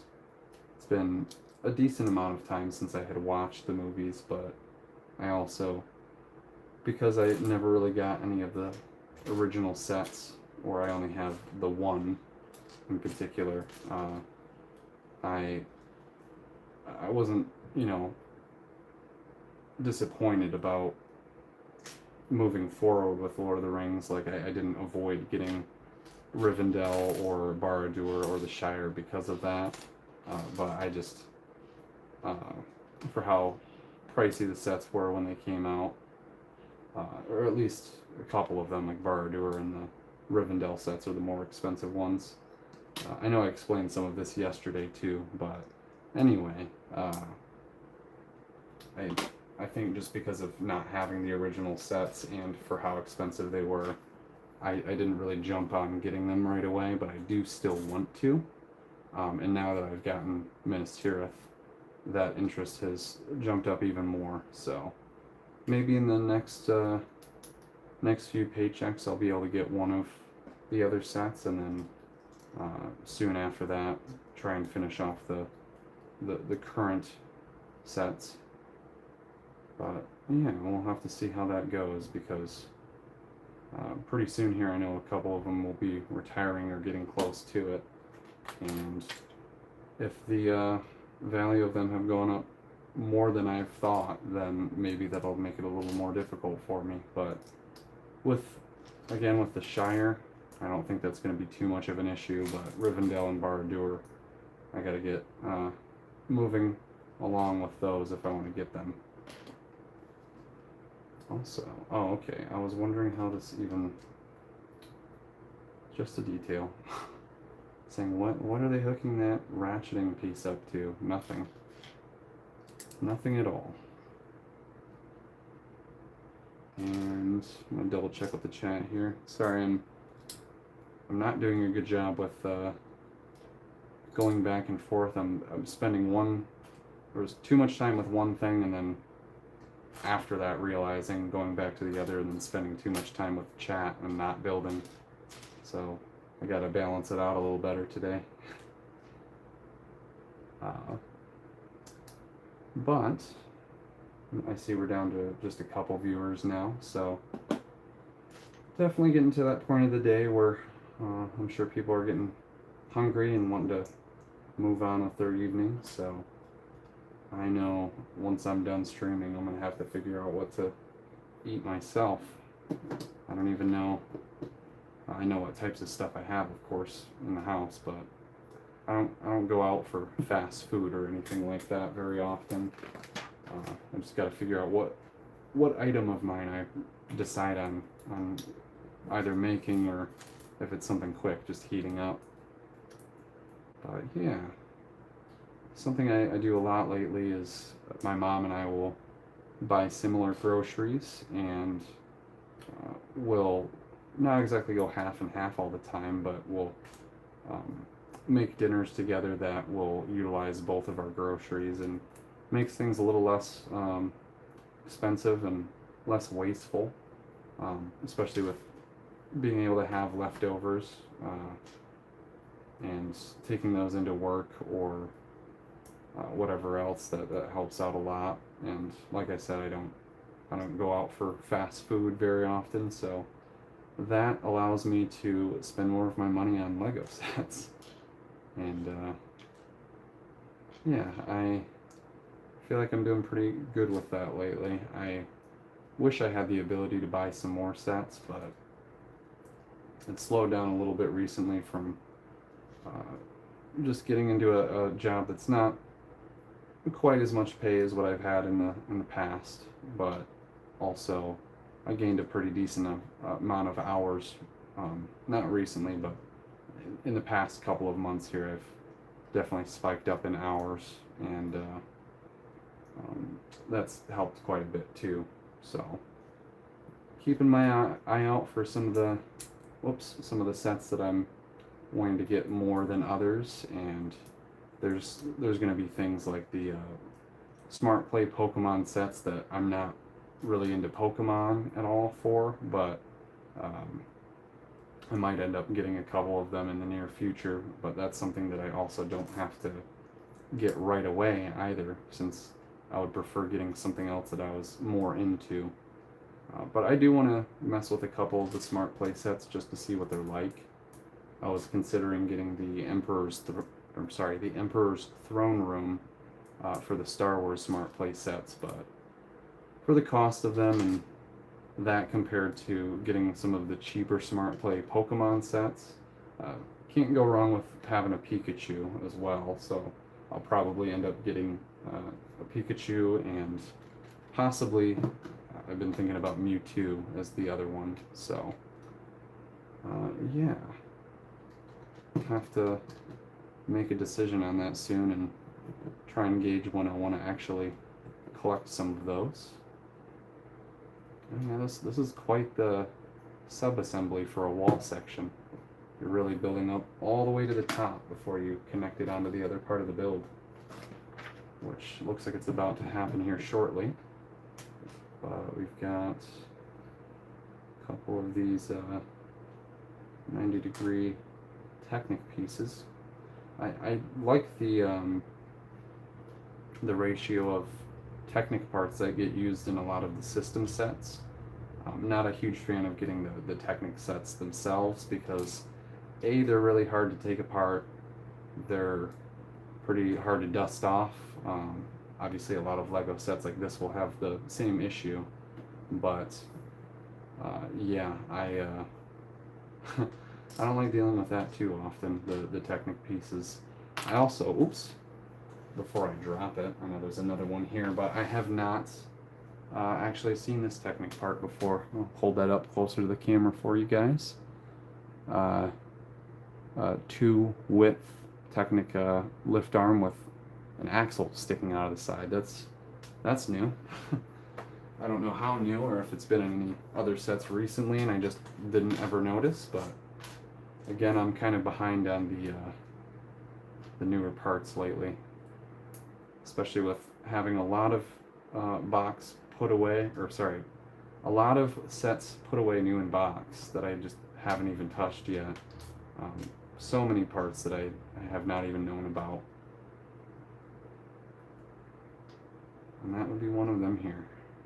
This could also be brand new, like from this year, but I'm not sure. Okay, so this is filling in the gap along the side here. Very nice.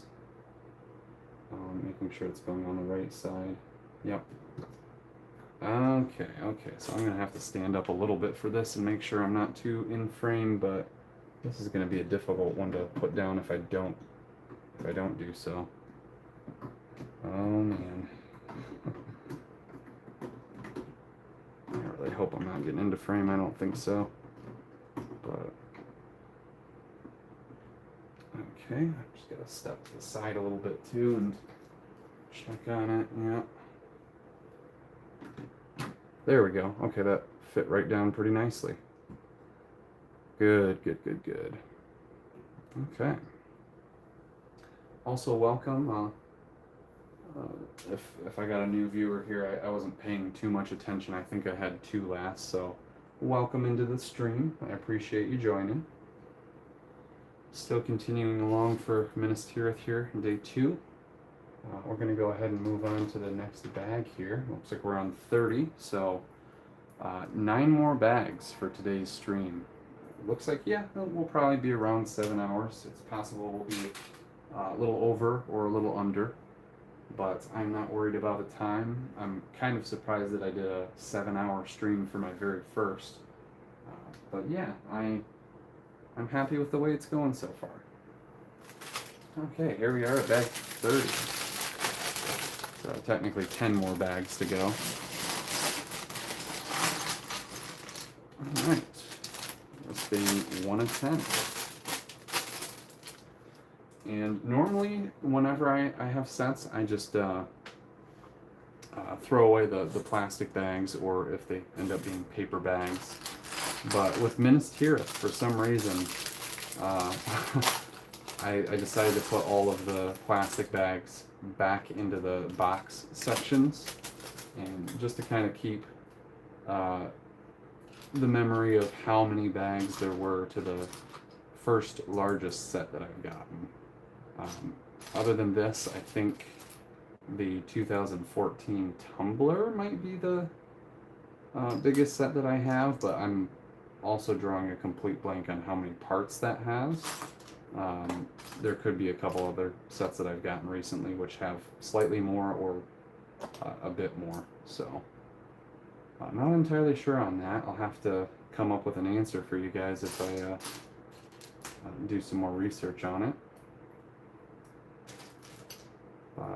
Looks like we are building the next wall section that's going to be here, so more than likely we're finishing off on, actually it could even be the entire front of the wall for today. I think that is going to be the case. So yeah, I'm excited to see that probably the next level of Minas Tirith is going to be finished by the end. I'm hoping we'll get to do maybe some of the upper section of the King's Hall, but that could be what we do at the beginning of next stream. And let's see what do we have here, Gambit. You did the painting in acrylic one. I think it probably would have been better in oil is where I left off. Yes, I've done oil, but it takes a long time to dry, of course, yes. And about 1 month and takes a year to properly cure in order to frame. Yeah, I never really gave that thought as far as the full dry time, because I knew it was a lot more extensive for oil paintings, but I didn't know that it took really the full year for them to cure. So that is new to me. I for sure learned a new fact today. a few new facts, that's for sure. And you say you've done about 9 or 10 paintings in oil. Very nice. I don't even know if I've done one, so that's quite impressive.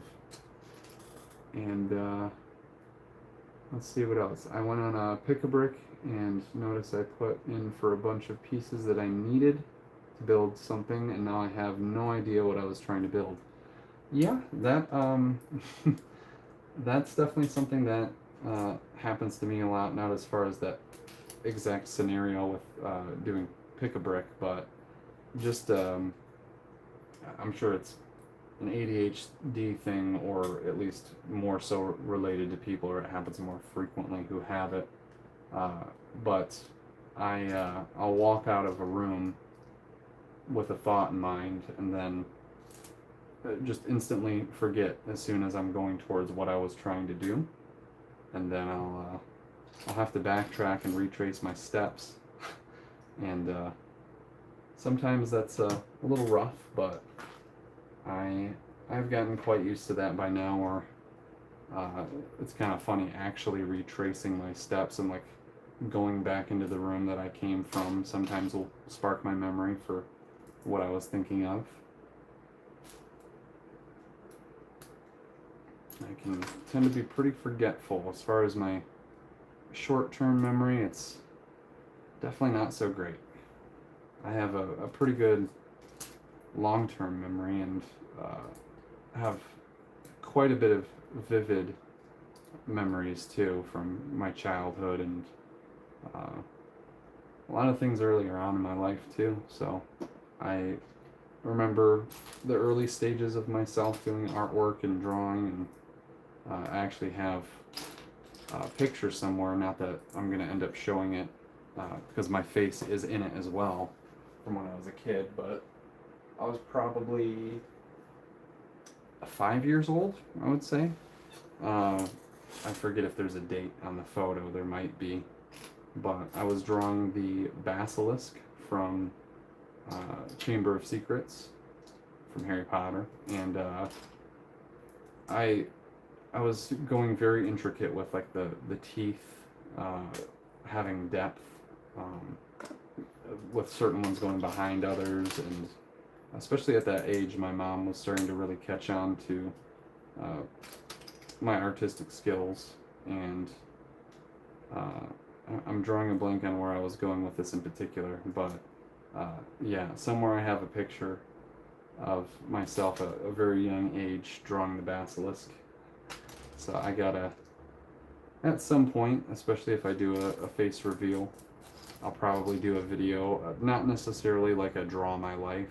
I feel like one of those would be kind of fun to do, especially relating to a channel that bases themselves around artwork, or bases myself around artwork. But yeah, I don't want to stray too much away from the actual LEGO content. So if need be, I'll show that type of stuff during streams, so that way, kind of like that Star Destroyer diorama from yesterday. I was happy to bring that down and show it, even though it's not LEGO related. And I'll have a couple other things like that too. But I definitely have some cool artwork that I could show. Just depends on how many of my viewers are willing to see that, and especially when I'm towards the beginning of streaming where there's only a few of you watching and I can just interact with you in particular. That's much different to me than if I had a whole bunch of viewers right now, and I would want to make sure that I'm not solely focusing on one person. Sometimes I just have to completely slow down because I'm trying to talk too fast. So that's usually my downfall. But okay. Yeah, I keep looking back up at the improper step and thinking that I'm missing a piece when it has already gotten placed down and covered up. So, try not to let that happen too much more.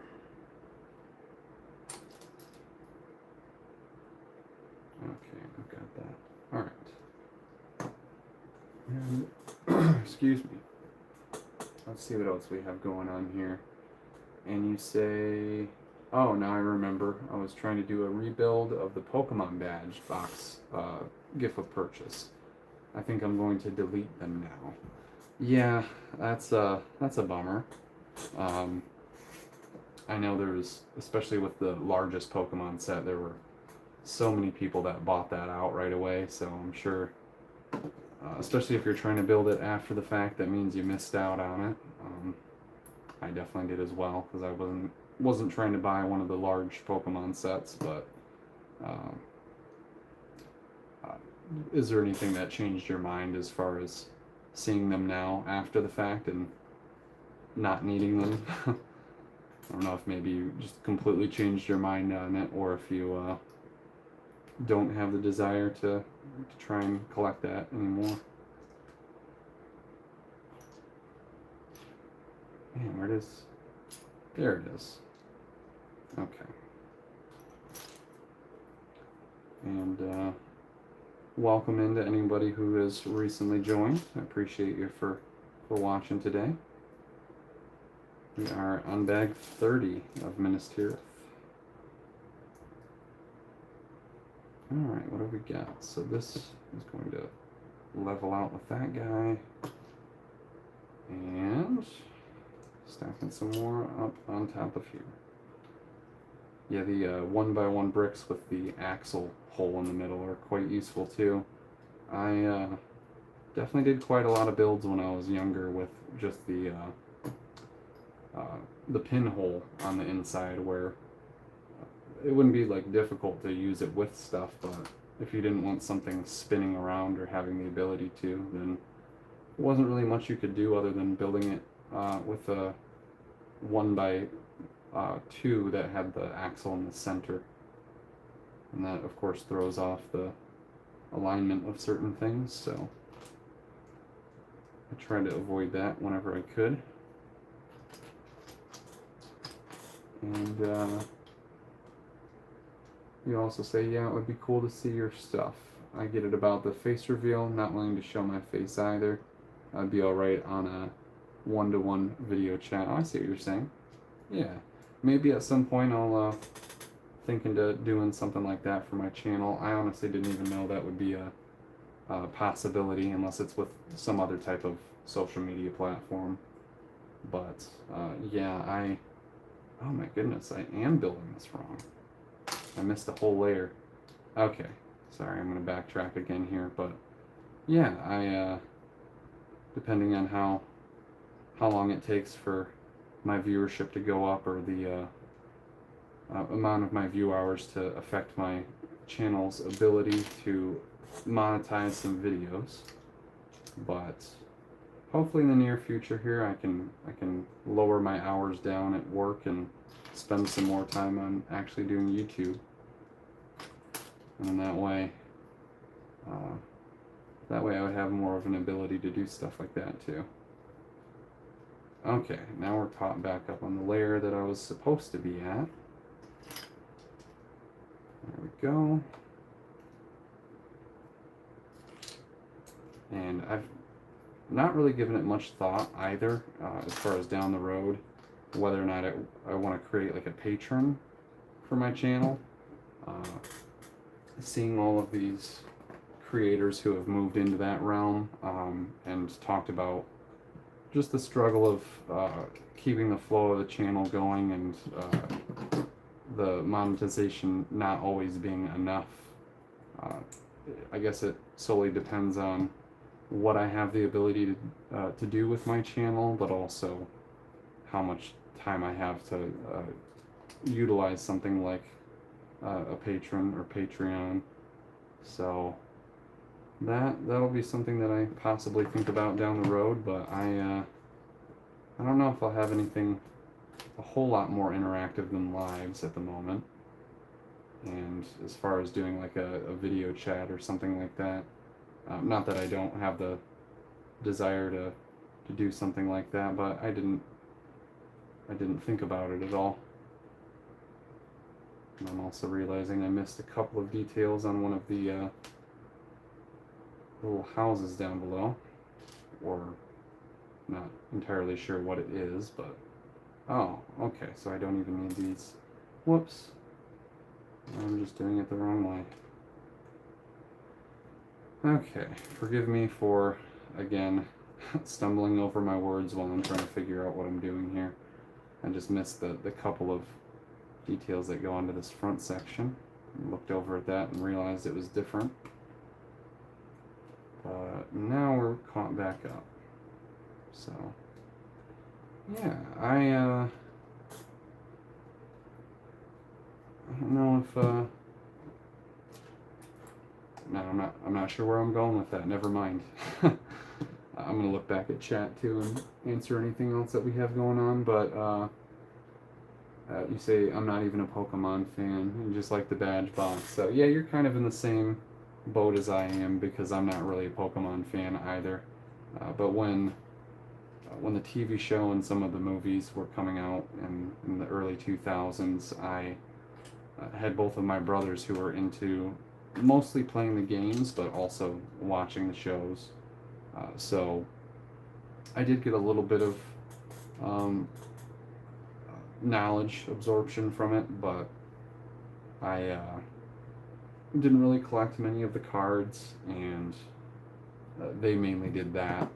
But I also did a little bit of, not that I liked it more than Pokemon, it was probably less so that I did anything with Yu-Gi-Oh than Pokemon itself. But with my brothers playing it every so often, I probably joined in on one of the physical card games a few times, but I was for sure never any good at it, or determining which move or attack, or which Pokemon in general to use, or the specific cards.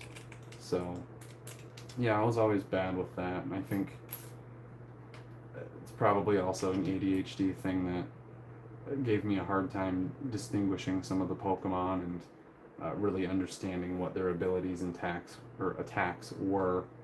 So I have a feeling, especially when Pokemon Go came out, I never had the desire to jump back into Pokemon and see if my opinion had changed. I just kind of watched. I think mainly one of my brothers still does Pokemon Go, but if not both of them a little bit, I've watched play that to where I can kind of get a grip on what differences there are between that and the original games. Definitely a lot cleaner aesthetic, but I couldn't even tell you what the main actual differences are, aside from I guess mainly the 2D pixelated original games. Well, not exactly 2D, but they had like the between 2 and 3D, where it was a 3D looking surface, but from like the bird's eye view, where it was kind of impossible to see like that. Obviously you're looking at yourself in third person walking around, but yeah, I think the newer ones or Pokemon Go mainly. I don't know if you do too much of the actual traveling around other than with your own location. So I digress. I really don't know much information about Pokemon in general to be able to describe what I want to. yeah, that makes sense if you're not big into it either, if you decided not to go with the parts for the badge box. That's a decent gift with purchase. Makes sense for the Pokemon fans. Goodness, I've got hair going down on my desk. Hopefully not in frame, but probably was.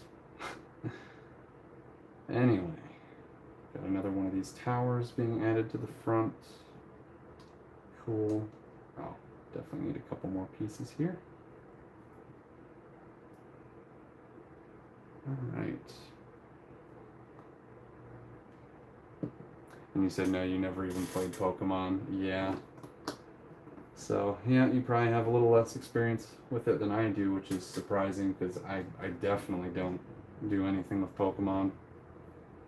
But, yeah, and it's wild hearing about all the trading card stories that have gone wrong recently with either people at the conventions lowballing their customers or scammers, people trying to take the cards, and man, there's been a lot of stuff like that going on recently, and it's unfortunate to hear that, you know, a collective item can become that aggressive, but unfortunately it's starting to be the same thing with LEGO. I don't think it's going to be quite as bad or really get quite to that point, but with the scalpers in particular, it's for sure a little bit of a struggle to find stuff. And I mean, when things go out of stock immediately on the LEGO website, it's more than likely because of that. And honestly, I know there's other businesses who are going to be you know, getting stuff from LEGO, or people who are doing reselling that were kind of before the whole scalping trend, so they already kind of had a reasoning to be doing it. I guess the best way to put that is some of the early on scalpers, even though I wouldn't really refer to them as that. As long as people aren't buying like more than 3 of a set, then I would say they're not really a scalper. Because I've definitely gotten the 2 office sets, and I plan on that being the pretty much only set that I've ever sold. Will be that in the coming future, but I for that one in particular want to hold on to it for like a decade before I do. So really gain some value to it, but also I know how the office can be with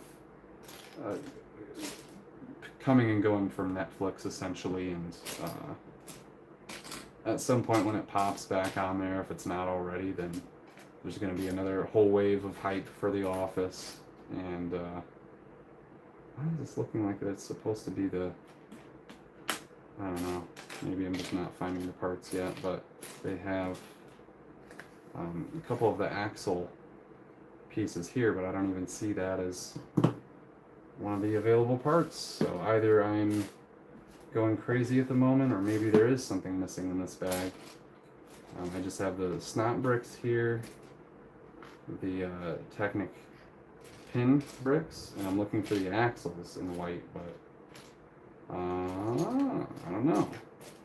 I don't think I'm missing any type of bag. Did I jump to the wrong one? Wait a minute, I think I just opened bag 37 by accident. No wonder. Alright, well there's a sneak peek for the incorrect bag. Yeah, I definitely opened up bag 37 as opposed to 31, but hey, you can't really blame me too much. I mean, at a glance, 31 and 37 are kind of similar. But I'm going to grab a little container or something here and get these moved to the side. I might just actually stick them right back into their bag so that I know exactly which one it came from. But yeah, whoops, that's my mistake. Of course, I get into talking and then end up completely distracting myself, but oh well. It's not like I'm not going to be opening this bag tonight anyway.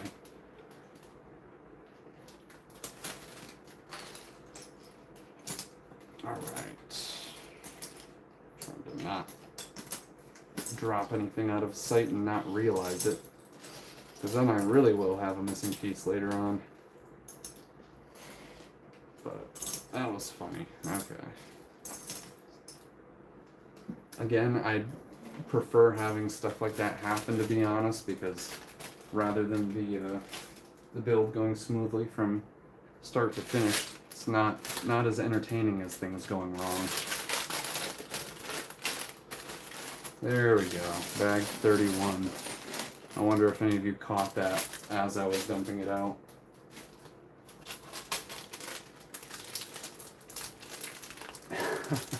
I see you're just reacting to that as well, Gambit. Yep.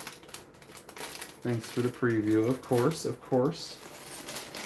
I'm glad that I didn't accidentally open one of the bags that had a minifigure in it, because that would have been the first thing that I would have started to build, of course. But at that point, I probably would have noticed quicker that I had grabbed the wrong one. So, alright, grab some more water here. And welcome to anyone who's joined recently. Thank you so much for stopping by. Taking a really quick break here just to drink some water, so only going to be off for a second. Okay. But, in case you missed it, I just accidentally opened bag 37, thinking it was bag 31, and I was starting to, not freak out, but I was starting to question why I couldn't find these 1x1 bricks with the Technic axle through them.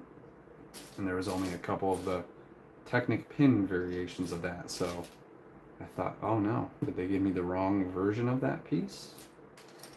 But there's been quite a few mistakes that I've made today in general, so between dropping stuff and placing it down incorrectly or completely skipping over a step, I've done lots of things.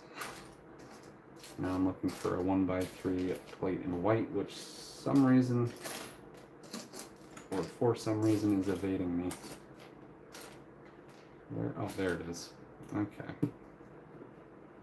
But yeah, I am very excited to see where the next portion of the castle, or sorry, the citadel goes. There I go again. I have to keep correcting myself, and maybe one of these days I'll remember, but it's probably going to be by the time I've already finished the set, and I won't have to actually refer to it as anything afterwards. Oh, okay. How is that, oh, man. I don't know why some of these sections are throwing me off so badly, but now we've got it. This is for sure quite the different undertaking than any other set that I've built, so it's a challenge even for a seasoned LEGO builder. And that's not something that I come across too often, because most builds are pretty straightforward and quite simple, to where it's like, oh yeah, just another build, another day. But this one is finally giving me some struggles, so I'm kind of happy about that, actually, because it shows that this set can actually show me some new building techniques and things that I did not know before. And again, especially having different parts that I'm not super familiar with that are newer, but also more in sets that I just didn't build yet or haven't.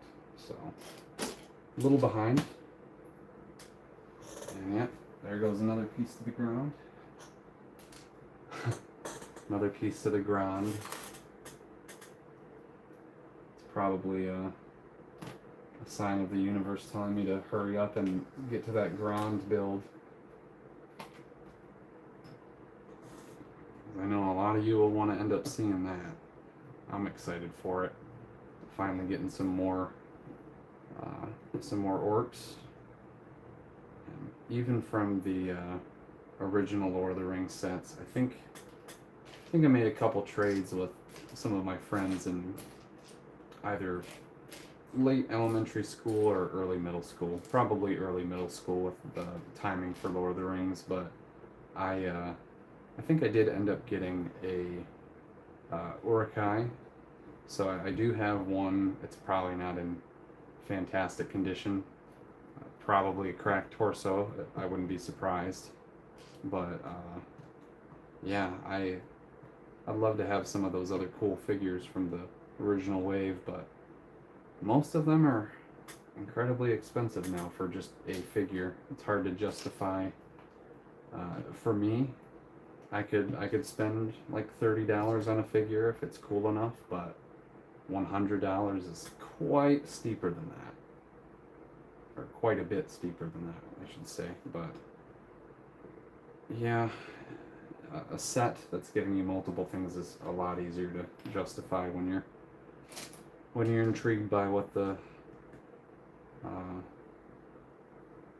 actual theme is or what the build is. So okay, I'm not sure what's gonna hook into this section of the wall, but I'm assuming more of the different housing or the buildings that are connected to the walls. And it'll be interesting if I look back at the movie afterwards. Even though I watched all three of them recently, I didn't like stare at the front of my box as the movie was going for the third one. So now that I'll have this all built at the end of the next stream, I can at any point look up the scenes for the entire battle and see if anything catches my eye, any like inaccuracies, or I'm sure they didn't place every single building where it's supposed to be and even have all of them, but any of the ones that are more eye-capturing, I'm sure they got in fairly the correct spot. So that'll be quite interesting to see if there is anything different. I wonder if there's anybody who, I know Gambit, you were mentioning if you don't end up selling the next one that you get, that you might open both and combine both together. Again, I'm wondering if there's anybody who has done that yet, or has fleshed out more of the mountainside and given some more to the wall or the back side of the city.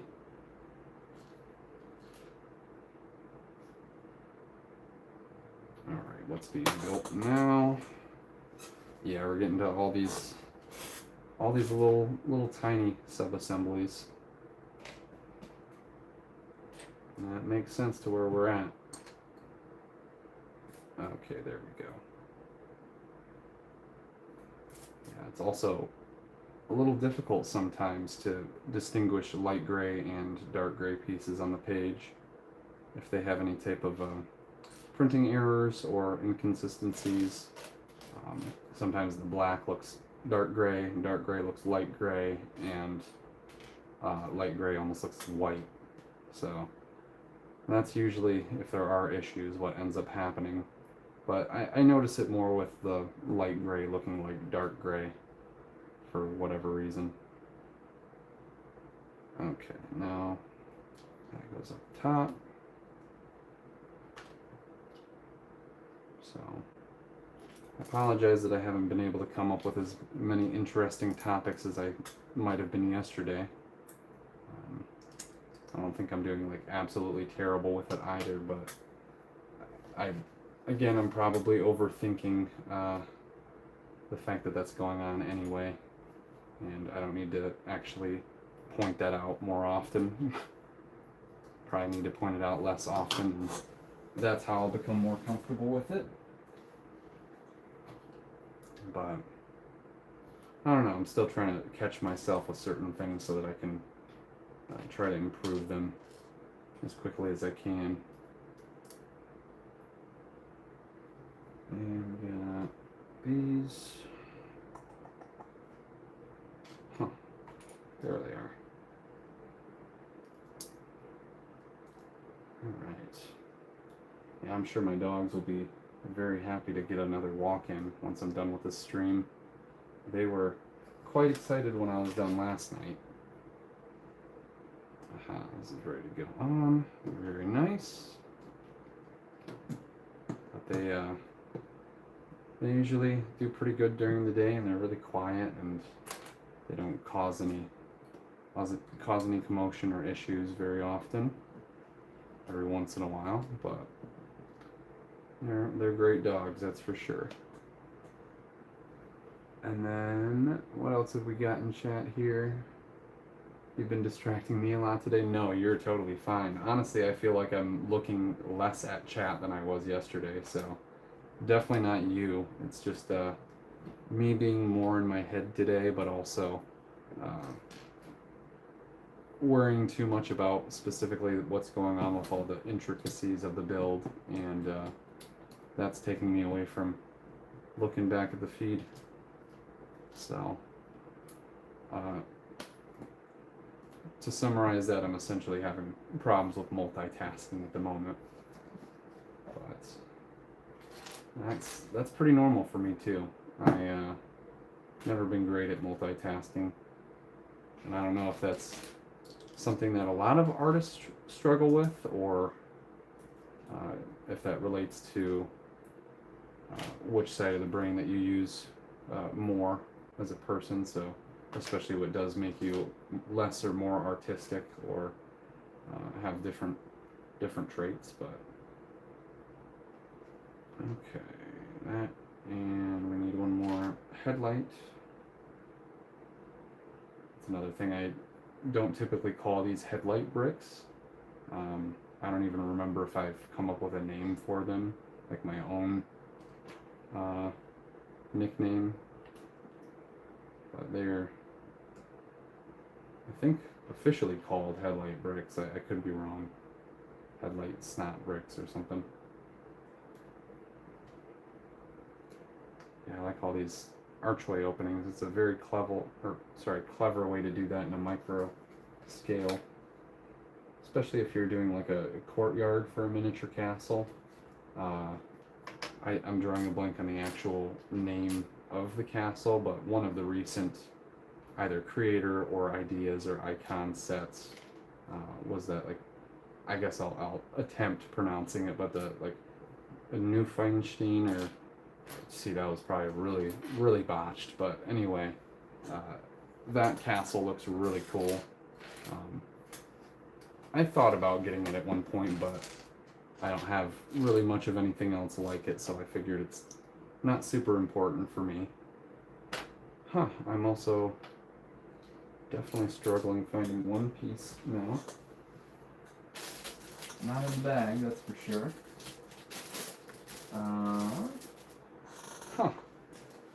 The other modified plate / tile, I don't know where that is. I'm supposed to have, oh, not two of these. Okay, I just looked at the 2 times incorrectly. It was just for what's being built on the lower section of this. Man. Okay. But yeah, no, you were all good, Gambit. And oh, I didn't even see Luffy here. Sorry about that. I hope I didn't totally overlook you, but thanks for joining in and popping into the chat a little bit too. Kind of ironic that I literally just mentioned One Piece, and I've been talking about how I keep dropping pieces on the ground, so I made a little joke earlier about One Piece, and then mentioned how I've never actually watched that much of it. Truthfully, I couldn't get into it personally. I know some people struggle with the animation style and some of the characters, but that's probably something that I would have had to watch from early on when it was being developed, and really kind of get into it from the beginning, because at this point there's so many seasons that I don't even know where to start. Not that I would, start unchronologically, but yeah, it's a whole lot. That's mainly what I'm trying to explain. But Luffy, if you're still here, I'm terrible at describing and explaining things, so hopefully I end up getting better through doing live streams. But if you realize that I'm struggling with my wording, that's what's going on. It's mainly ADHD or something else. But yeah, now we're not too far away from being done with bag 31 here, so yeah, we're moving along pretty solidly for the next portion of the stream here. Okay, good. That just gets connected here. And you say, I think the set will be very popular, so I doubt I would have trouble selling it. Oh, I don't think so either. But one thing that I did hear a lot from people discussing it is just the issue of potential yellowing of the parts. So I'm sure there's still going to be some people that are deterred from buying it in general because of that. But you're definitely right. There's going to be a lot of people wanting it. So I doubt you'll have a hard time selling it either. Oh, I forgot about these catapults. They're super cool. They've got like the flag that they fling the rocks or the rubble out of. I don't know if they really elaborate during the battle in the movie, but I'm assuming those debris and like giant stone pieces that they were hurling at the orcs were like previous wreckage from the city across from them. I'm drawing a blank what it's called. Unless they just had damaged portions of Minas Tirith that they're loading up and flinging out. That's where I'm confused, is I'm not sure if they were parts of Minas Tirith or if they're supposed to be parts from like one of the other cities nearby. Aha, nice. So this gets connected here. Very good with the hinges lining up there. And Neuschwanstein Castle. Yeah, there we go. Now that I'm looking at the spelling, thanks for typing that into chat, Gambit. I appreciate you being my eyes and ears for today. And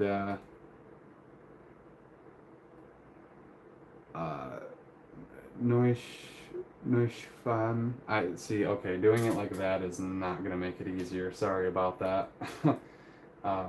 I can definitely pronounce it easier by just looking at the spelling in particular, but breaking it down, that makes it even harder. I appreciate that though. And all right, just getting towards the end of the bag, or the bag here. Oh, maybe this was supposed to be over that way. All right, there we go. Now that lines up properly.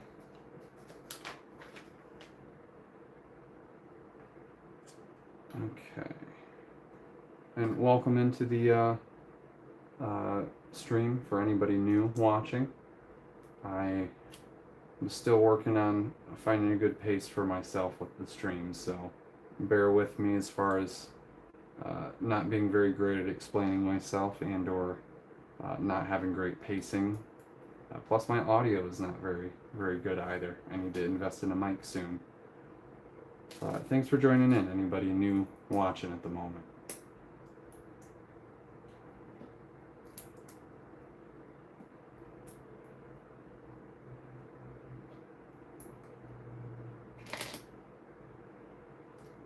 Okay, sorry to get quiet here for a moment. I'm just focusing on this little build in particular here, which I keep saying way too often. This specific sub build I'm focusing on. And yeah, and also the 1x2 here I didn't mention with the print on it it's been used a couple of times recently, so that's another one of the prints that I probably didn't talk too much about yet. Nice triple window, or a triple archway window. Yeah, I'm also curious exactly what some of the 1x1s with the axle through them. I wonder what that represents as far as some of the windows or openings and architectural design choices. I think they're kind of like the arrow loops that have almost like a cross look to them, but they're a little bit more detailed.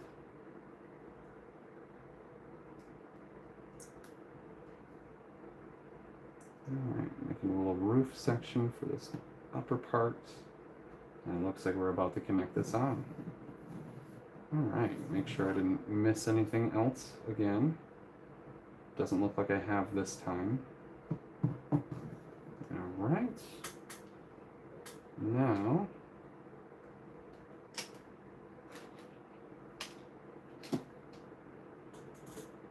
okay. And Gamut, you said, actually you reminded me of what you were talking about yesterday with keeping your sets in the attic. I also keep my sets in the attic that is not heated or cooled, so hot in summer and cold in the wintertime.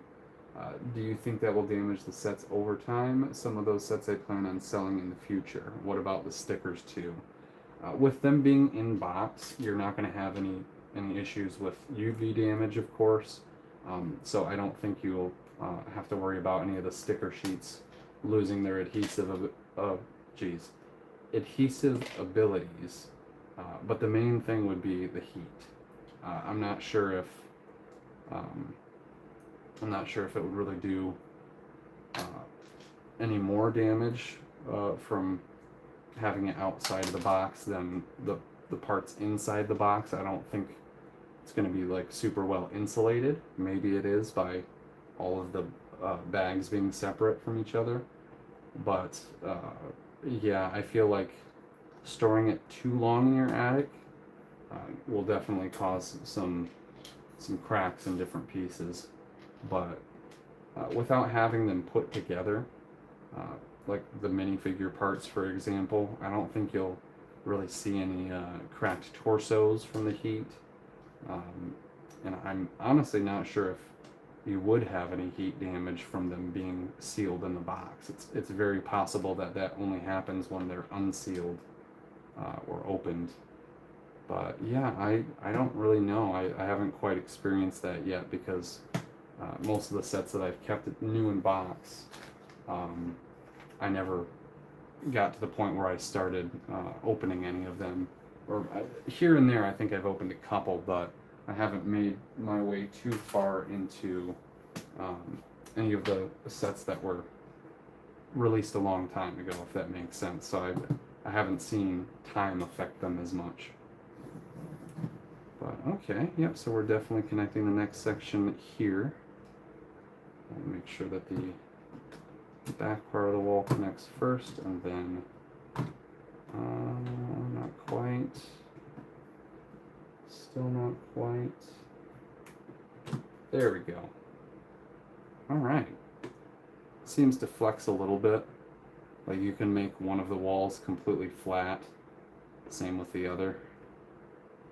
Kind of weird how that works, but there's literally no other way for them to do it without possibly having some type of stud behind that, preventing it from moving, but really not that big of a deal if you don't touch it too much.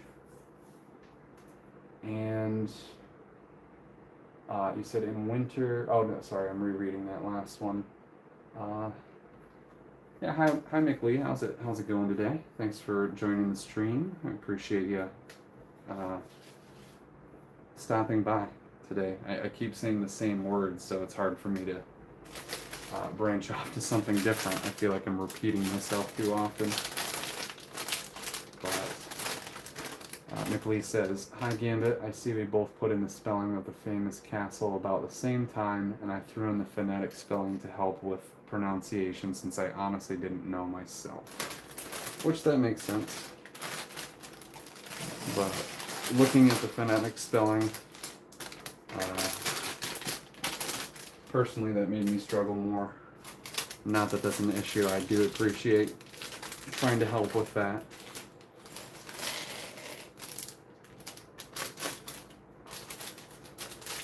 Alright, bag 32 is now on its way. So we got about 8 more bags that we'll be working with for the night, and we're about a little over 5 hours in, so we definitely got a couple more to go, that's for sure. But if anybody else has joined recently, thank you so much for stopping in, and plan on finishing the last part of Minas Tirith on Friday, so after today's live stream we'll get back into that in the next couple of days here. But Gambit says, thanks for helping out. I didn't know the first part was pronounced Noi. Yeah, I honestly didn't know that either, so that part's for sure really helpful. Neuschwanstein Castle, I guess. But I have to really, really look at that to be able to tell. Excuse me, I'm gonna take a little swig of water here.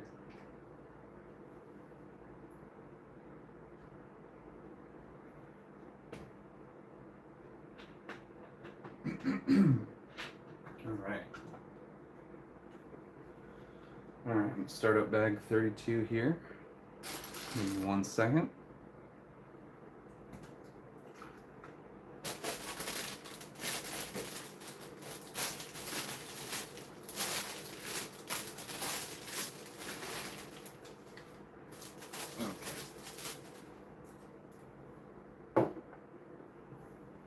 Alright, sorry about that. Just trying to clean up a little more in my, well, on my floor in particular.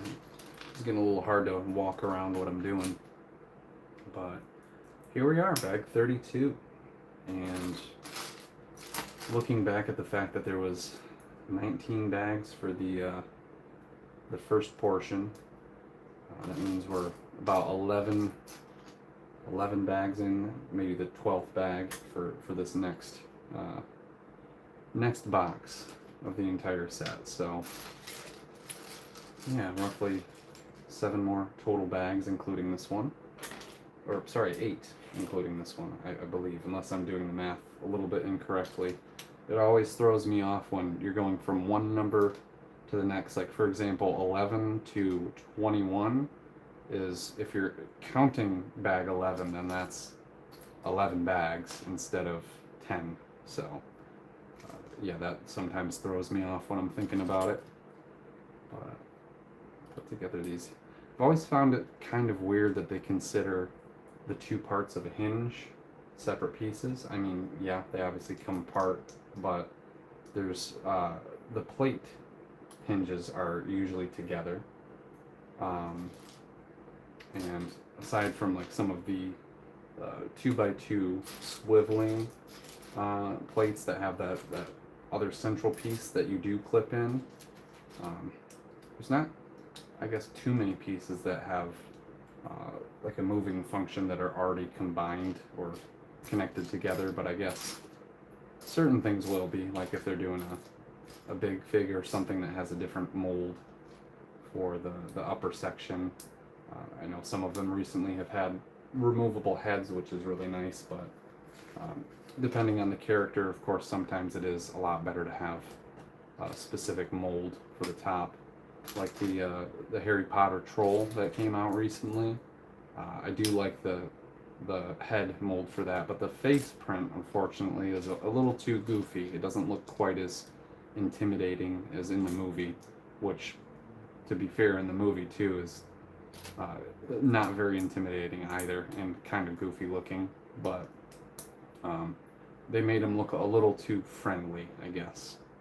And yeah, so having a separate mold for something like that was really cool. I just wish that the arms weren't as muscular. It didn't make quite as much of a design, or it didn't make as much sense for a design choice to go that route, but that's alright. Hopefully they'll have something else better in the future. Maybe not for something like the troll, but sorry if I'm going back and forth into different themes that aren't really related to Minas Tirith in any way.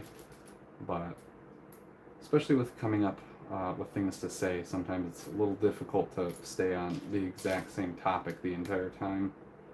So, as far as Lord of the Rings goes, I at one point had a replica of the One Ring, and I think we had a few of them because they were part of a bookmark, I think. But I got it, I think it was from Scholastic, one of the book fairs from early on in elementary school. But I think I still have it somewhere. It got not stepped on, but I think somehow warped from being like smushed down. So I had to re-bend it out at one point, and the circular shape was a little bit off, but not too badly. I'm just drawing a blank if at some point the bend in it snapped and broke the ring into two different pieces, or maybe just a crack or a break through one part. I'd love to find an actual nice replica, though. I know certain people do it online for their YouTube channels. Another one I'll bring up, another shout out, is Patrick Adair. Does really nice jewelry and ring making. So if you haven't checked him out, I would recommend that too. I've watched some really cool videos, and I think honestly the first one that I stumbled upon was specifically him making the One Ring. And what I've always wanted to see somebody do was make a version of the ring that could actually glow and that you could see the text on. And he was probably one of the first people that I saw do that, using some not glow in the dark but phosphorescent resin powder.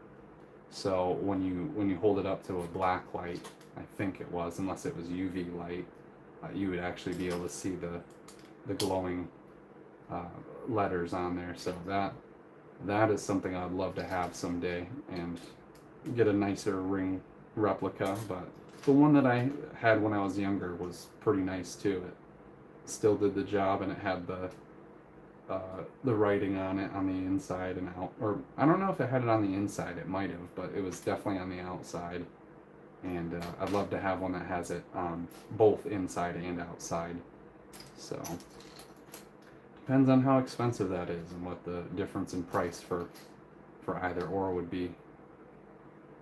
But yeah, the YouTuber I mentioned, Patrick Adair, he makes some really cool stuff. So definitely check him out if you're interested in that type of thing. And another one that I mentioned yesterday, Gambit and I were talking about different stuff in particular, like artwork, and I mentioned, of course now I'm drawing a blank on which channel I was about to say, but now I remember. For doing my Star Wars diorama that I showed briefly, Boylai Hobby Time is definitely someone that I've watched for quite a long time doing different dioramas. So if anybody else is new to the stream here and didn't hear that from yesterday, or hasn't ever watched any of Boylai's videos, pretty popular YouTuber, I would say, fairly known for doing dioramas. So both Boylai and, I don't know why I forgot him from yesterday, but North of the Border is another one who is actually quite similar, and they sound very similar too. Both him and Boylai Hobby Time. But yeah, if I have any other YouTuber recommendations, I'll be sure to give you guys some input on that. But that's not exactly the the goal of my stream, or really one of the goals that I had in general. But still a decent thing to talk about, I guess, especially for my channel being based on entertainment purposes, and hopefully bringing some inspiration to some of you guys. That's also another thing I would like to do, is give you guys some recommendations for having your own inspiration. So, hopefully that helps out in some way. I know quite early on when I first started watching YouTube videos, when YouTube was first being developed, or not developed, of course, but when it was in its early stages, I was trying to teach myself how to play piano, and especially going back to the topic of The Office, one of the main things that I knew how to play right off the bat, or that I taught myself, was the Office theme, which I can't really play a very intricate version of it because I'm not great at using both of my hands, but I can separately play both parts, and I would struggle doing them together, but I can play enough of each part to where it sounds close enough to the theme. But it's like a beginner's version of it, essentially, not any crazy chords, but I at some point would love to get back into learning piano, or at least some type of instrument. And Gambit, you said, I've seen where YouTubers have multiple or split screens and YouTubers are on at the same time. If you were to live stream with another, you could both have, or both could chat and have lots of things to talk or chat about. Yeah, that is a good point too. I haven't really thought too much about any channel collaborations, but I know there's been a few other LEGO YouTubers who, for quite some time now, have wanted to either start or, with multiple other people, create a museum for either all LEGO sets, or at least a lot of the specific themes. Maybe M&R was one of them. I'm drawing a blank, but I think M&R said something about doing a Star Wars museum of some type, or maybe just LEGO in general. But I think that would be really cool to create a museum that had 2 of every single set in it, 1 still in the box and 1 built and setting in front of the box, essentially.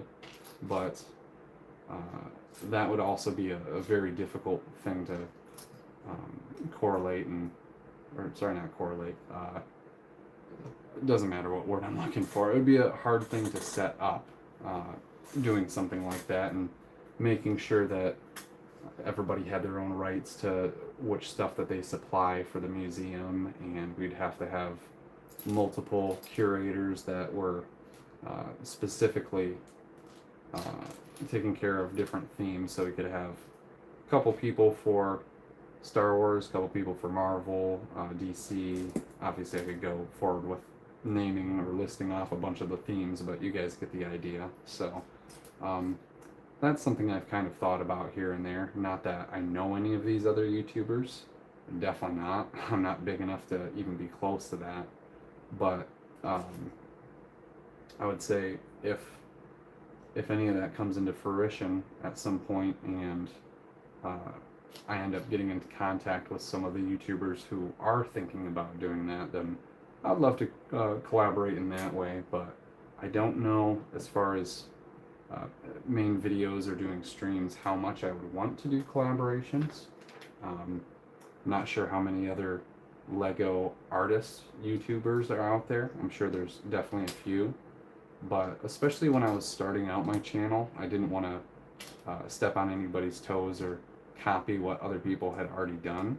So I was kind of surprised to figure out that nobody had really done any backdrop artwork for LEGO sets, at least not consistently. Maybe it would be a one-off thing that they did.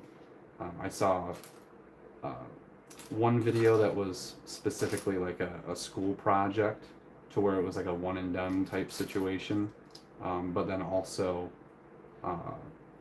there was some guy that I think I saw make a pretty cool castle backdrop that was, I think I mentioned it during the stream yesterday. It's similar design to what they had for the box art, where it's primarily like yellow, or it has kind of like a sunset going on and some mountains in the background. But other than seeing those couple of videos, I don't think really anybody else does a whole lot of LEGO art, unless I just haven't looked up the specific terms that would bring me their channel or their videos.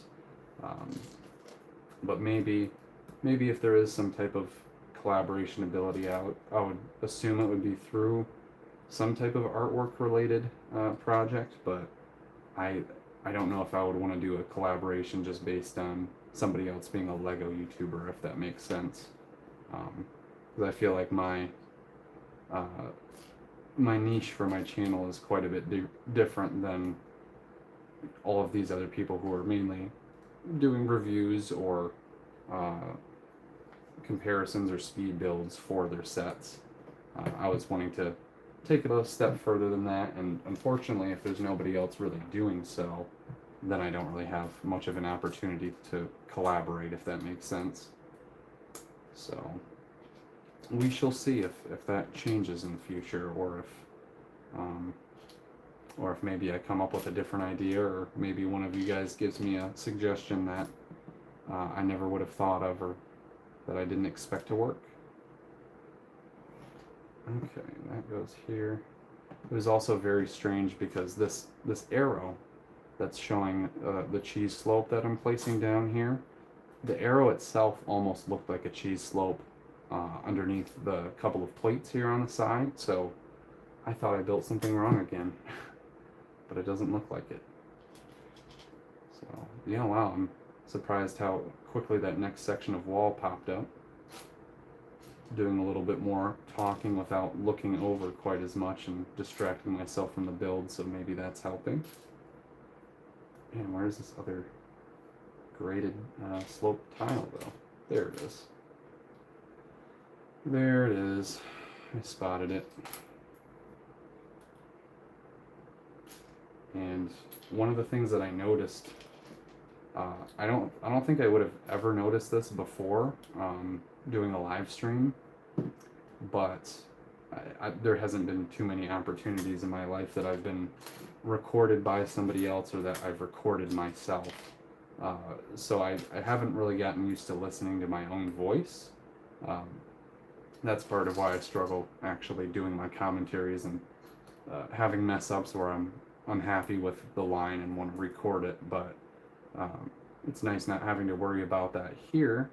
And when I was rewatching the first half of my stream from yesterday, I noticed that I was doing this really weird thing where if I had a distraction go on, or say like I dropped a piece, or if I was making a comment on something that I randomly thought about while I was already discussing something, my cadence would change, but then I would go right back to the previous cadence of how I was just talking. So I'm not sure if cadence is the right term to be using for that, but I found that very strange. I've never realized in the 27 years that I've been alive that I do that, but yeah, it's weird. Like the level and fluctuation of my voice changed and then reverted right back to how it was, and it sounded like right back to normal.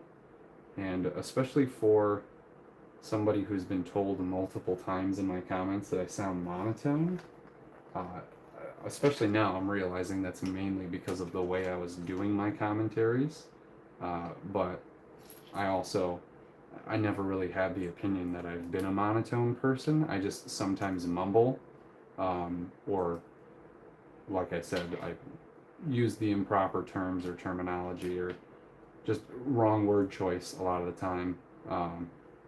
So other than that, I feel like I don't have too much of a problem with sounding monotone, but yeah, that was very weird to hear myself in that way for the first time.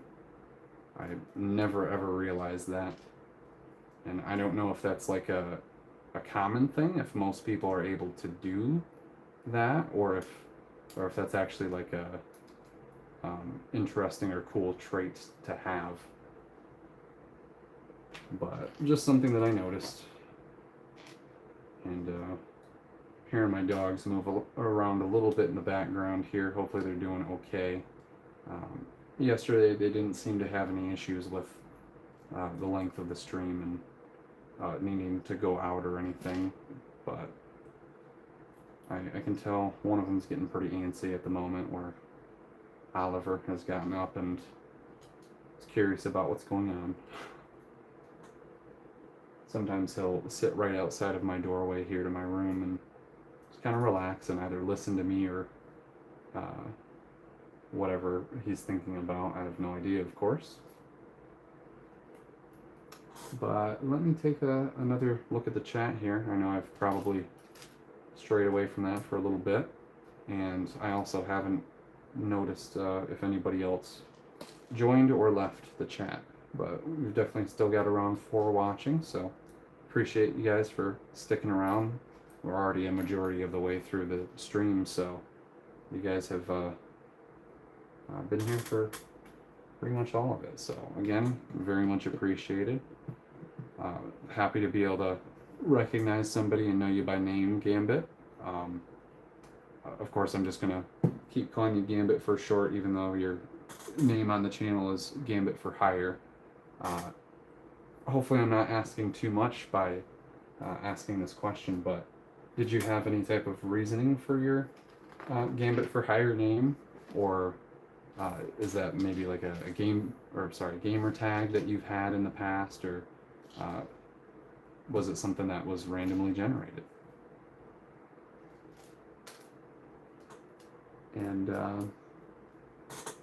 as far as the museum stuff, you said, isn't there a LEGO museum in Denmark that has one of every set ever made? I think what you're probably thinking of is the LEGO Vault, which I don't think anybody knows the exact location of, but more than likely it is in Denmark. But yeah, they have like a vault with every single created set. So that does exist, but it's not like a public thing that you can go and visit, I don't think. Somebody correct me if I am wrong on that. It's very possible that there are some type of tours for the vault, but from what I know, I don't think people are able to see the vault, and I don't think anybody actually knows where it's at. And then you say, I hate to be a Debbie Downer here, all good. I used to like to watch MNR. Sadly, I'm not a fan any longer. I'll tell you this, Gambit, I am in the same boat as you. I don't even have a Millennium Falcon for my Star Wars collection. I have a decent amount, and honestly quite a few figures, but the main thing is that I never got into his videos quite as much because of that, but it got to the point where it was like, okay, now it's just all strictly that, and I'm not really interested in that content in particular. So I do not blame you. I'm literally the same way, and I know some of the YouTubers have had controversial things happen with them, and I'm probably not going to go too much into discussing any controversies. I know there's been some other stuff going on lately that I'm definitely sorry, I'm definitely not going to go into at all. But if you're paying attention to what's going on in the LEGO community right now, you probably know what I'm talking about. I just don't really want to be one of those type of channels that gets views by not rage baiting, of course, but playing off of the rage of other things happening, essentially. So yeah, I totally get where you're coming from there. I'll have my little opinions here and there about how I don't prefer watching something anymore, or that I don't care for a specific theme or whatever else. But main things that I will for sure be avoiding on the channel are politics and controversies that are just way too wild and could not damage my channel in particular, but I don't really want to draw that negative audience, if that makes sense. Obviously, I didn't think that you were looking for an explanation for that. You were just making a statement, but that's where I'm at too. I feel the same way. And what else have you got? You said, when I was a kid, my brothers and I would play with army figures and made a game of it. Years later, we had a family reunion, and my brother's kids came to my house, and I built 6 village scenes. So that's really cool. You're kind of continuing on the tradition there. Before I read more into the comments too, I'll kind of discuss something that I used to do when I was a kid, or my brothers and I as well. It's something that we would call the war, or the Great War. We would literally just refer to it as that. but we took pretty much all of the figures that we had at that point in time. This would have been early 2000s, so maybe like between 2005 and 2008 or 9, maybe 2010. But oh, you know what? Actually, so I moved out of one of my previous houses in 2007, I believe. So yes, it would have been between like 2003 and 7 that we were probably doing a lot of this, but we would gather up all the figures that we had, and for whatever reason, Hagrid was the main character and villain, and it probably had something to do with his big fig size. That was one of the one of the first big figs, or like a different size figure. So we made fun of that, and we had a whole storyline going on to where there were different people from different themes and genres interacting with each other that you normally wouldn't see, like people from Star Wars and Harry Potter, and how I know I've seen different meme videos that people have made of like Raka Raka doing Avengers versus whoever else, like DC, or I don't know if they've done a couple variations of that, but yeah, we would basically come up with a whole storyline that was this big old war between the different themes and the different factions of figures, and that was quite the fond memory of ours. We did that really often. I wouldn't be able to remember exactly how often we did it or what amount of time that we actually had to do so. Also, I'm drawing a blank. Is this, make sure I'm connecting this to the right side. Where is it supposed to go? Yeah, I was about to put it at the very end there. It goes on this side. Whoops. But anyway, that's awesome that you built six different villages for, you said it was your nephew coming over, or, I'm sorry, I think I might have read that wrong. Your brother's kids, so I don't know if nephew or nieces, but that's still really cool. Oh goodness, this is going to be hard to line up again. It's got this pin at the very back that's going to be the main struggle. But for some reason, this did not seem like it was going to go right where it is. But that kind of makes sense. Oh. That actually clipped down way easier than I thought it would. And yeah, it's just a smaller section of wall because of the tower being at a different location. So yeah, it's definitely not going to be mirrored. That makes sense. But next thing you said here in a diorama format, and oh, this is a continuation of what you were saying. Sorry about that. You built 6 village scenes in a diorama format and played the game with the kids. Everyone had a great time. I painted one background for all of them. It was basically just sky and clouds, but it really made it look good. So, awesome. I'm glad to hear that.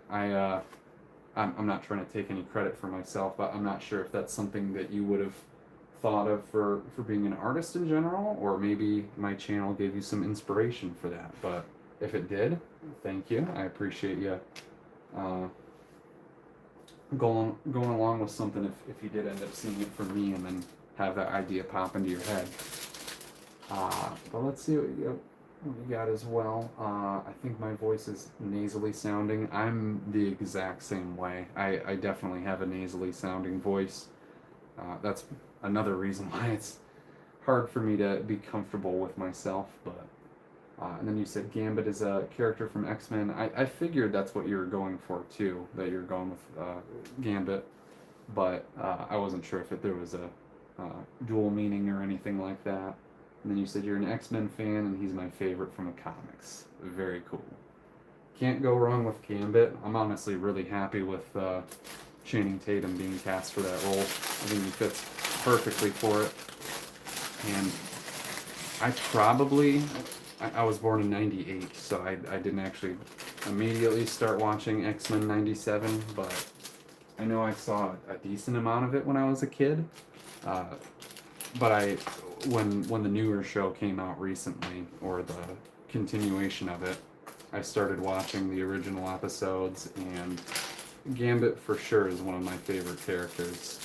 I like the whole Cajun accent, and I don't really think I've heard of any other characters or really been familiar with any that are Cajun and really understand their accent. So that was kind of the first introduction for me to people with a Cajun accent.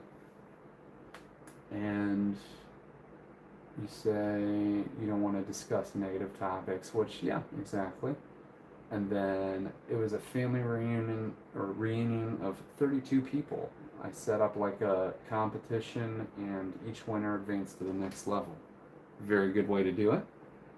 And then you say yesterday was actually the first time I've seen your channel, so it was my own idea. Sorry, I can't give you credit. You were all good. I don't even know why I really tried saying that. Again, I wasn't looking for any type of credit at all, to be honest, but I just wanted to take note that I thought it would have been cool if that was the case. But yeah, and you said, but it makes sense. We have a lot of similar ideas and interests. Yeah. But I'm glad that I'm not the only one who's thought of that too, because I'm sure there's been plenty of people who have built Lego sets, and especially with ones that don't have a closed off back, or they're just a facade more like. Of course you want to have the playability and play features accessible, so most of the time they don't design sets like that. But having a backdrop artwork is definitely a nice enhancement. It really puts it in an environment and makes it look more complete. So that's the main reason that I had the idea to do it, was noticing over time that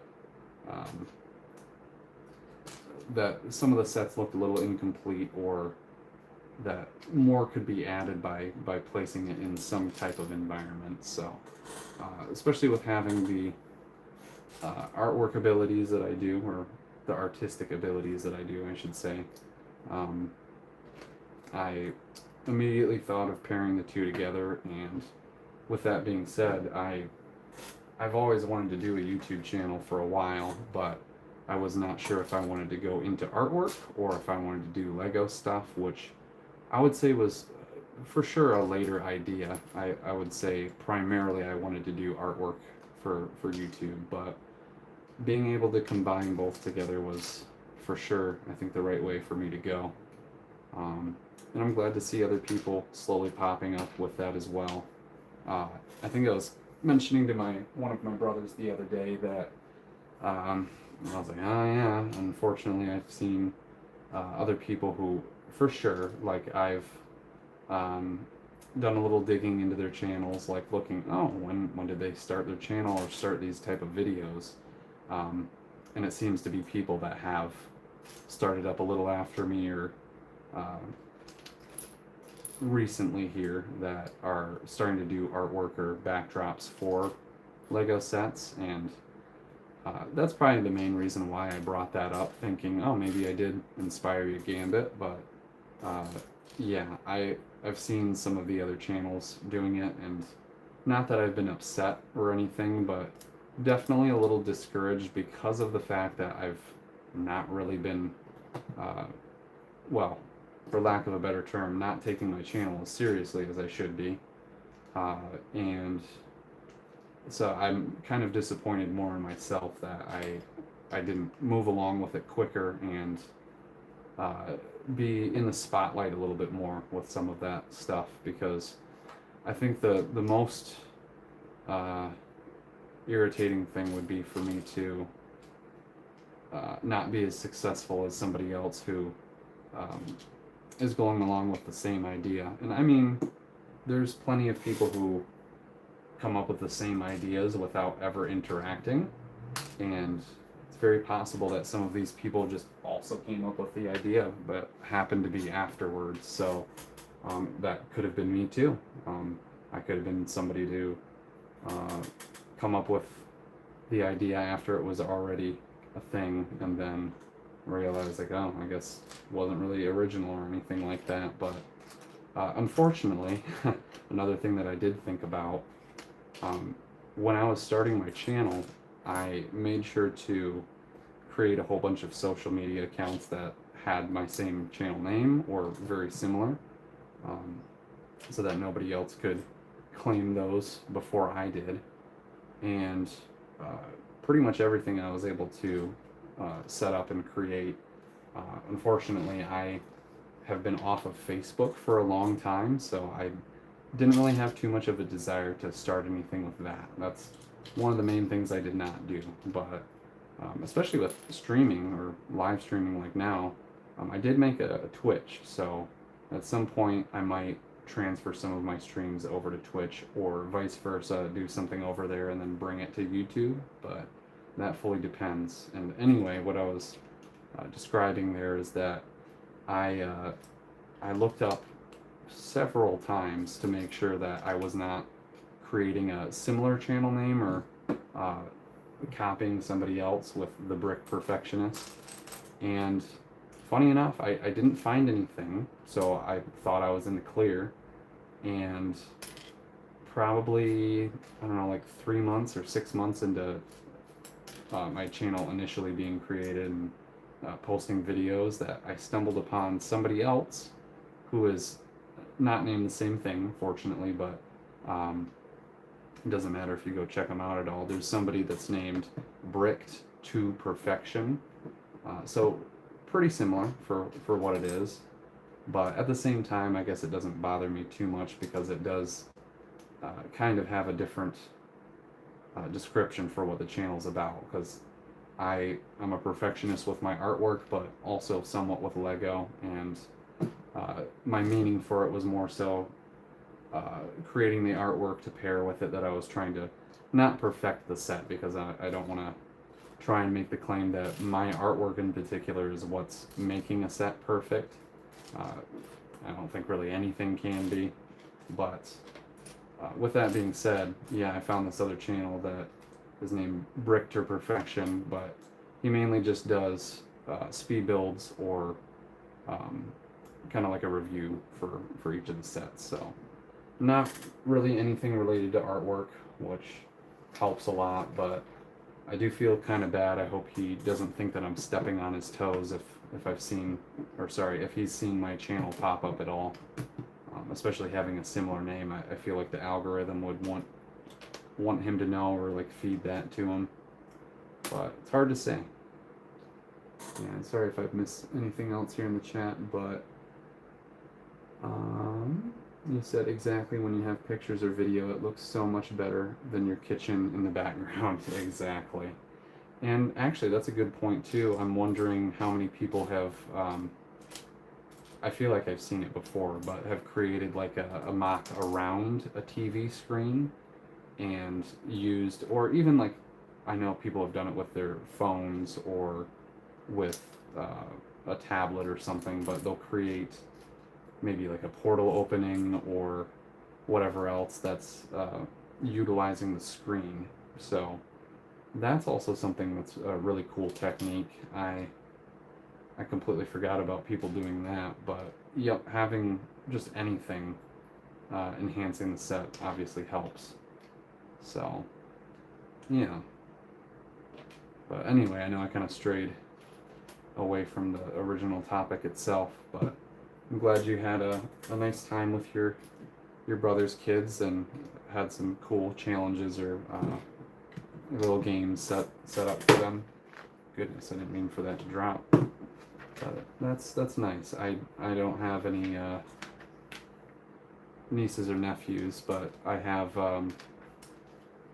I guess, yeah, I would consider them second cousin, I think is what would be correct. So I have two cousins on my mom's side that are twins, and one of them has had a baby by now. So I believe that would be my second cousin, rather than being obviously none of my siblings have had kids, so I don't have any nieces or.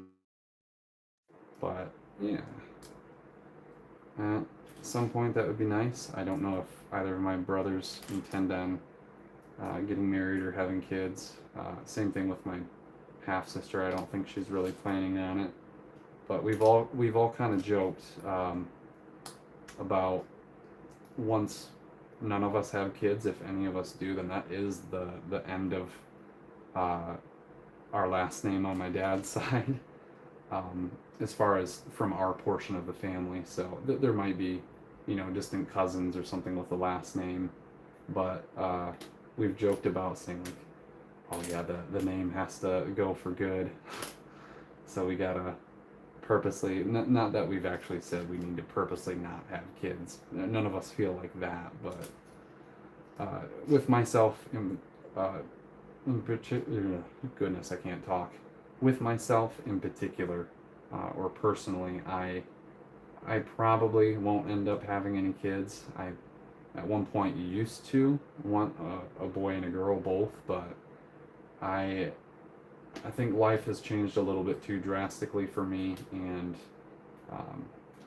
for a lot of the things that have been going on in the world, I would rather not bring somebody up in chaos. But if things were to change in the near future to where, also, I'm sorry, I'm probably building out of frame again, but if things were to change in the near future to where there weren't as many issues, then maybe I would rethink that. It's kind of hard with already being in my late 20s and already kind of deciding that I don't want any, but that will also make it a little easier if I did have kids to not have to worry, or sorry, if I didn't, that I wouldn't have to worry about any of my Lego collection being broken or messed with. So I know a lot of people will comment on just, having to keep their collections safe from kids or whatever else. And obviously I can't blame them. They're just kids wanting to be kids and play with cool stuff that they see, but they don't have a understanding or grasp on collectible stuff yet. So that definitely makes sense why people wouldn't want their kids frequently touching their Lego collection, or at least certain portions of it that are more expensive or rare. So okay, well, sorry, hopefully I'm not ranting a whole bunch now about those type of topics. We'll get back a little bit more into talking about what's going on here with the build or Lord of the Rings in general. But yeah, I guess, yeah, I'm like just out of view on my stream here. Goodness, I gotta quit doing that. But it's also partially just the sheer scale of the build that I'm having trouble remembering where the camera's framed out, so muscle memory will probably get to me at some point, and I won't have to worry about that anymore. For now, definitely do. Okay, nice. Nothing at the back corners, no. Couple more Nexonite shields to cap off the sides of the building here. That's really nice. Alright, what am I looking for? The other shield is there. And this connects to... Oh, okay. How does that connect on there? What? Oh. That is a very intriguing build. Never seen that. I gotta do the other lower portion of this, but anyway, I'm sorry, now I'm just hyper fixating on what's going on. So you said that's a cool idea, using a screen. Yeah, I've seen it a few times with people using their phone screens, but I don't know if I've in particular seen one for a full TV or anything. Still, I'm sure it could be used for some really cool mocks.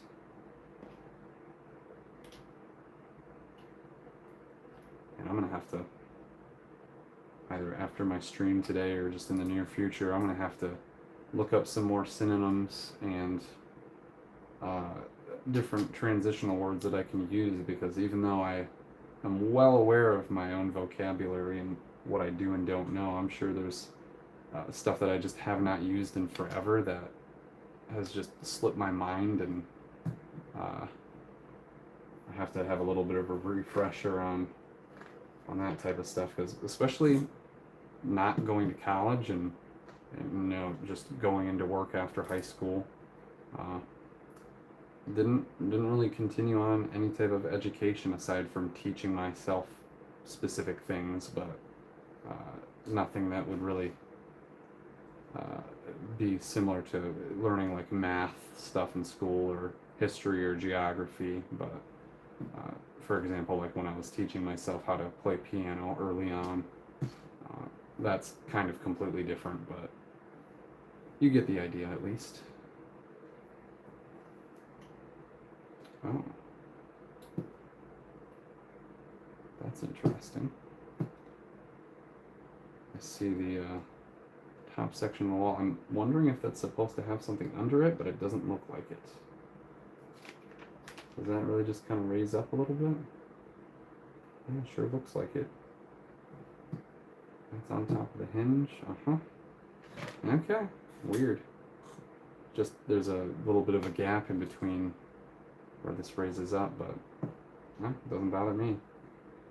So spin this around and get the pins right onto the back, and then we'll go ahead and get this attached to the other portion.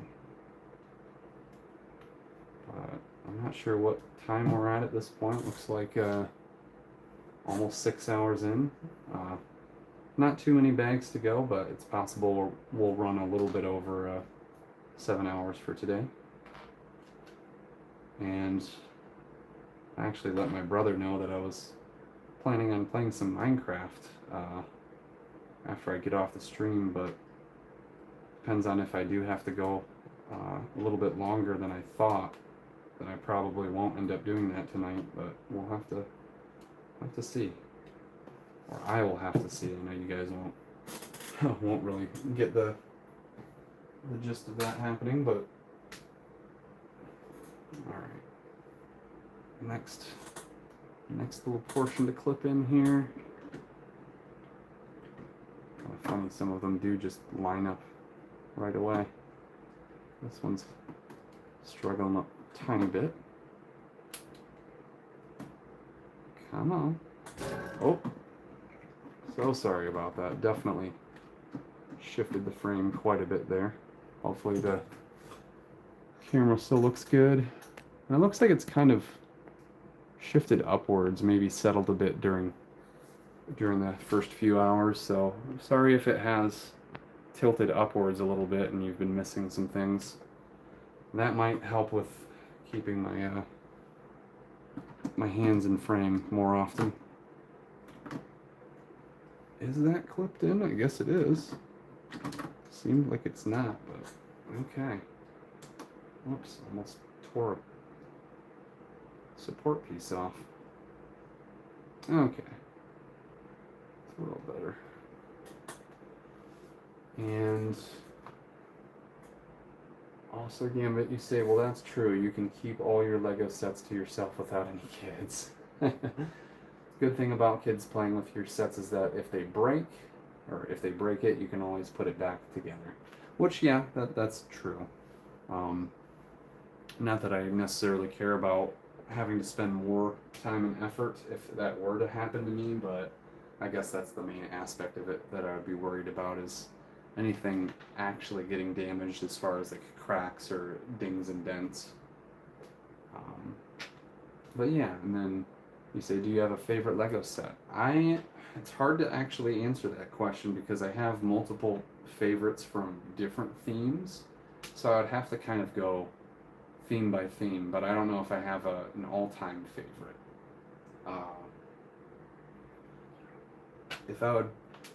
If I was going for Lord of the Rings, it would definitely be Minas Tirith here. If I was going for Harry Potter, I think for sure mine is the 2002 version of Chamber of Secrets. If you're going for like a Marvel set, probably, it's actually one that I don't have of the early Sam Raimi movies, but the Spider-Man bridge battle with Green Goblin and Mary Jane That one I still want really badly. Trying to think of some of the others that pop into my mind, but looks like we're getting Denethor shortly here. Indeed we are. Bag 34. But yeah, it's kind of hard for me to answer that question actually, because I've given it thought multiple times, but I also, like I said, I have multiple favorites from different themes. What about you? Do you have a favorite set in particular, Gambit? And you also said, how often do we use medieval building terms in 2026? Those words are not common in our vocabulary. Very true. I'm still confused about why we couldn't find matriculations. I know that's definitely a term. I'll have to find it after the stream today. But aside from that, one of the other things that I was explaining to my mom not too long ago, I think we were talking about the style of some architecture and kind of what it looked like. And I mentioned that it had kind of a medieval feeling to it, the way that it was styled. And the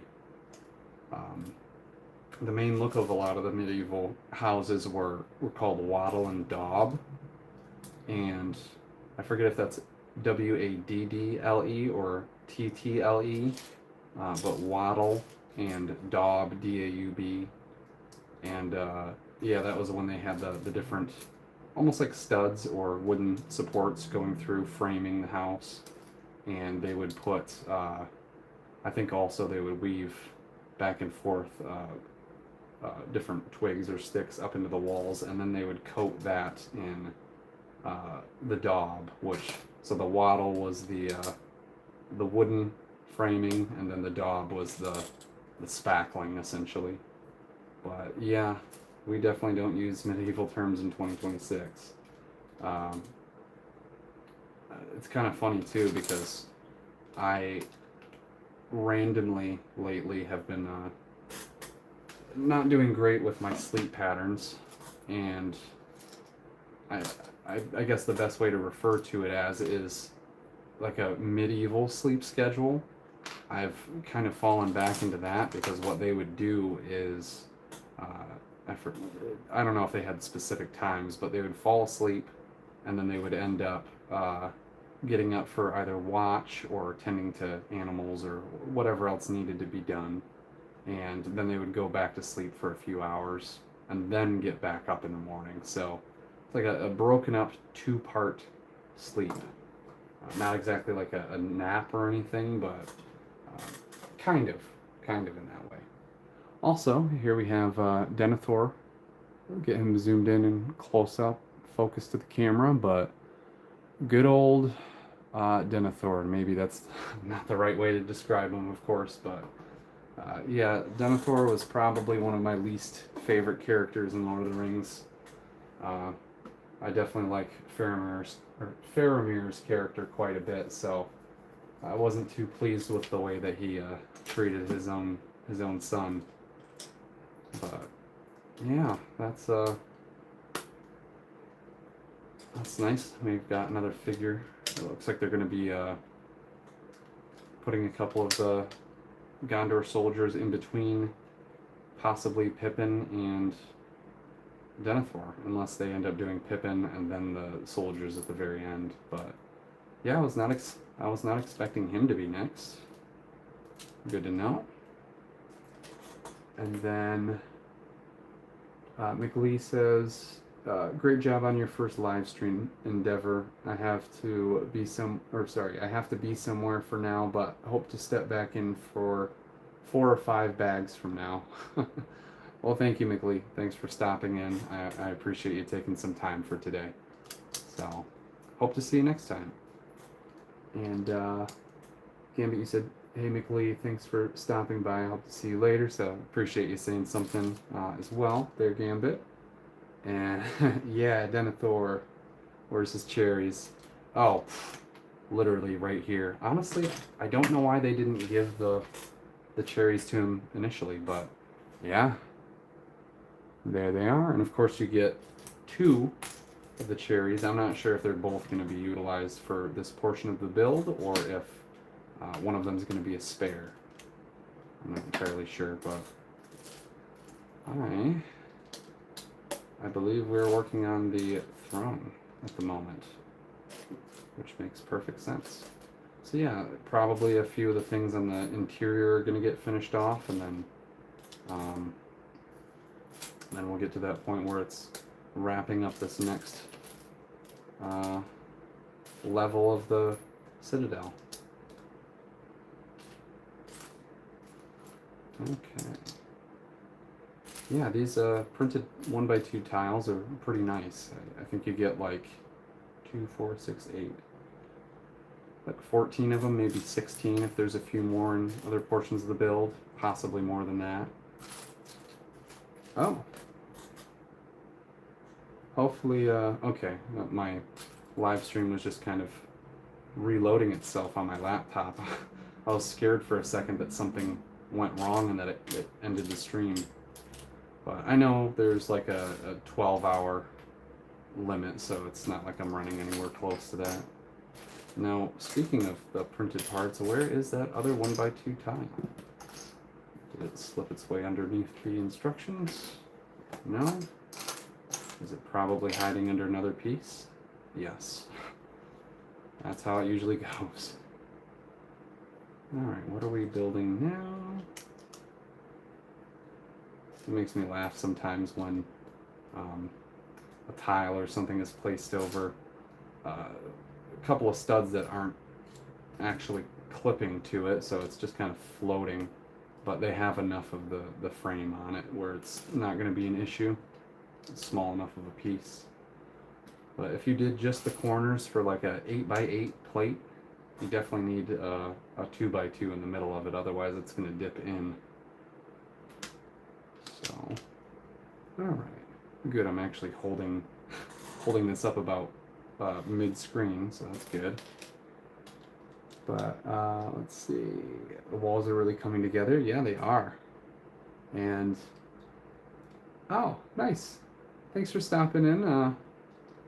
I appreciate seeing some new viewers at the moment, and got somebody else that joined in the chat. So thank you so much, E-Ridge. Good seeing you again. I know I recognize you from honestly previous videos. So thank you so much for stopping by. And we're working on, of course, as you can see, this is Minas Tirith.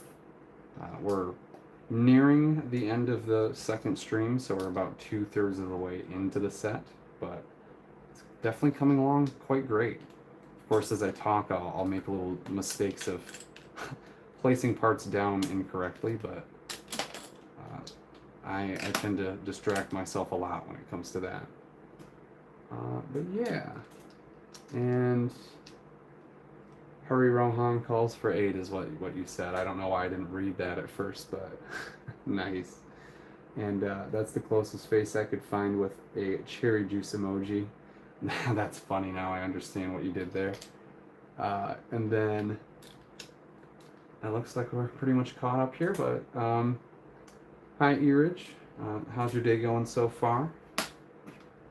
I don't know if you caught any of the first portion of the stream, but happy to be moving on to the the second third of the whole set here. I've excuse me, I've had this in box for a little over a month now, so I was very excited to open it on up and start building it, especially for how long I have not posted a full-length video. I needed to revitalize what I had going on with the channel and just move on to a different thing. So this was definitely quite the endeavor, but I am quite happy with the results. Yeah, we're definitely nearing the very end of this instruction booklet, so it makes sense why they gave the next in the same the box section, because you'll probably need to go a few pages into the third book in order to finish off this second portion. Awesome. I'm glad you like the set. It's something that I definitely had my eyes on right away. As soon as Minas Tirith got announced, I knew how much I would want it compared to Barad-dûr or Rivendell, which Rivendell is definitely up there for me. It's one that I'm going to try and get at some point, but yeah. Also, oh, how am I looking at this wrong? Okay, I see what it is. It's literally just because I didn't put a plate up against the next section here, but this doesn't go on top, does it? Wait a minute. Why is this so confusing as to why that won't line up? Sorry guys, give me 1 second while I ponder the issue here. It looks like at the very bottom I never put some of the actual plates down. Whoops. Okay, yeah, I definitely need to backtrack a little bit. Sorry about that, I got distracted first and foremost, so I did not realize I made a mistake there at first. And that's why I need to add another 2x4. Okay, there we go. Now we got it. And I should be able to, whoops, place that here. A couple of these. Alright, now I think we're back on track. I can go there. And there we go. Now we're lined up. Alright. But, yeah, the Rivendell set is very gorgeous. I was a little intimidated by the amount of tiles on the roof, and I don't know why I didn't save up for it when I first heard about it, because I mentioned this earlier in the stream too, but I've always been a Lord of the Rings fan, so it took me a moment to really make a decision on whether or not I was going to at least attempt to get something like Minas Tirith. So in the near future, I think I've gone back and forth between trying to decide on the Shire and Rivendell, but especially because I started with the pricier set on Minas Tirith, I think I might go with getting Rivendell, especially if it's going to be retiring anytime soon, and if it I know it, of course, is going to be a little pricier than the Shire, so might as well work my way backwards. Man, I'm noticing every once in a while I'll have a hair of mine get caught in between the parts. I've grown my hair out quite long over the past like 3 or 4 years, so nearing wanting to cut it again, especially with dealing with the heat recently, but I'm not entirely sure what style I want to go with, so haven't really gotten to that decision yet, I guess. Okay, so the throne is nearing completion here. I don't remember it being so high up, but I guess it was. And I must have either dropped one of the 1x2s on the ground previously, or maybe that one is underneath the instructions. Huh, I don't know. Where's bag 33? I don't seem to be missing anything from there. Maybe I am overlooking this, or possibly I placed an incorrect piece on one of the lower portions. I don't think I did, but it's possible. I hope I don't have to backtrack too much of this again, but I don't know, we'll see. What is under the back? I definitely have that. I definitely have all the steps going up correctly, so yeah, I don't really know why I'm not seeing that piece here. And if that were to be the only missing piece, that's obviously not really much of an issue at all.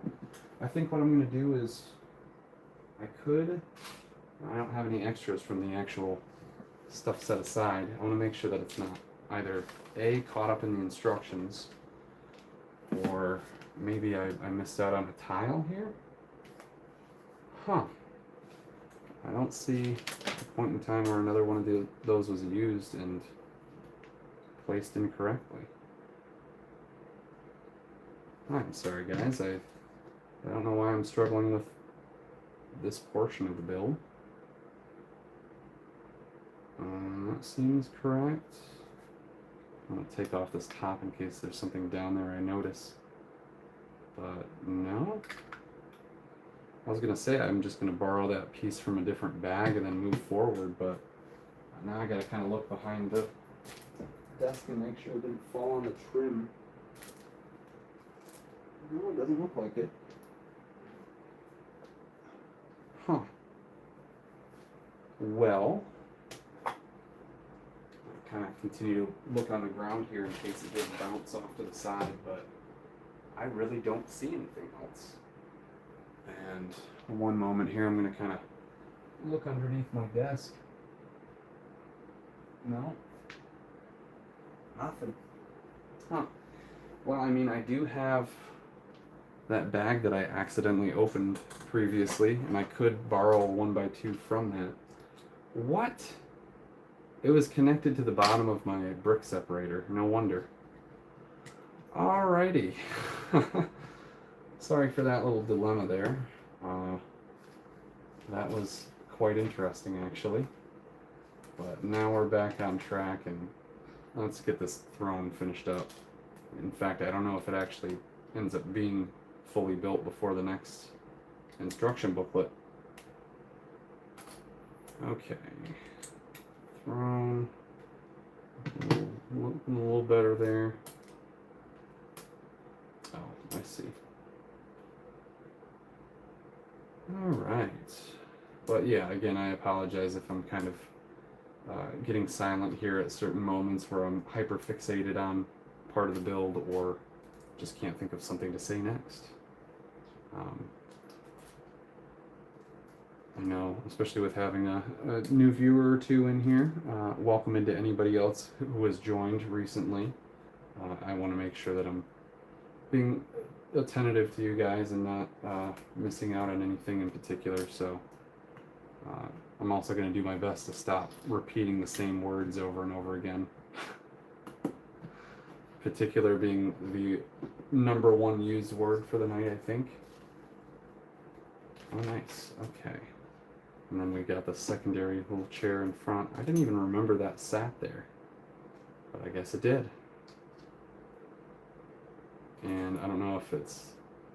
You know what? Now that I think of it, was Denethor sitting in the throne? I think he was, at least for one portion of it, but maybe he was also sitting in the... if this is supposed to be like the stewards. Yeah. The stewards of Gondor have ruled from the humble chair for 969 years, so that is supposed to be the steward's chair. I didn't even see that little notation up at the top there, but that's kind of cool how they give you some information on what it's supposed to be. Because I really did not remember there being a separate steward's chair from the main throne, but that definitely would have made sense. Okay. And going back to the chat here, Gambit, you said I don't have Rivendell, but it is on the top of my list to get. Do you have it, Eridge? And then he says, LOL, that's too funny. I don't have the Rivendell set. I'm only allowed to buy the Legos the kids want. Yeah, I know how that can be. I mean, actually, I don't know how that can be. I don't have any kids myself, but I can understand that being the case is what I meant to say. So, yeah. And he said, no, then your job as a parent is to get them to want Rivendell. And Eridge says, I have failed. Gambit, what sets do the kids want? Disney princess sets. Ah, yes, yes. Has any of that recently been... I know I don't pay too much attention to the Disney stuff, to be completely honest, so I've probably missed out on a fair amount of what is currently there, but Ridge, did any of your kids get interested in the Wicked, or like the why am I drawing a blank on what? I guess it was just called Wicked, but the Wizard of Oz sets that have been out recently. Wonder if they take any interest. I know some of those have been the more 18 plus sets, so they're difficult to build, or a little more intricate. So maybe that wouldn't be the case for you at this point in time, but you know, there's quite a bit of the Disney sets, that's for sure. And Disney princesses in particular. I don't think I actually have any of them in Lego form. I know the Ariel Little Mermaid set recently was honestly really cool looking. I never realized until seeing it in person that the Neptune's face was actually connected to the portion with his beard that goes over a blank minifigure head. I thought it was just the beard and the hair connected in one part and over top of the minifigure head, but no, it's just a blank face and a fully molded part over top. But it's weird because it has the smooth section of what a minifigure's face would look like. It's just like bumped out a little bit more than it usually would be. Alright, looks like we have the plate of, or the little bowl of cherry tomatoes, and yeah, he was eating some chicken too, I believe, unless that was just Pippin at one point, but oh yeah. I'm actually kind of surprised that they, not really surprised, but I didn't think that they were going to necessarily finish out the end of the instruction booklet with the parts to this bag. So yeah, it looks like I'm moving on to the next one, and we've got 35, 36, 37, 38, and 39, so five more bags to go. And we're a little over 6 hours in, so yeah, it should be roughly 7 hours, maybe a little over. It doesn't really matter gauging that at the moment. I'm going to go as long as I need to, but just to kind of get an idea of how it's been going, even with a couple more bags in this section of the build. Not quite as time. Goodness, I'm not thinking of the right words because I was paying attention to this, but not as much time demanding as the amount of bags from yesterday. So, and I'm sure again part of that was probably just because I'm new to streaming in general, so I had no clue how to determine what that would be like. But all right, so we just finished off that set of instructions here. And the table itself looks like it kind of just floats on top of the tile, so it doesn't connect down to anything. But here, I'm gonna set this out of my way and flip this guy around. I'm sure you guys will probably want to see what the back section looks like at this point with everything together. But here we are. I'm gonna spin from this direction. Oh yeah, starting to really come along now. Nice seeing that tree of Gondor in the background. It's probably from a little bit of a weird angle for you guys, but hopefully not too bad. And I'm gonna catch up with the chat in a moment here, but I also need to grab another swig of water. Oh, actually I am wrong. It does have the ability to connect with one table leg, so you can pivot that however you want, but this indeed is the chair that he sits at for his cherry tomatoes. I'm also going to make sure I spin this around, probably how it's supposed to be placed, but cherry tomatoes are right up by his chair where they need to be. So, alright, I'm going to grab some water here and then take a little closer look at what we got going on in the chat.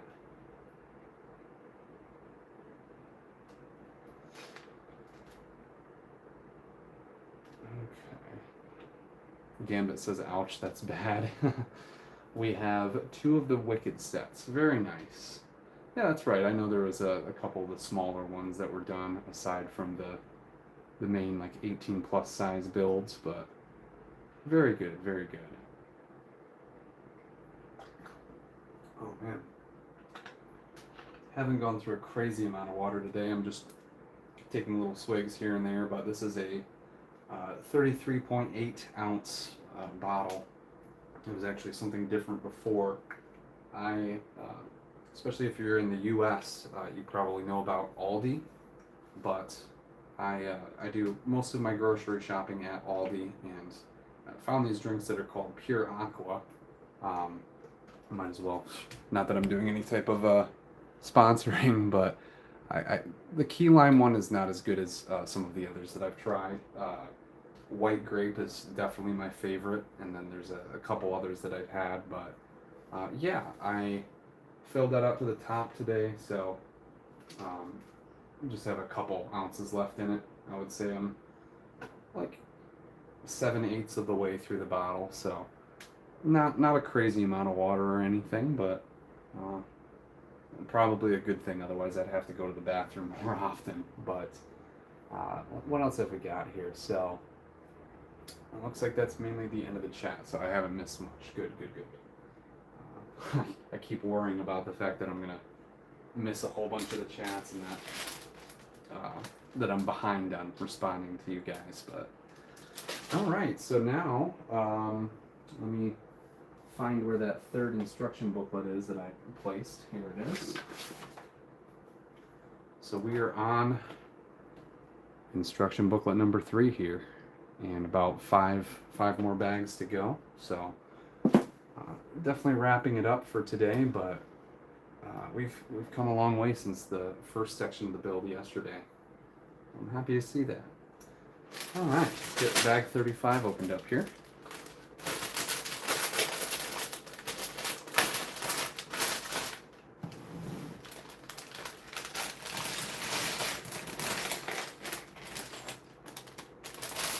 Oh, and it looks like we are going to Pippin next.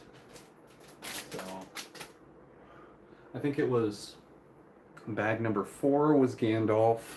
Bag number 18 was, or no, I'm sorry, bag number 8, unless it was slightly different than that. But 4 was Gandalf, 8 was one of the Gondor soldiers, and I think 12. So every 4 bags, roughly, it seems like they're placing one of the figures.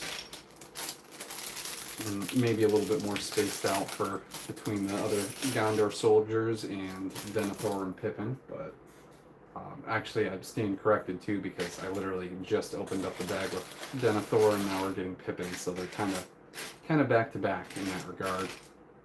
But yeah, and get these instructions open up. So now we're working on the Court of the Fountain, which, I mean, no, we're not working on that at the moment. That's going to be in the third stream, but that portion is, of course, in this book. So it's telling us that's what's going to be built later on, at least, or one of the highlighted sections. But let's get Pippin built up here.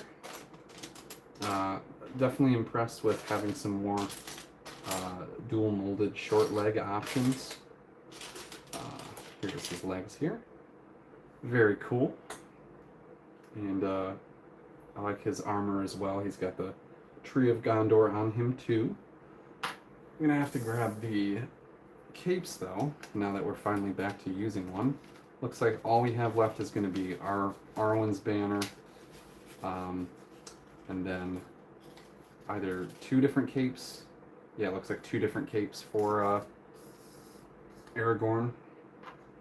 But yeah, just a couple of figures. Well, not a couple. We got the 2 Gondor soldiers left, and then Aragorn and Eowyn.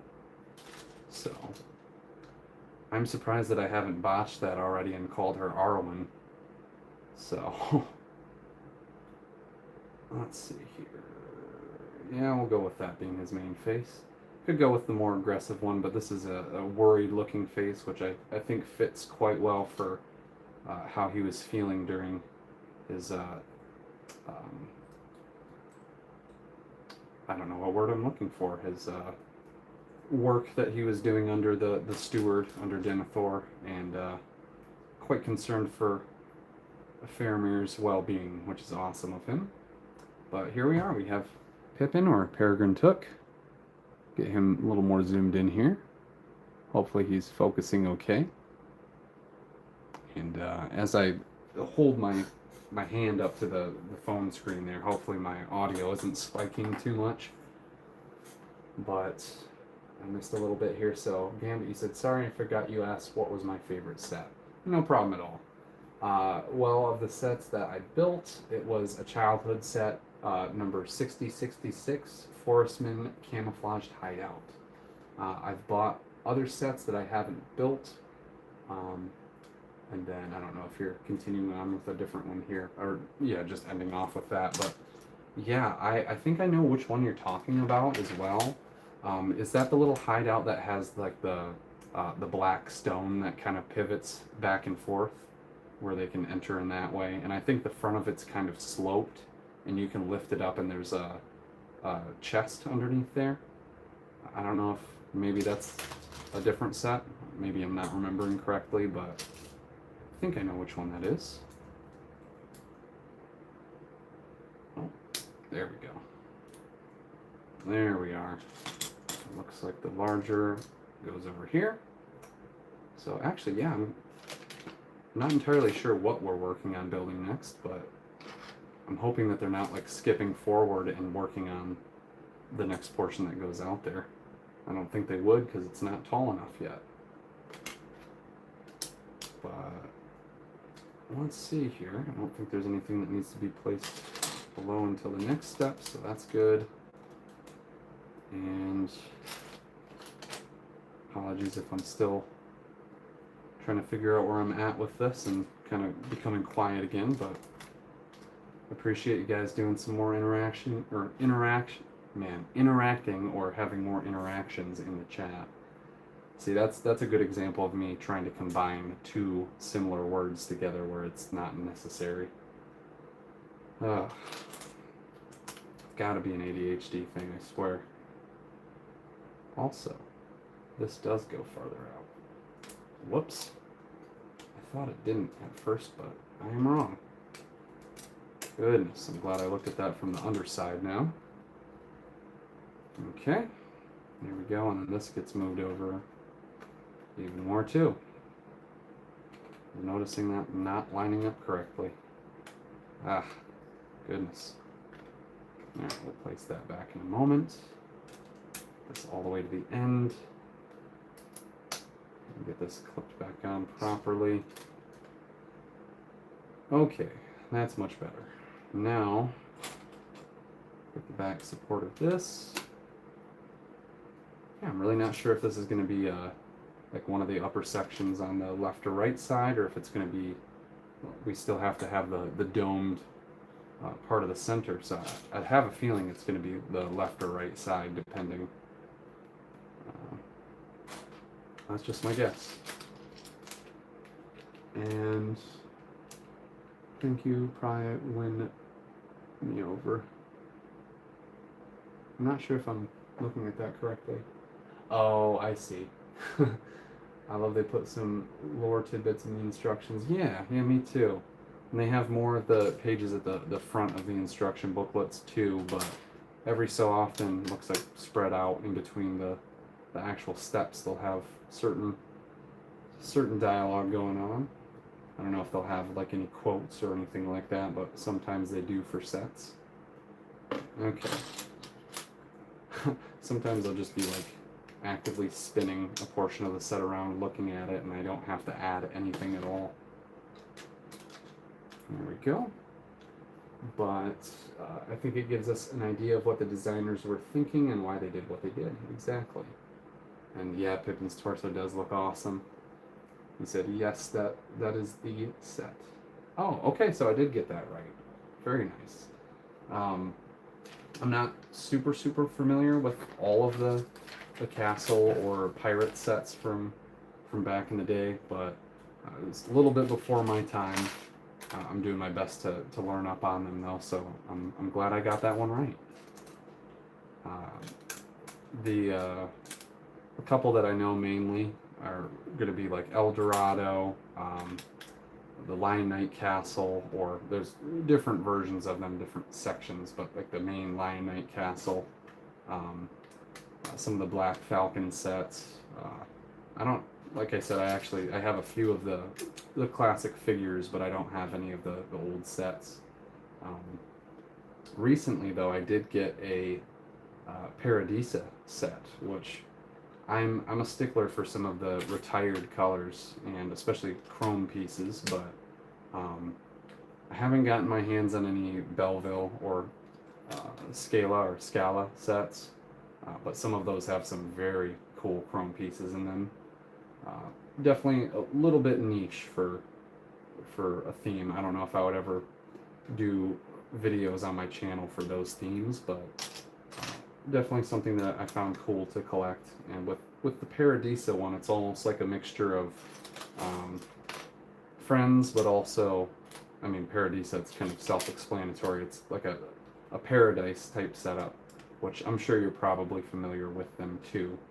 But yeah, I got one recently. I'm drawing a blank on the set name, but it's like one of the restaurants, or like the something restaurant. I don't know.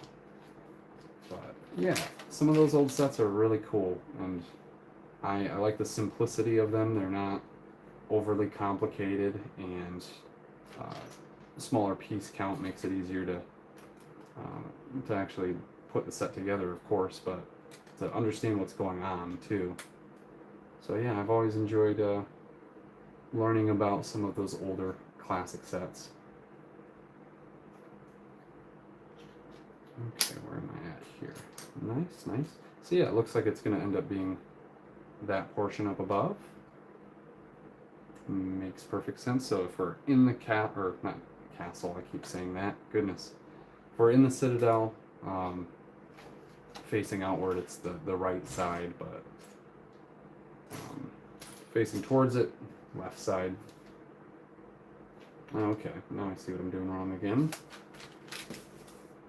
Nothing too crazy, but definitely orienting things very weirdly and thinking that I'm on a different step. Oh man. Hopefully I don't hopefully I don't become exhausted from just working tomorrow. I don't think I usually have any problems with that, but man, now I'm looking for a different part. Where did this go? I did already put it on it. Goodness. I think it's my hand sometimes blocking stuff, but also the angle of how it looks in the instructions. Like it's this in the instructions, and if I'm looking at it like this, maybe my depth perception is a little bit off. Okay. We've gotten, I think, all of what needs to go there. Yes. Yes, indeed. Okay. On to the next step here. But hopefully with my third stream, I'll have some more topics that I can bring up and give my brain a little bit of a refresher between the next couple of days here, because I can definitely tell the difference between today and yesterday.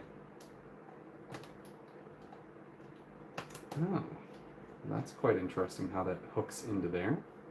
They needed a slightly different angle for it. Okay, then something to cap off the very end, and probably something to go on top of that. Quite a bit to go on top of that, because now we're moving to tiles. All right. Looks like some, are they 2x3s or 2x4s? Looks like 2x3s for all of them. All right. Sorry if I'm just now commentating to myself and not really talking about anything in particular. Whoa. Figure that might happen too. There we go.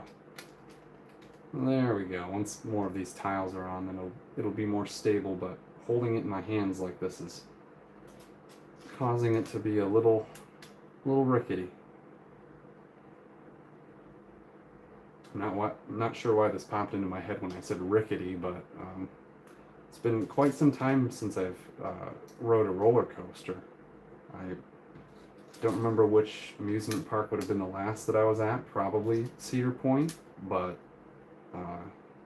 haven't gone to too many of them over the years. I at first did not like roller coasters at all, and not that they would make me sick, but I just felt like I was gonna get queasy from them and then become sick. So I was always afraid to try that out. But I remember at one point I was in the line for the Top Thrill dragster after I started becoming more comfortable with roller coasters, and while we were in line, there ended up being some leak with the hydraulics. So while we were waiting, we were kind of debating, like, do we want to keep waiting and wait for them to fix everything, or do we want to get out of line and maybe find one more ride and then call it the night, because it was pretty much the very end of the day at that point. But yeah, I started giving the whole ride second thoughts based on that, because it was leaking hydraulic fluid. Like, that seemed like a pretty big issue, and I wasn't sure if they were even going to have the ride up for the rest of the evening. But anyway, I think that was probably my downfall there for riding roller coasters. That one, I don't know if I'll ever end up riding that. It seems a little too crazy to me. Kind of surprised that I got in line for it. I think I was being peer pressured by a couple of the friends that I was with at the time. And yeah, I'm glad that I didn't end up going on it, because even though it would have been a good experience, not that I wouldn't want to have gotten into roller coasters, but I don't really have a lot of desire to spend my money or save up my money for going to amusement parks. Like, while that was fun as a kid, as an adult, I have too many responsibilities to worry about that type of stuff. And other than that,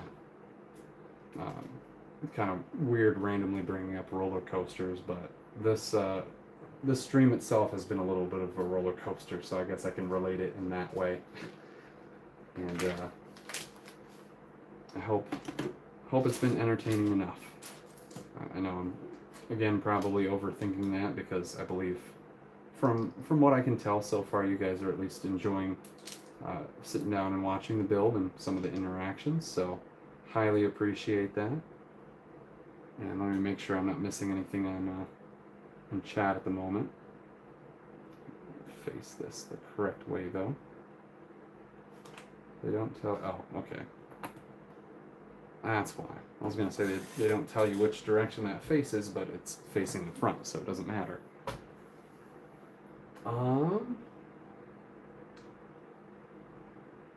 Okay, so you said, or Gambit, you said, I purchased the Bricklink set Outlaw Forest Den.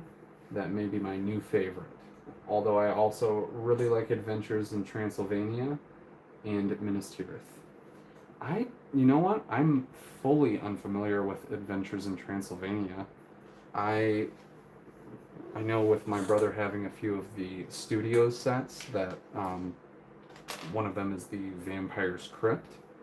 So hearing Transylvania, for some reason, that's the first thing that comes to mind for me is one of the studio sets, but I know that's more than likely not the case, that it's a completely different theme. But yeah, especially at first, I struggled being able to tell the difference between the castle and the pirates and the ninja sets. Obviously, if I would have taken a closer look in the past, I would have been able to distinguish better based on the minifigures. But up until recently, when I started getting more into the classic sets, I don't think I've heard of Transylvania or Adventures in Transylvania. Is that from like a adventurer's theme, essentially, or Orient Expedition, or one or the other? And you also said, I got a huge backlog of sets to build or sell, but nowhere near 850. Well, that's okay. I feel like I've gone a little overboard with the total that I have. And as far as backlog sets, definitely still a little bit of a ridiculous number, but I out of the 850, majority of the sets I have built over the years and or taken apart and have them in my collection of just random pieces, or the sorted goodness, the sorted out stuff that I have. So not a crazy amount, or a crazy amount. I gotta slow down a little bit. Sorry, guys.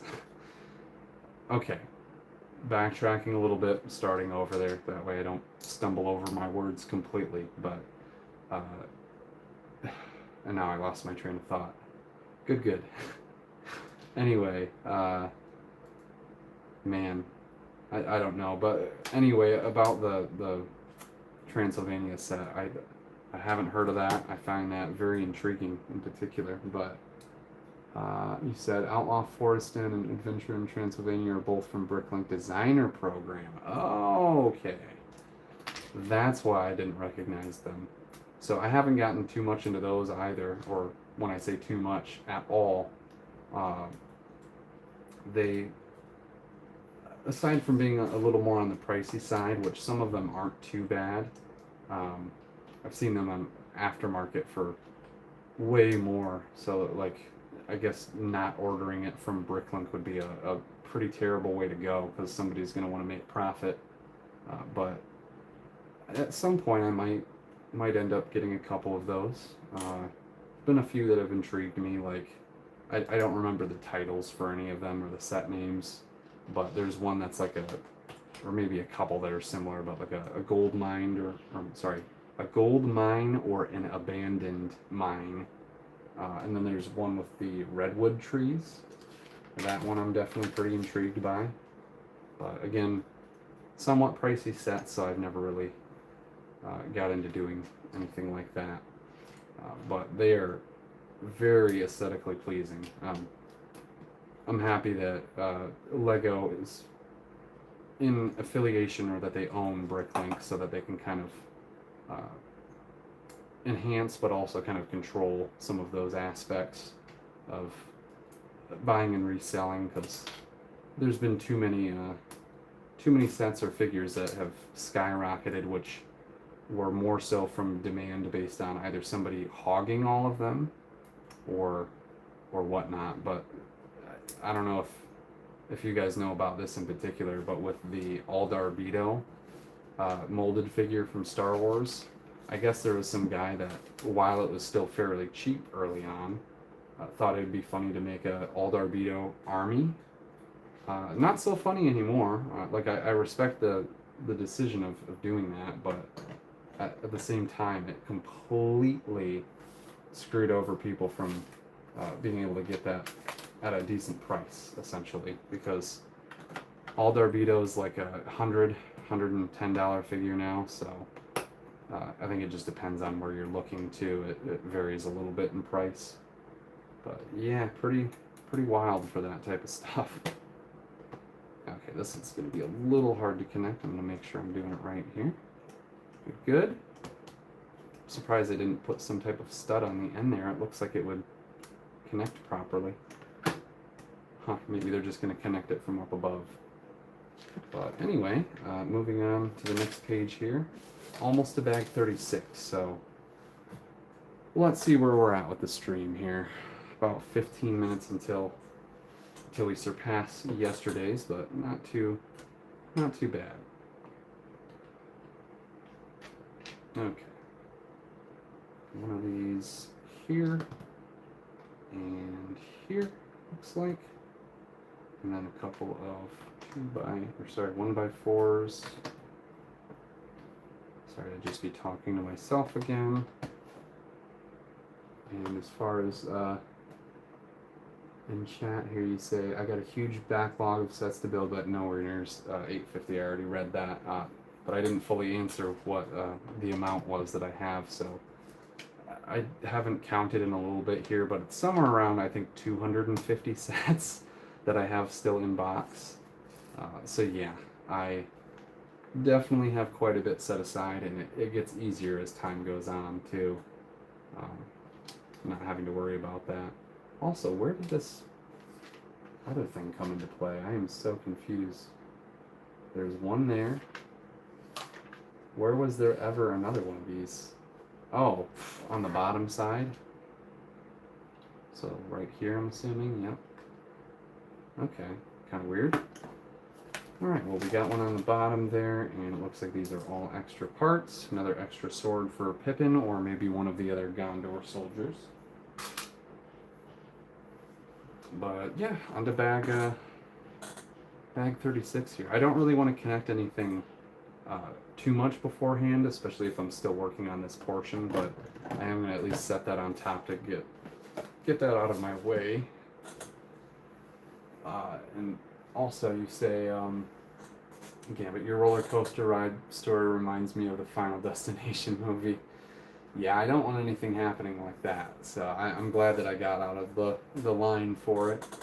But you said Outlaw Forest Inn and Adventure in Transylvania are both from Bricklink, so yeah, I had just skipped over the one message from you. Sorry about that. Click this off again. Every time I touch this using my touch screen, it's putting a stupid icon or it doesn't matter, a thing over the chat. It's blocking it. So, yes, those sets I could have purchased, but it was going after the castle theme sets instead. Yeah, well, that makes sense. And then you said no, with the program you're only allowed to purchase 2 maximum of each set. Oh, okay. Well, that's something I didn't know for sure, but I'm glad that they have limitation on that, because I've seen too many sets come out on release day and automatically go out of stock because people will create multiple accounts. So, you know, I'm sure that probably happens a little bit too, that there's people with multiple emails / accounts for the Bricklink program to where they can kind of get around that the same way they do on Lego.com. But yeah, there's people who will have multiple emails and accounts, but I guess really the only way for them to stop people from doing that is by limiting based on address. So if, you know, I'm sure people would still scheme that a little bit by sending them or sending a package to one of their friends or something to where it was a different address, but who knows. Alright, just grabbing a little bit more water here.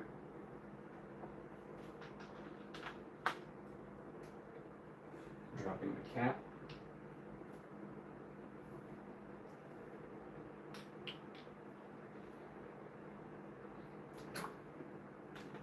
And Gambit, you said, yeah, you can't control cheaters getting around the system, but at least it deters somewhat. Exactly.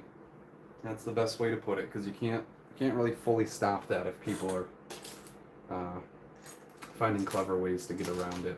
And people always will. Because unfortunately rules are meant to be broken. And a lot of the time it's not a good thing, but sometimes it's necessary. But with the people that are, of course, reselling stuff, they're doing it for their own benefit, so I wouldn't really call that necessary. I'm sure you guys probably agree with that, but I don't know. I don't want to roast the scalpers too much because I'm not really looking to create any type of tension with my channel either. Yesterday I was mentioning how I went a little bit too much into debate with somebody on my TikTok comments for one of my shorts, and I think it was on, maybe it was just TikTok, so it wouldn't have affected my YouTube short, but there were also, I think, just some other reasons why that short in particular, it had like 10 views or something, and usually I get 1,000 or a few thousand on my different shorts, so a little flabbergasted by that, but not a big deal because I pretty much went right back to the same view count for the next set of shorts that I did. But I'm hoping that there wasn't some form of slap on the wrist for me having gone a little too into depth with somebody in the comments. And I think it was from TikTok in general and not actually related to YouTube. But maybe I'm remembering that incorrectly too. Even though it was a couple of days ago, my short-term memory is just terrible. So, and are these studs or yes they are. Okay, I wasn't sure for the stud with a little pin coming off from it. Okay, we got that on there. There we go. Nice. Now we got a little bit more of this bed post, it looks like.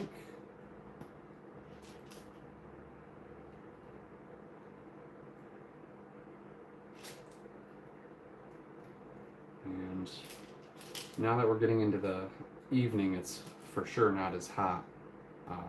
Not evening, we're later into the night. It's going on 10 p.m. here, but yeah, I don't have to struggle too much with the heat. Hopefully the fan in the background has not played too much into any annoyance, but I don't think it's been too bad or anything.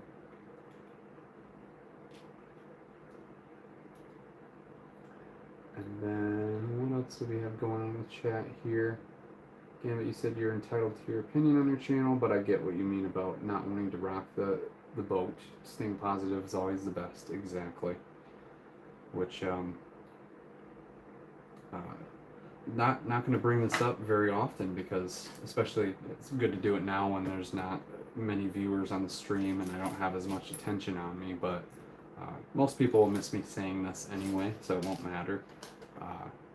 I don't go about my life not swearing or anything like that, and being perfectly proper and polite with my language, but for my channel I definitely want to avoid any type of swearing or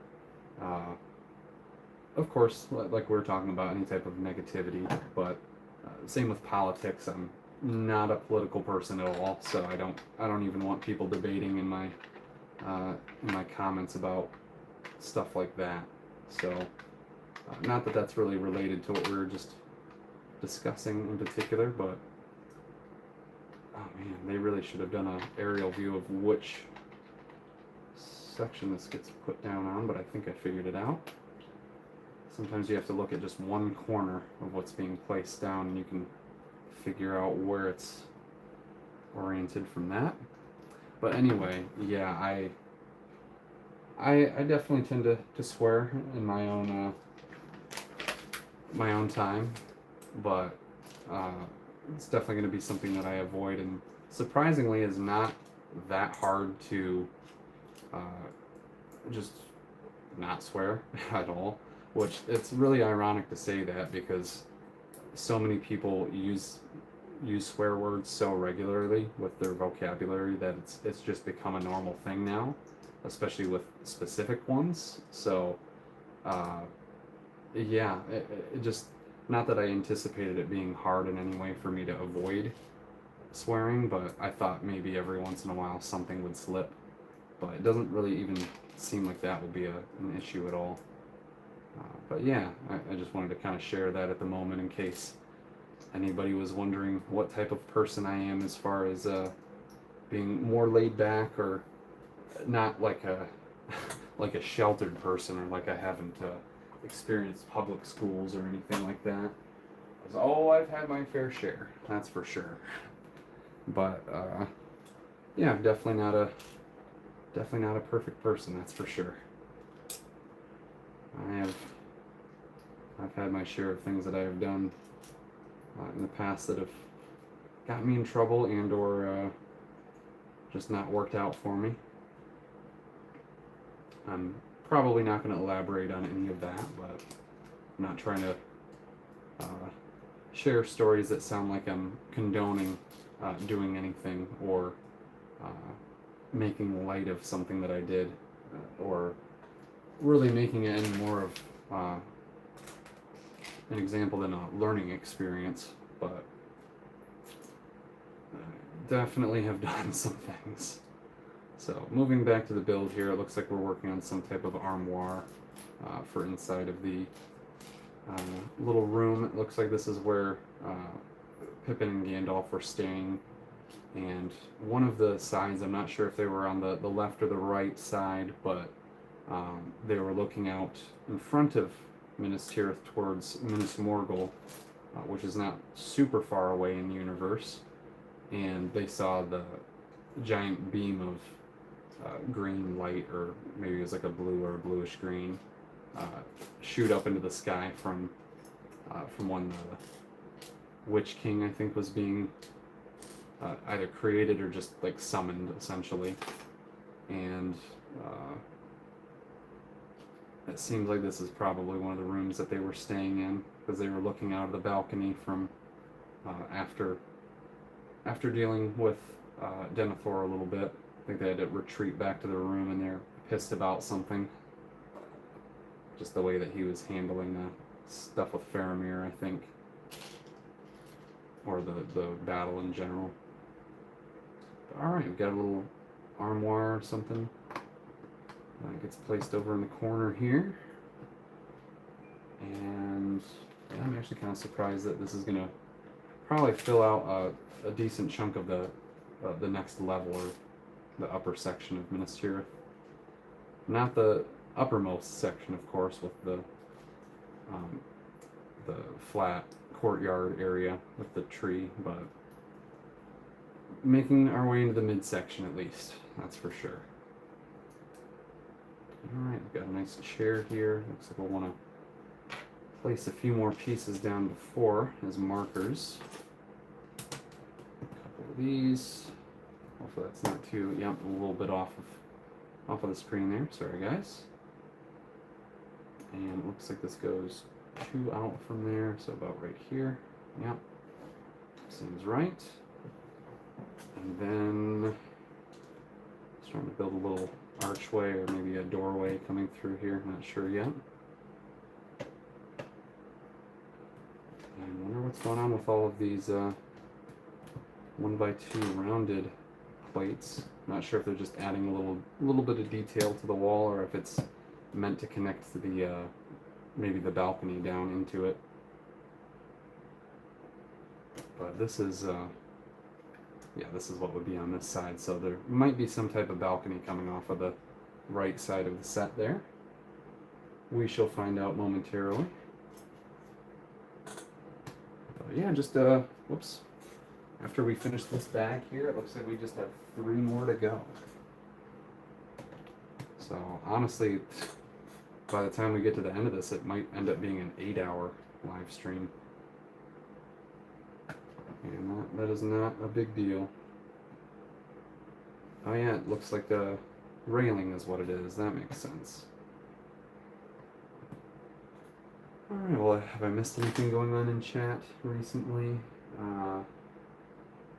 I remember that scene from the green light going up into the sky and thinking, it's about to get real. Yeah, exactly. Especially when the music started to pump up at that point. That's when it really started to shift from the events that were going on to towards the end of the movie, and Frodo destroying the ring, which, I mean, in reality, Gollum kind of destroyed the ring, but Frodo was being taken by it. I remember being so disappointed by that when the scene started playing out originally. I thought that, well, I didn't think that he was just going to be able to throw it in immediately and have zero struggle, but I didn't think that Smeagol would have played as much of a role in basically snapping him out of it for attacking him to get the ring for himself. Or maybe it didn't really snap him out of it, but they were fighting over it, so he still wanted claim over the ring, and their struggle led them both over the cliff. But yeah, I mean, I'm trying to think of what one of my favorite sequences would be. Minas Tirith is up there for one of them. Definitely Helm's Deep. I would say Helm's Deep a little bit more than Minas Tirith, or maybe about the same level.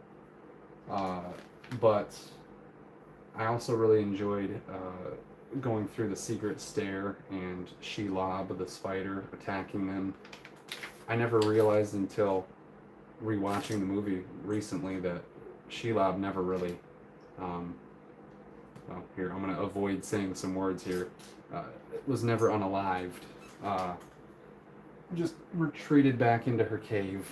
So that surprised me a little bit. I was like, oh, I thought Sam got rid of her, but nope. Just a couple of injuries, and then she retreated. But I have a couple of play sets that are not Lego at all, but they're from the early 2000s. I have the Balrog versus Gandalf, so the Mines of Moria, or the Bridge of Khazad-dûm specifically. But I have that. I got, I'm drawing a blank. The building that Saruman is in. I don't know why I'm not remembering what that's called, but I have a decent portion of that building, and then there's a couple other that I got, which were, well, the one main one that I was going to reference was the Shelob attack. So I have a miniature version of, or not miniature, it's actually fairly big, so Shelob's like this size, and then miniature figurines were like Sam is about that size, or actually I think it might be a little scaled up from some of the other toys that I got. But yeah, I had some of the early on Lord of the Rings merchandise, and I actually, it's somewhere in my house here that I've seen recently, but I have this goblet, I think there are multiple of them, and I'm drawing a blank which design I have on mine, but there were these crystal goblets with like an LED light that would shine up through the center. And I actually got one of those fairly early on, probably like 2005 or somewhere around that time period, I guess. But I definitely had some cool little trinkets when I was a kid, and most of them have survived, but there's stuff here and there, which I'm surprised a lot of the early Lego stuff that we had survived, because we did a lot of playing and wear and tear with them, and there's for sure missing pieces that I've stumbled across over the years, and figures that are fairly damaged or have scratched printing. So it has definitely happened, but not as much as I thought that it would.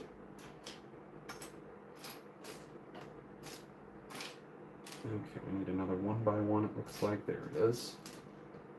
Sorry if this is just slightly out of frame here. But Gambit, you said, do you know if Lego has released an Isengard yet? No. And that's what I was thinking was Isengard. I'm sorry, they have. It was the Tower of Orthanc is what it was called, and that's why I couldn't remember the name. It had something different, but the Tower of Orthanc was one of the earlier sets. Definitely quite pricey now, but it did come with Treebeard, and I think that's the one where Grima Wormtongue was a part of the set, and one of the priciest figures now. And then Saruman, of course, and I think Merry and Pippin, unless it was just one of them. But yeah, they definitely did a Isengard for sure. It was just one of the, I would say, less common sets in the store. I don't remember if I ever saw it. In fact, a lot of the Lord of the Rings sets, I don't know if I really paid too much attention while they were in stores. But Weathertop I got as a gift from my mom for either birthday or Christmas, probably birthday. And then same thing with a couple of the Hobbit sets, so I never did any of my own shopping for the Lord of the Rings sets. And if I would have, then I probably would have gotten way more into it, especially if I had gotten like Helm's Deep from the beginning. That would have been absolutely fantastic. And at some point I think I do want to get Helm's Deep. I believe the cheapest in the US at the moment is around 500, so it's, I mean, I spent a little over 600 on this set, so it's not like I haven't done this already. But yeah, I'll have to debate on when a good time for me to do that will be, because I'm not entirely sure if I'll have the money for that anytime soon. Especially if I want Rivendell or the Shire or Barad-dûr, then I'll definitely have to prioritize some of my financial choices. But that's another nice thing about living at home, is that I don't have to worry about paying my own mortgage or rent in an apartment, or really a lot of other things too. My mom has been very generous with the amount that she's charged for rent. We're still getting charged, not staying here for free or anything, but it's much better than having my own place and just living paycheck to paycheck. So it allows me the ability to still do things like buying Lego sets. Otherwise, I probably wouldn't be doing much of anything for my channel at the moment. I do have the large backlog of sets, but probably wouldn't have been able to bring myself to open half of them unless I did start my YouTube channel, which had that affected it, then who knows where I would have been at this point. And then you said, didn't Gollum bite off his finger to get the ring? Yeah, he did, exactly. I just mean that they had a struggle in general with the ring, the wing of destiny, but the wings of power. I don't know why I'm making fun of that now. I never watched Rings of Power, and I heard too many disappointing things about it, so I was like, yeah, I'm good on that. Hunt for Gollum, though, I am pretty excited about. Definitely a little taken aback by Viggo Mortensen not wanting to be a part of it, which, especially for his age now, that's understandable, but also I believe he's of the opinion that, there doesn't need to be any additional stuff for Lord of the Rings, or at least for his character, which, I mean, to be fair, they're going the route of doing the Hunt for Gollum, and I'm glad that Ian McKellen and Elijah Wood and maybe a few other people are going to be showing back up. So, and of course Andy Serkis for Gollum, or for Smeagol. But yeah, I'm a little disappointed in the fact that it's going to be Jamie Dornan, but at the same time, I've seen a couple of like the AI images or Photoshop stuff that people have done of making Jamie Dornan look like Aragorn, and honestly, I don't hate it at all. Like, he seems like he'll fit pretty well, and he looks fairly similar to Aragorn or Viggo Mortensen, so I think that was a pretty good casting choice, all in all. Alright, well, now we're on to the infamous bag 37 that I accidentally opened earlier instead of bag 31. But now we don't have to worry about that. And we're on to another, like an archway opening. Similar, or pretty much the same exact build style here. Let's see if I've missed anything else.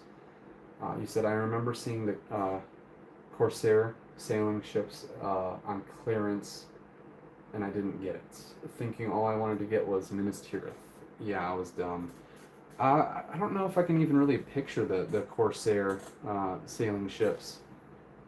Why? Oh, are you talking about the ones that have like the ghost people that came with that, or are we talking something different from Lord of the Rings? I feel like Corsair is an actual real life thing, but what was I saying actually? I'm not entirely sure. That's okay. I'll respond to your other comment as well here, but you said, I saw in an alternate Helm's Deep set, or you saw an alternate Helm's Deep set, not from LEGO, that looked way better than the LEGO version on another website. Yeah, there's been some pretty good third-party, not reproductions, of course, if they're a completely different set, but some of the light kit sets of these third-party companies, and just some of the builds in general are actually really, really nice, and I would not exactly consider getting them myself, but I see there's some other Lego YouTubers who are kind of straying away from Lego and getting some of these other products. So that's always been a little weird for me. I'm sure with those channels in general, they're either struggling a little bit with keeping the Lego content going, or maybe they're finding it more appealing to work on some of those other builds from different companies. So it also, of course, a lot of them are going to be a lot cheaper. So that, of course, helps having to not waste, of course, if people choose on buying something. I'm sure most of the time they're not feeling that it's a waste, but not having to utilize as much of your hard-earned money. Definitely something that would benefit people. So I do like that there is a different outlet than just buying name brand or Lego specifically. I've definitely never liked Mega Bloks or some of those other kind of cheap feeling parts. The plastic just doesn't feel quite quality enough, but with some of these other third-party companies recently, they've been making some really solid stuff to where it's near matching what Lego's quality is. And for them to be doing it at that pricing is saying something too. I know, of course, Lego being a name brand product and having a lot of quality, not concerns, but they have a lot of quality parts and have done a lot of work in making sure that those things line up properly, or that they don't have any issues when building them. So also I'm thinking that I either missed a whole bunch of tiles or that they're being added on now. Yep, looks like they are. So I just skipped the one page. Not an issue. Oh, okay, I see how that gets attached. Huh. Yeah, sometimes I'll just end up getting hyper fixated on the build because I'm either confused or just intrigued by how something was put down. And I feel like I'm being a little bit too not obvious about that. It doesn't matter whether or not it is obvious, but a little too frequently doing that. And I'm just dropping pieces and pulling hair up onto my desk. Goodness, that's the thing that is unfortunate about having long hair in general, is that you're shedding it all the time. And I feel bad for these girls out here that constantly had to deal with long hair, and there's a lot of guys that just do not understand how that can be. But being a guy with long hair, I feel for you.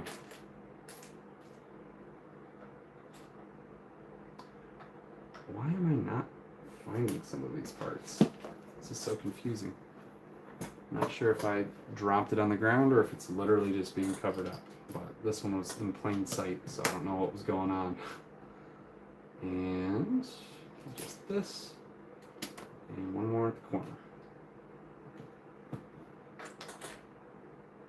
Okay, so we did get all of that done now, which can go on the side, back here. So yeah, this is roughly where Pippin and Gandalf were looking out. So it'll be, it'll be the side portion there on the actual balcony. So I think they were facing out from probably the right-hand side. It seemed like they were closer. Minas Morgul, I believe, is a little bit to the right in front of Minas Tirith, but of course like miles away, but still within the distance of the horizon. Alright, what's being built now? Just wall support sections. Oh. Yeah, when you end up getting to a lot of the 1x2 and 1x1 plates and the smaller pieces, then it's, especially when they're all the same color, kind of like you were mentioning yesterday, Gambit. Same color or being on a light surface that's very similar to the brick color. white parts on a white desk. Definitely not the most ideal scenario for me, but it's also not quite matching, so it's a little easier to distinguish them than you might be able to tell on camera. Okay, that goes to the side, and alright, interesting. Yeah, I like the little columns. They did a good job, and the 1x1 rounded tiles that have the modified pins sticking out of the top. They have come in such good use over the years. I forget how long they've even been out at this point. Probably a good, at least a half decade, I'm sure more than that, but really good to see that they're still going strong using those.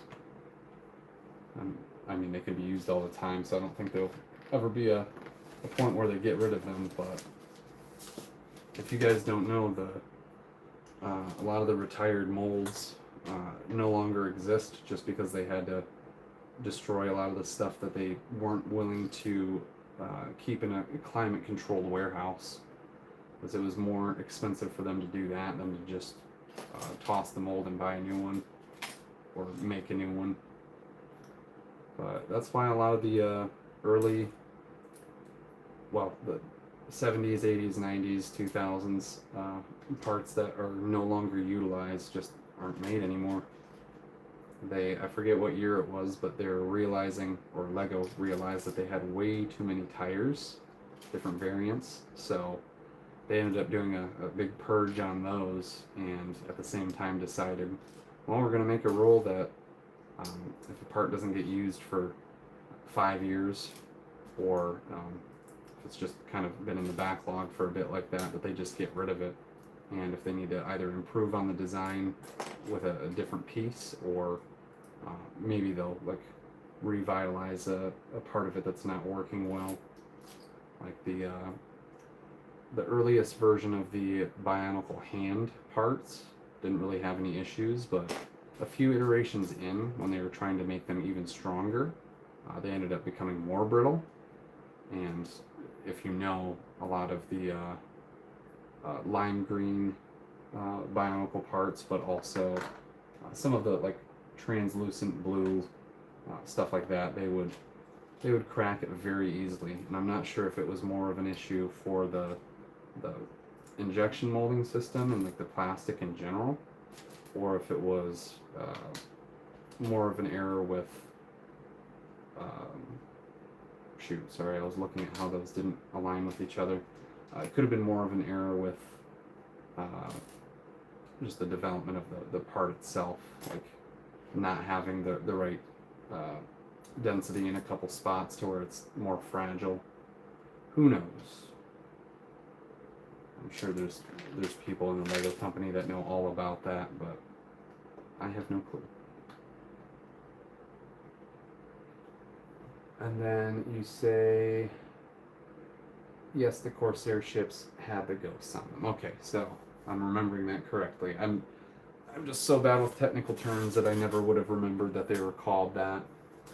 And then you said you'd be willing to buy the knockoff version of Helm's Deep. It looks that good. That's interesting about getting rid of the molds.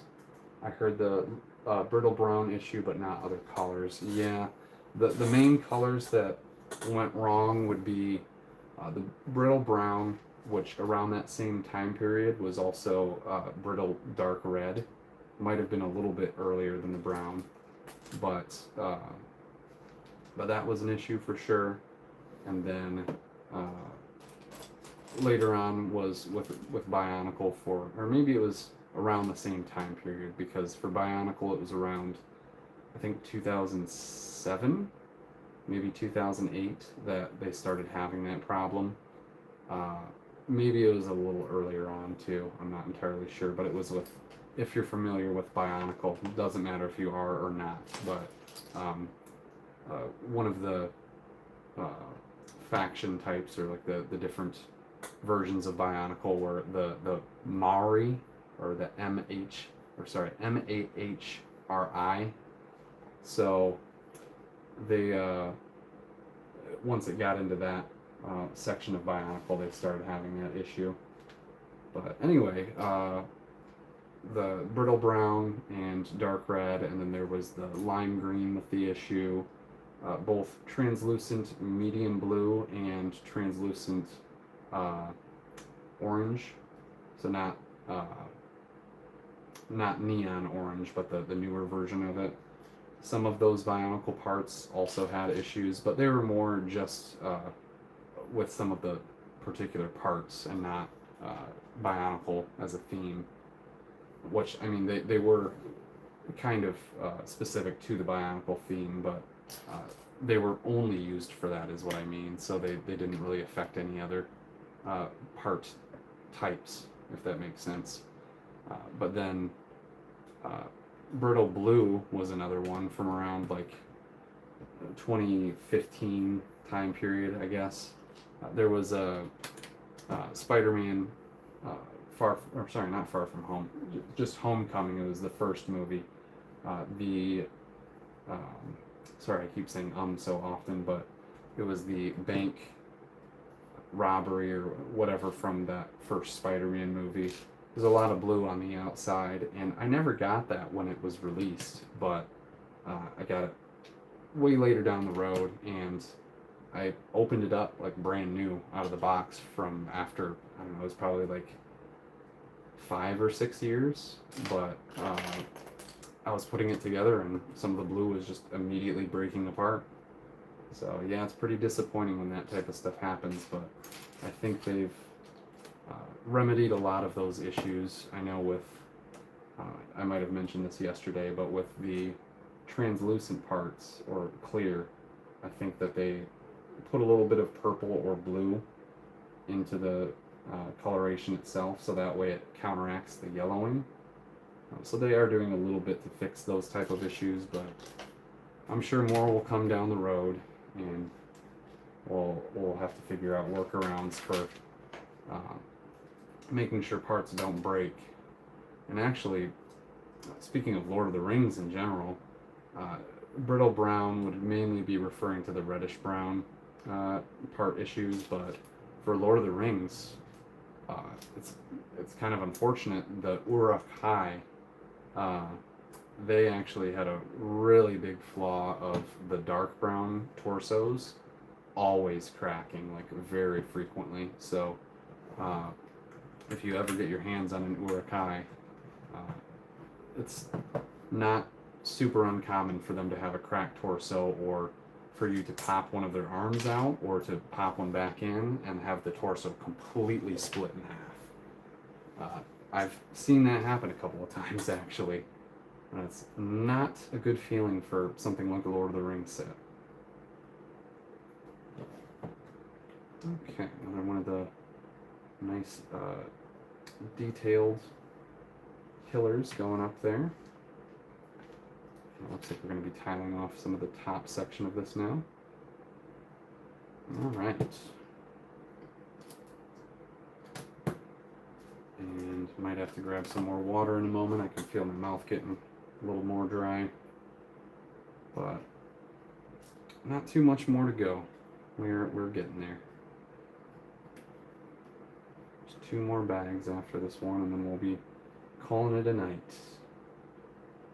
Yeah, I feel a little bad. I mentioned earlier that I was planning on playing Minecraft with one of my brothers tonight, and I said that I would be available around 11 o'clock after I get off streaming, but that's also taking into account walking my dogs when I'm finished here. So I don't think that's going to be happening tonight. I'm going to have to do it a different day, because I definitely have to get them out for a walk. I don't want to miss that for them, and aside from that, I don't think he's going to be staying up that late tonight either, so yeah, it's a little unfortunate. I don't think that my brother is watching at all. I would have noticed by now if so, but if that's the case, sorry about that. Sorry I wasn't able to get on for tonight. But I have a couple opportunities in the next day or two here, so I'm not Not like it's going to be a whole week that I have to wait or anything. Alright, we got that all done. And Gambit, you say, I know of Bionicle but never bought a set.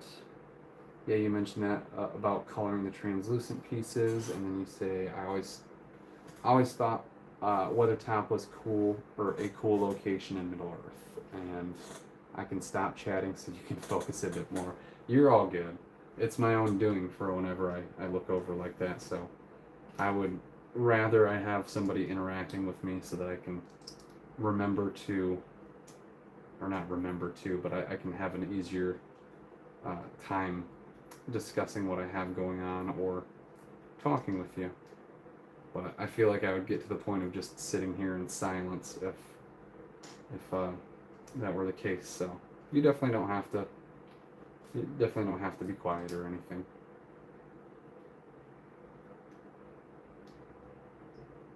Okay, I see what they're doing. Nice, nice. And another section that goes up here. Oh, now I see what they're doing. But yeah, and especially at this point of the stream, we're pretty much at the end here, just a couple more bags to go, so it's not like I have to do the majority of it at this point. Yep, see, that is a very good reason why I started with recording my commentary the way I did, because I tend to talk too fast like that and then cause my own tongue twisters.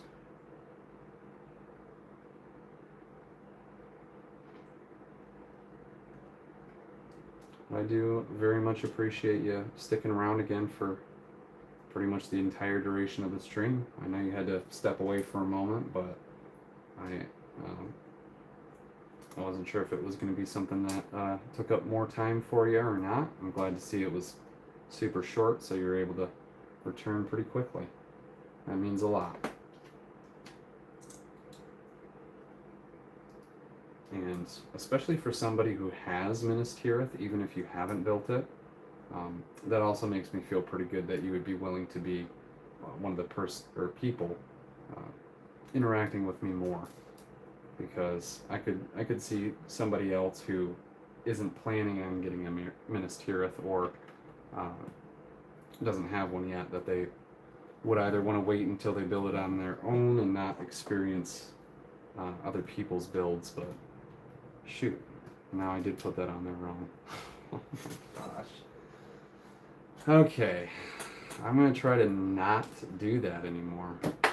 Maybe I should just look back at the instructions one more time and see what differences there are. I don't know why I didn't place that on top of the thing that I was just building.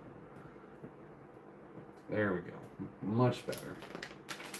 And now, none of these go on from what I can tell. I don't think any of them are extra parts.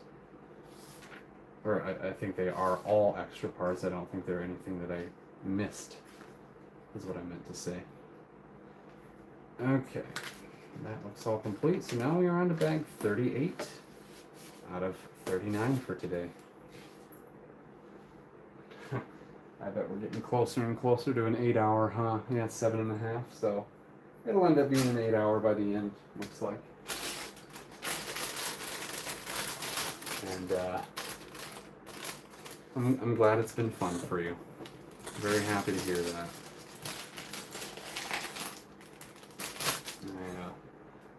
Again, I'll be planning on uploading these first one tomorrow, and then the one from today on Thursday. Obviously, I know you said you only want to watch through the stream once and call that good. I do not blame you at all. I will not be watching anybody else's Minas Tirith builds because I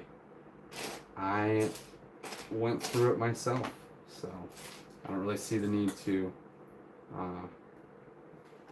look at anything that I already know I've looked at, which I know that's pretty obvious, but I did actually used to watch a few different channels. I'm drawing a blank on what they were called, but there's one in particular that's been doing speed builds for 15 years or more.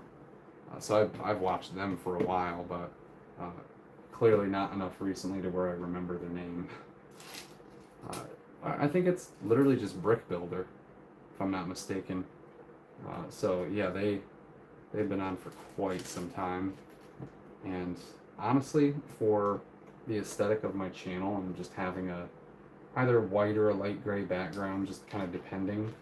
I think some of that legitimately came from Brick Builder as inspiration, because they used to just have a nice clean white backdrop, and I think they would usually edit their speed builds to where each part was being placed down and edited in to where you're not seeing their hands constantly being placed in frame. So a little bit where I got inspiration to do that as well, but mainly for just the clean aesthetic of having a white background and letting the color from the different sets pop. So I wanted more of the focus to be on the actual the sets and not everything that was around them. Like I do actually like some of the other YouTubers that I've seen. I don't know if I'm pronouncing this right, but Haichuro, unless Haikuro, maybe I'm saying it, but I think it's Haichuro. They do a lot of custom mocks, or sometimes they'll have a movie scene that they're recreating, and they'll do a whole little diorama build, but there'll be openings for specific sections where he needs to allow in light or whatever else. But yeah, I've taken some inspiration from some of the channels that I watched early on as far as how I wanted my filming to look, and as far as the commentary or kind of the flow of my speaking. I kind of wanted to go along the lines of Boylai Hobby Time, so if any of you have seen him or know of Boylai, then you kind of get where I'm coming from. But yeah, I know it's probably mainly just you watching Gambit and a few other people who, even if you guys haven't interacted in the chat, that's totally fine. I don't want to make anybody uncomfortable with interacting when they don't have to. So, even though I've seen there have been other people in the stream and not interacting, that is not bothering me at all. So, there we go. And yeah, honestly, with going fairly quickly through this this bag, the last bag is going to be a breeze here. I already know it. And we've got, oh, okay, that's nice to see another pretty old part popping up here. But fun fact, these antenna type pieces that have the stud at the bottom and then not pole, but like a bar, kind of the thickness of a lightsaber blade or wand, oh, I just realized I don't need that top section. Anyway, they used to have a rounded bottom, but now they have a flat, or sorry, not bottom, a rounded top to the very end of the antenna. So this would have a little bit of a dome to it, but they flattened that out over the years. I don't know which year it changed, but the old ones used to have that rounded top, and now the new ones are just flat. So, not that that's really anything that matters, and I don't think it, well, the one thing that I bet it would affect is placing them upside down and flush with either a tile or into some anti-studs like that. Definitely would, I think that the old ones that had the rounded top, they would kind of wiggle back and forth a little more, so that probably helps a little bit with stability. So it's kind of fun noticing the different design changes for pieces over the years. Some would just go completely over your guys' heads, and you really have to just like look super closely at both versions of the part to be able to distinguish them. because just looking at it as the piece itself, even if you know how to identify that piece, sometimes it's really hard to tell if it is an old version or if it's a new version. But for, man, I don't know where that other, here we go again with not knowing where a part is. It's just a little quarter circle, but I bet it either dropped on the ground or is just, again, buried by something. Could be under one of the pieces, but there it is. It was behind this portion that I was working on. Okay, where does that go again? Right over here. Did I miss anything else? No, I did not.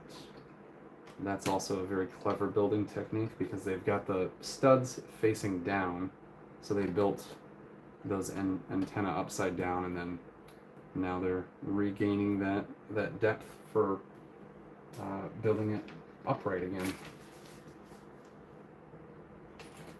Yeah, I really wish I could talk more fluently.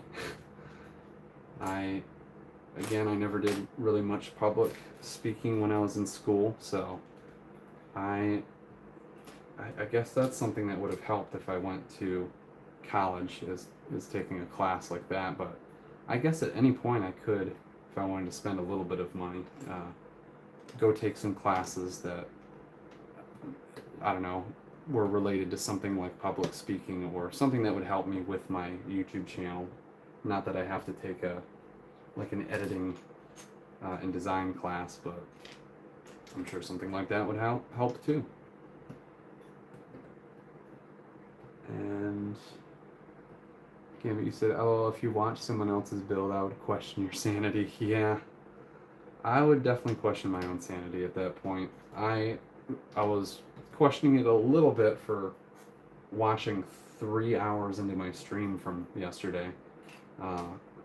I at first was kind of enjoying the way it was going and was like, yeah, I might actually watch the whole thing.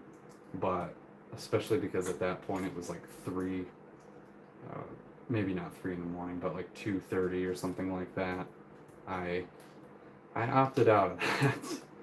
So definitely not going to listen to myself for every single stream I do, but I wanted to make sure that my voice was sounding okay and that I wasn't pausing too often. So honestly, I did way better than I thought I would. I was pretty happy with how many people entered into the stream, even if the concurrent viewers never got really high. I believe from yesterday there were 9 of you guys total that showed up, so I don't think we got any higher than that today.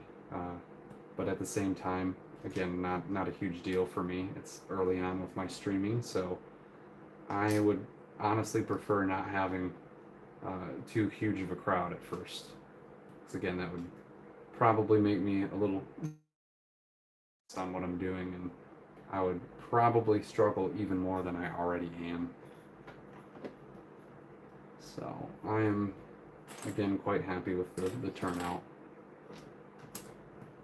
I was actually pretty surprised to see a couple not familiar faces. I actually still haven't recognized anybody in the chat except for one. I just don't want to allude to who that was.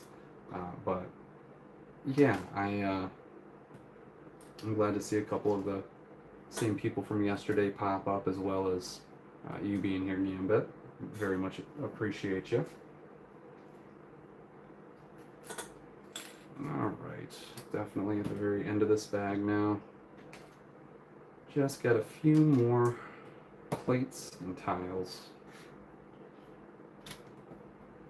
Maybe a couple of sloped things too.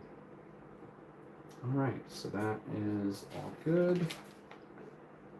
We got 4 of these. Oh, I see. 1, 2, 3. Yeah, I'm actually realizing now I've got 6 of you watching, so thank you for joining in, any of you who are new. I'm not sure if any of you popped in earlier or possibly saw some of my first live stream from yesterday, but I appreciate you stopping back in for today, if that's the case. And if you're brand new, then welcome into you. We're just wrapping up pretty soon here for the night, but we're going to be on bag 39, which is the final bag upcoming here. And where does the other one go? Oh, wow, that's pretty clever. Gets wedged right into the corner here. I'm surprised they didn't have the ability to push it over just a tiny bit more, or maybe just place the rounded parts on a singular plate might have worked a little better for that, but at the same time it looks like they did need to center the upper portions of these columns, so that also makes sense. But yeah, I've for sure mentioned it a couple of times. I'm definitely being redundant here, but even though I mentioned my stream for the last portion of Minas Tirith would possibly be this upcoming Sunday, I'm now realizing as of last night that I have the ability to hop back on for Friday. So it'll be a couple days sooner, but I'll also still have a little gap in between tonight and Friday. So there we are. All right.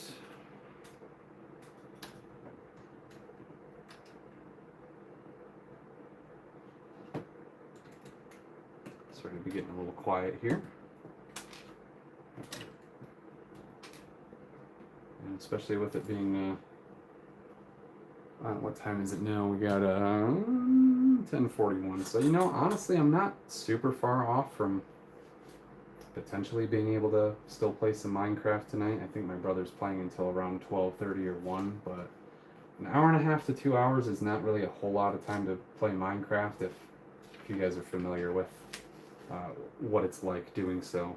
But I'm definitely quite excited about completing the last section of Minas Tirith because, again, I have a spot already picked out on my dresser where I'm going to display this guy, and I'm very, very excited to see how it looks. Alright, just a couple extra parts. So now, moving on to the last bag, guys. We've got about 18 more minutes here until we hit 8 hours for the stream, so definitely a little longer than yesterday. I don't know why I feel the need to keep mentioning mentioning that, but especially if we've got a couple new viewers towards the end here, wanted to fill you in a little bit. But yeah, I gotta be honest, going from not having made a video in a while, plus also not doing much of the commentaries or talking outside of my shorts, I'm feeling the amount of contrast for talking 7 and 8 hours straight. Also, just spotted in here, good old white version of the Darksaber. So, not that anybody would want to do this, but now that it's an existing part in white, maybe somebody down the road will desire taking like a black marker or painting the very edge along that in black and making a little bit more accurate of a dark saber. I think that would be pretty cool. Even being an artist, I don't have any desire anymore to customize figures or anything like that, but I have done my fair share of it in the past, and from what I can tell, it's hard to distinguish for sure because, well, I'll essentially say that I have modified some of my figures in the past to where I've rubbed off their printing, so I don't know exactly which figures they come from, but doing some eliminating and some, I guess, seeing which of my figures still exist and are in fairly good condition, I can kind of deduce which ones went missing and or were customized over. So a little bit of a disappointment with some of those. I believe I believe one of the figures that ended up getting kind of destroyed when I was younger,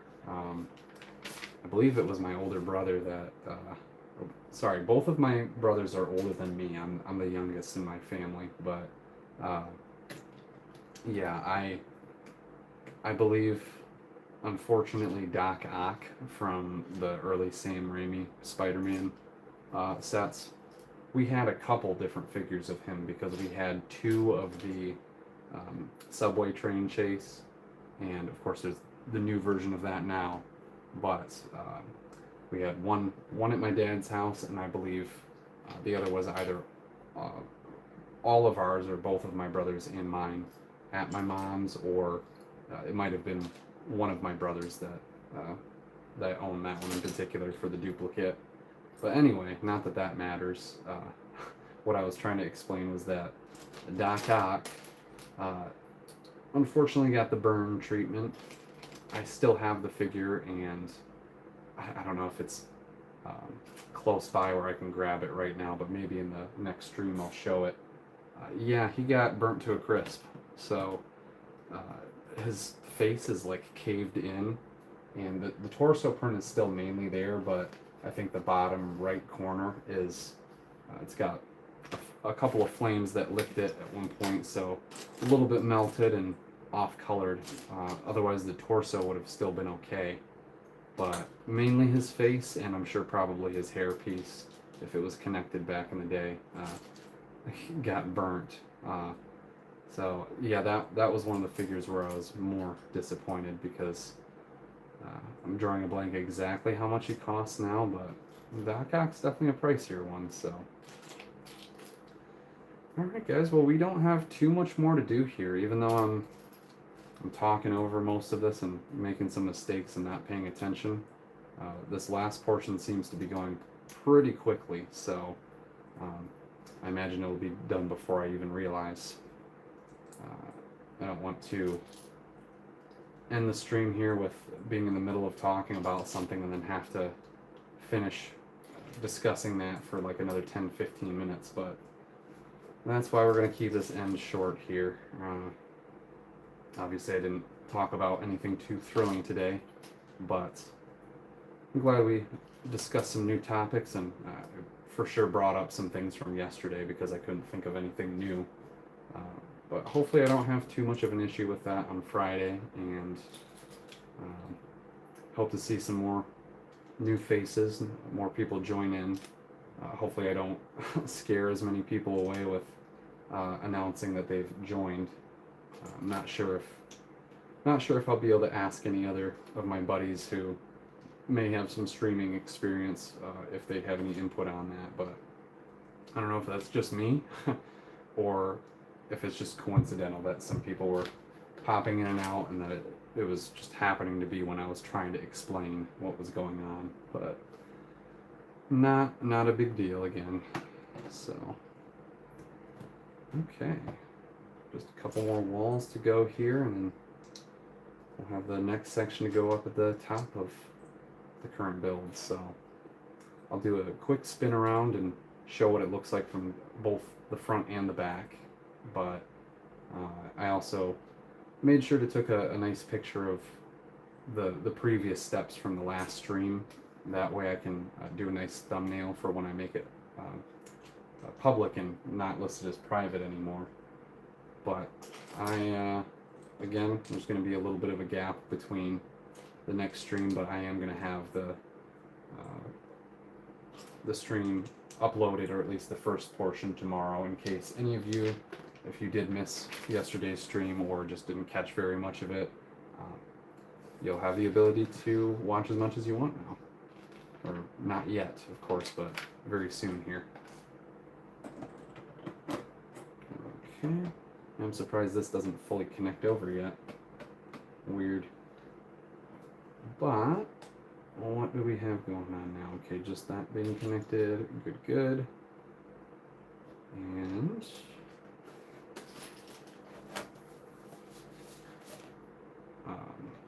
I don't want to end up getting too quiet here towards the end either, especially if some of you are tuning in to see where I'm at the very end of it.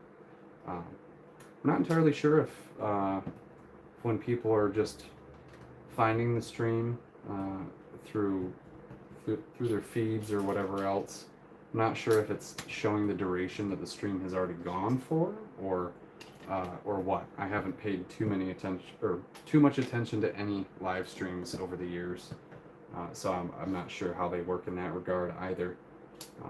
I can see, especially when you do a stream from a few days ago and then upload it, I think it does mention, oh, streamed from however many days ago or however many hours ago. But I don't know if it shows the actual length of what the stream was until I post it. So no idea if you guys have any idea how long it's been going on for today. Maybe a couple of you have left since I've started explaining that, but yeah, we did a 7-hour stream last night, and then going on an 8-hour one today, so should be pretty similar for Fridays. Hopefully not too much more with adding the grand on top of that, but I want to get that done right away. I had no anticipation of creating a separate stream or video for that one, so alright. And oh, I just realized that you joined back in, Faith. Thank you so much.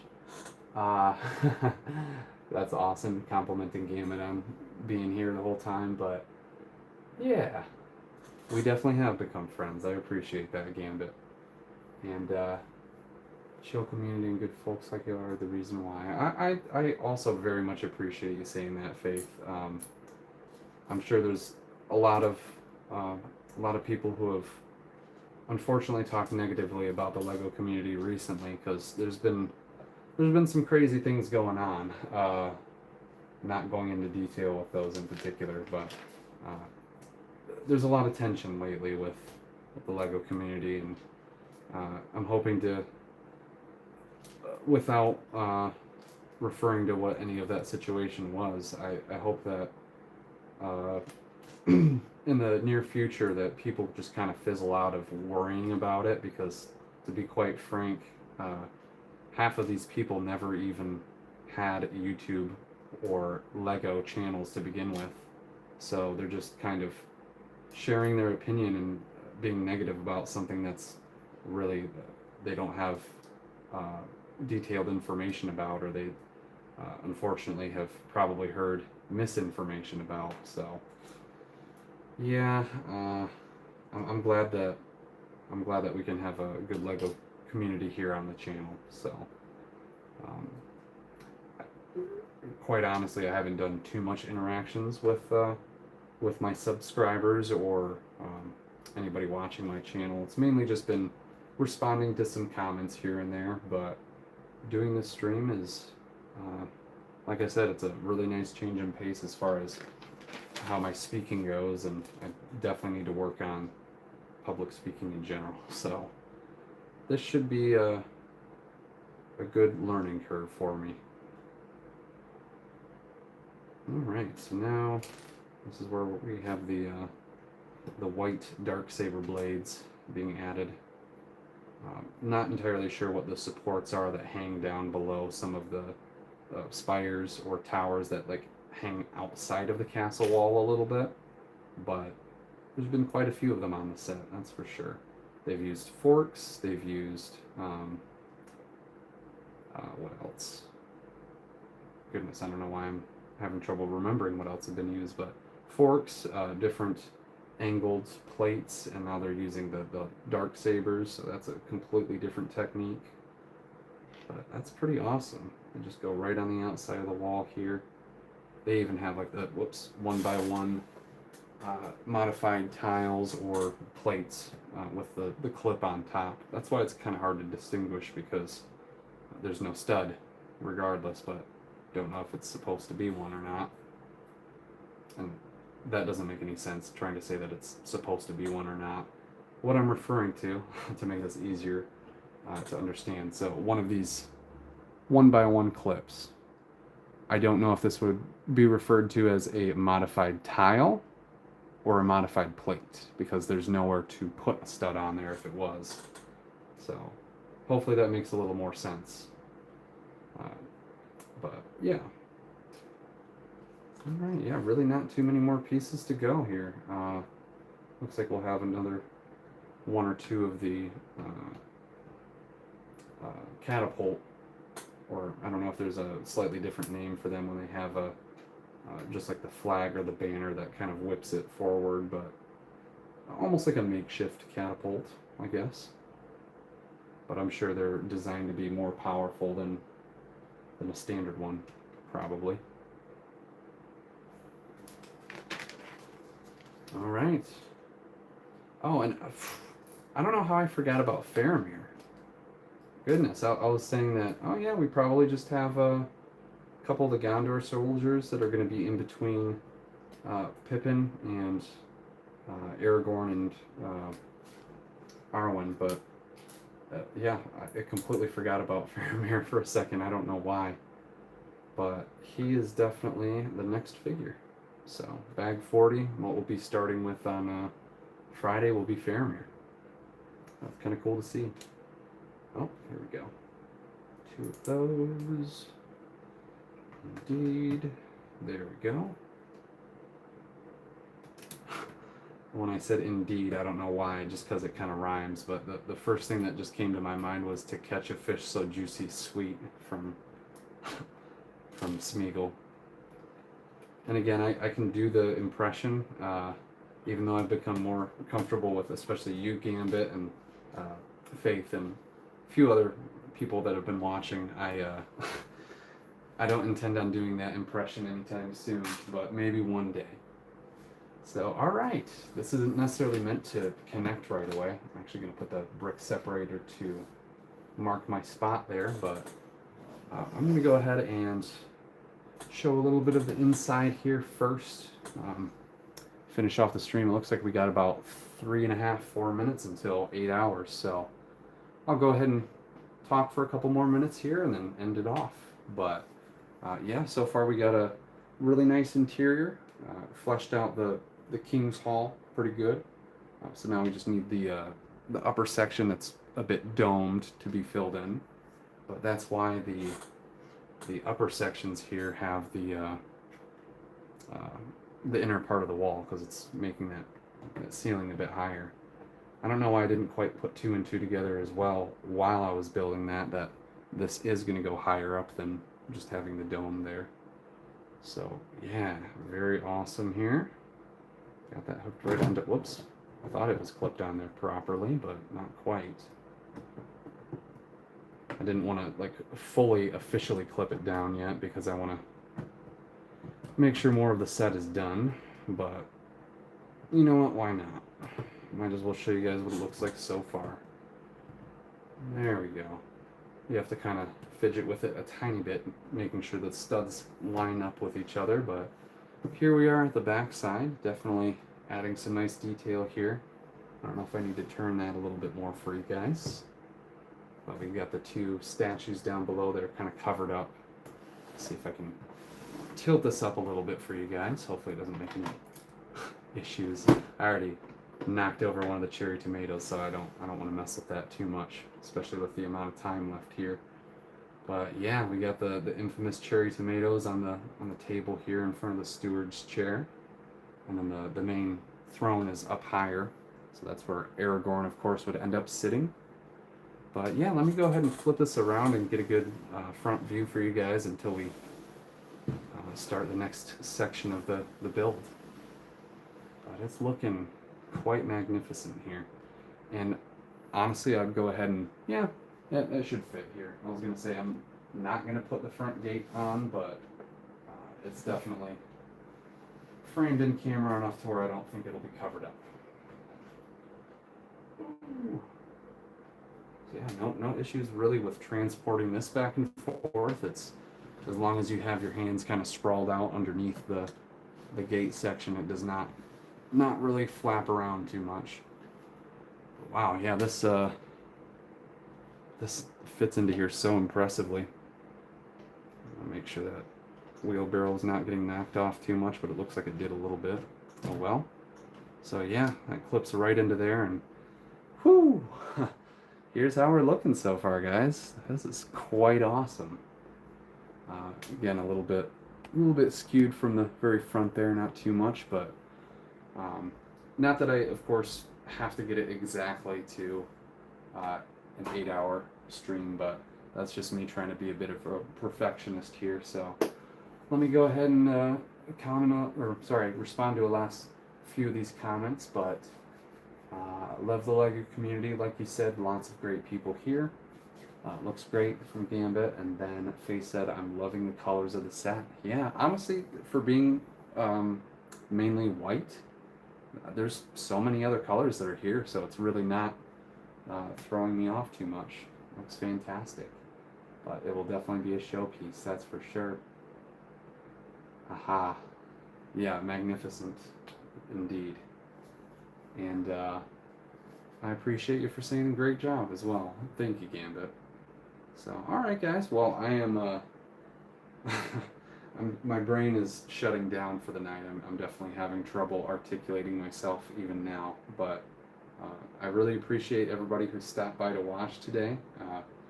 Very excited again to finish off the rest of the build here, but I'm going to have to go to work for the next couple of days and probably be incredibly excited and anxious to continue the build. So I'm also very interested in sharing what I've done so far with my coworkers and letting them know how the build's been going. So yeah, alright, well, again, thank you guys so much for watching. Gambit, again, oh my goodness, tripping over my words again. Gambit and Faith, thank you again for joining back into the stream from being a part of it yesterday, and especially Gambit sticking through both streams pretty much the entire time. I applaud you. That is quite the amount of time. Obviously, I'm enduring it myself, but for somebody to choose and watch my whole stream is very flattering. So I thank you, and look forward to seeing you guys again. So hope everybody has a good night. And enjoy, if you guys have to go to work in the next day or two here, enjoy any time off that you have or any relaxation for tonight or in the next upcoming nights before the next stream here. So yeah, I'll see you guys later. Hope you take care.